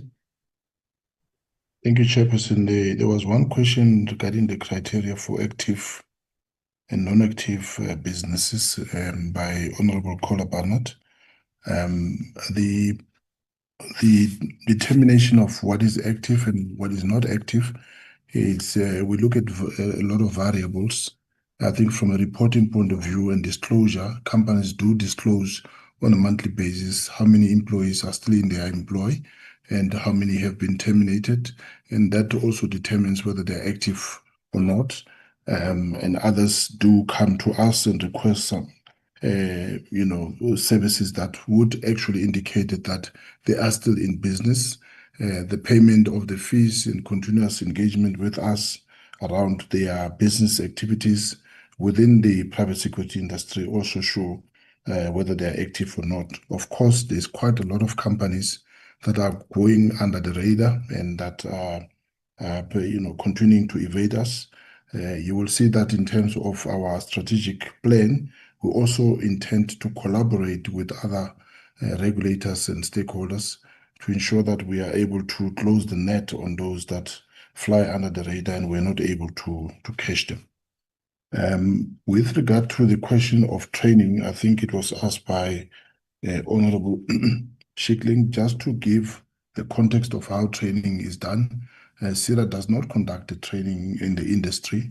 PSIRA accredits training providers within the industry to provide training to security officers.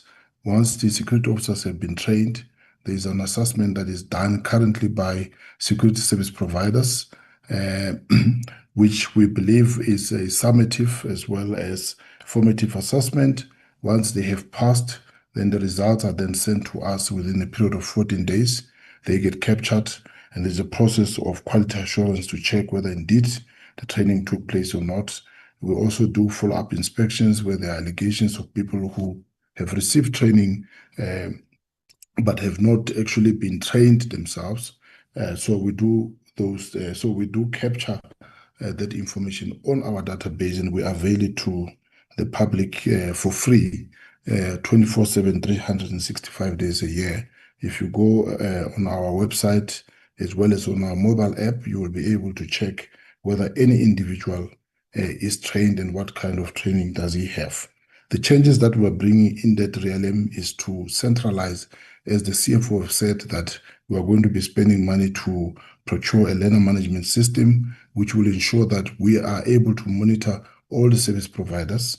Will retain the ability to train people and to also assess them, but we are going to take over the verification of the training to ensure that there is no buying of certificates and there is no handing over of certificates for people who are not trained. So I thought perhaps that context will assist.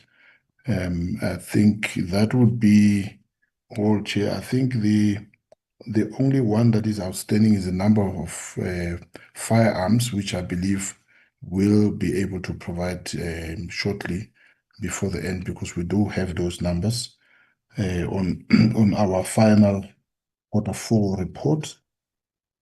And I'm not sure if there's any question that we may have left out. Oh, yes, there was a question about what support systems are in place to ensure that we are able to achieve the 95% for the whole 95% percentage of all employees achieving a rating of 3 and above. Yes, there's quite a lot of support.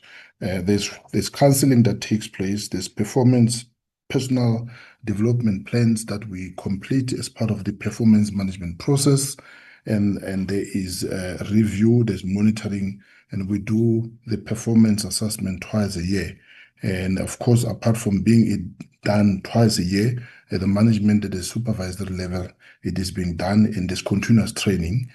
We have a panel of training providers who are able, who've been pre-appointed for a term to intervene and provide training where the skills gaps are lacking for us to be able to achieve the assessment required. Thank you very much. I think that would have covered all the questions. If there's any, Chair, we are able to deal with it. Thank you.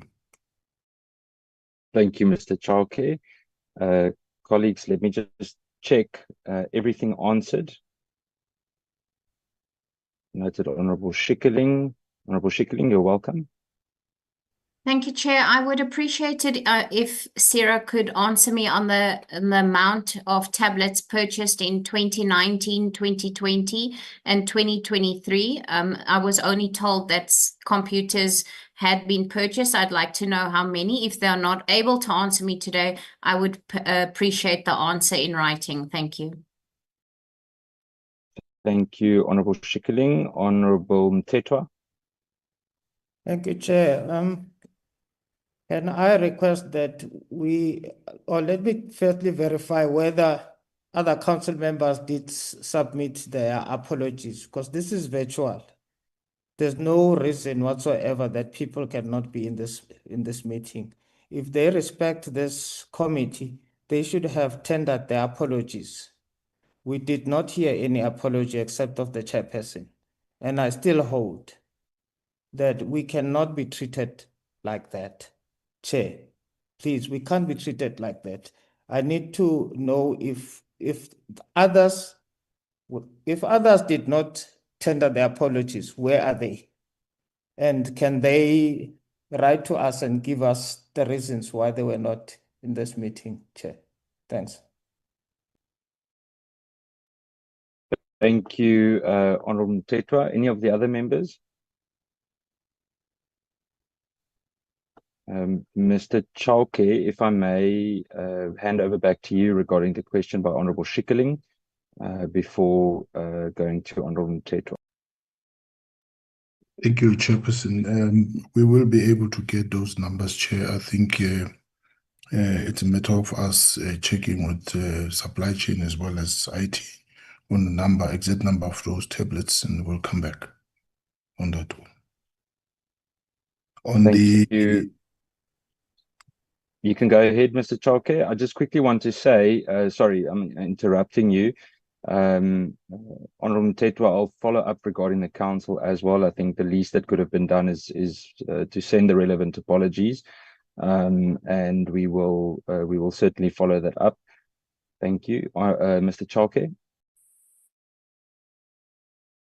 Chair, I wanted to check with the company secretary before I give the wrong information. Maybe some of it has been because he communicated the apology of the chairperson. As I said, Honourable Ms. Makukule is on the platform. Mr. Makulani, can you confirm if we received any apologies? Thank you, Mr. Chauke, and good afternoon to the chair and honourable members, including the minister and the deputy ministers. I did get an apology late this morning from one of the council members. He's hospitalized. She only was able to communicate that this morning she's in hospital. We didn't get an apology from the one other member that is not on here, but as the director has indicated, we do have one of the members on board, Ms. Makukule. Thank you. Thank you. Just want to check Honourable Muela. Thank you, Chair. Chair, I just want to check, Chair. Are we really going to be subjected to apologies at this time of deliberations? Because when we start with the agenda, there is a standing item in terms of roll call and apologies, where matters of apologies and attendance should be entertained. I mean, we are now in the middle of deliberations on a very serious and pertinent matters of national importance. But now we have to sit and wait a moment of hearing apologies. I just say, Chair, can we take the meeting serious? When we deal with an item agenda, there is a matter of apologies and attendance that should be entertained at that moment.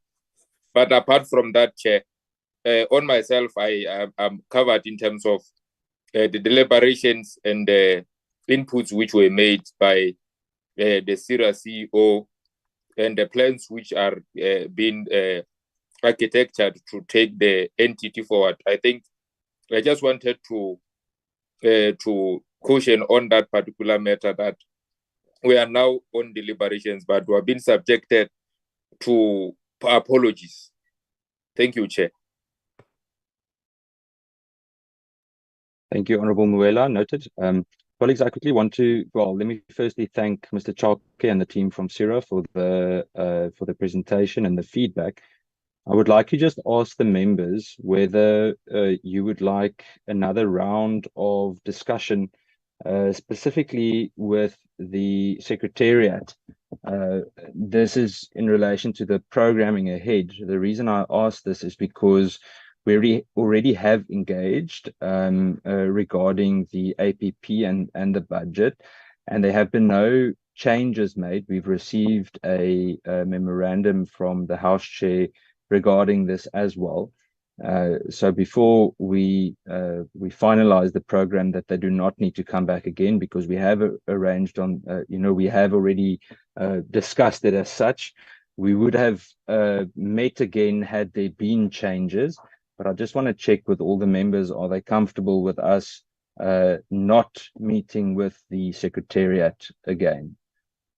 Can I just, let's do it as though we want to support a motion or not.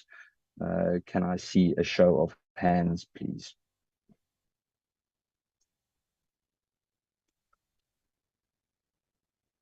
Honourable Schikkerling. Chair, I support that motion. Thank you.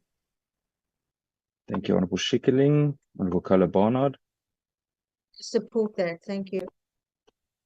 Thank you, Honourable Kohler-Barnard. Colleagues, we will make the necessary adjustments through Babawa and the team.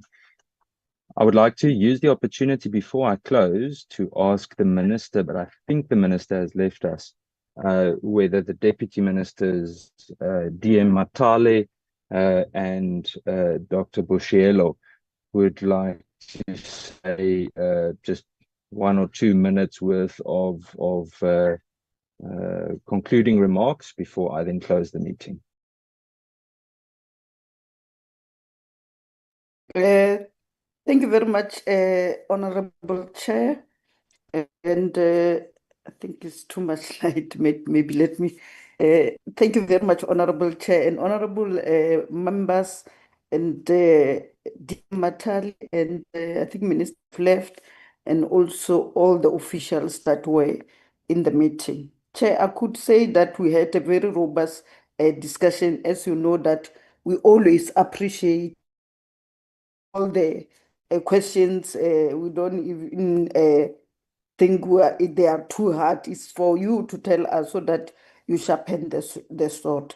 In terms of IPID, with the questions that you have raised, or the committee have raised, we have noted them, we have raised them ourselves. It's just that, as you know, we are only 1 year in the office next month. I think as we go forward in the next, you'll get a better ones. So we also had consent about the backlogs, and also about the rotten police, who must be dealt with quickly, because it's only a small number, and then they affect the whole thing, including the repurposing, which must be able to assist IPID to get its mandate. The other issue which we said to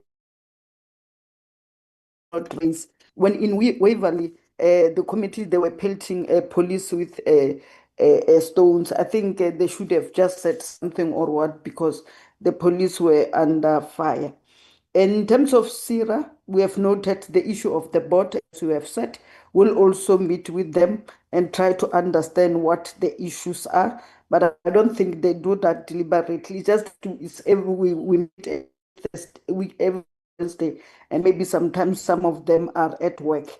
The issue of private security is a concern for us because of the issue of the sovereignty of our country and the security, and we are really going to be on this matter. And also, as you sent the questions in terms of individuals and what, I would propose that, as you sent the National Commissioner, also send to the Minister's office or our offices, so that we are able to also follow up the matter and we come here and concentrate on strategic issues. And then maybe, Chair, also as a suggestion, once a month, one committee as an in-committee, where it's only members, then we raise this of the sensitive matters, where we'll be able to freely answer the question. But all in all, thanks very much for sharpening us, and thanks very much for approving the plan so that we can go forward and do our work and still come back here and account. Thank you very much, Chair. Thank you very much, DM. Appreciate your feedback. Colleagues, I'm then going to close today's meeting after our deliberations today and look forward to seeing you soon. Have a fantastic day. Thank you for everyone's input today. Have a good day. Thank you, Chair. Thank you, Chair. Long live the chair, long live the chair. Long live the chair, long live. Long live the chair. Bye, DM. Long live the chair. Say long live GNU. Our chair, our chair. Our chair. Our chair, Honorable Lisa. At Thank least you very much. Thank you, Chair. Thank you, Oh, no, DM. it's our chair. This one is our chair. It is our chair, DM. It is our chair. Bye-bye. Bye. Thank you very much.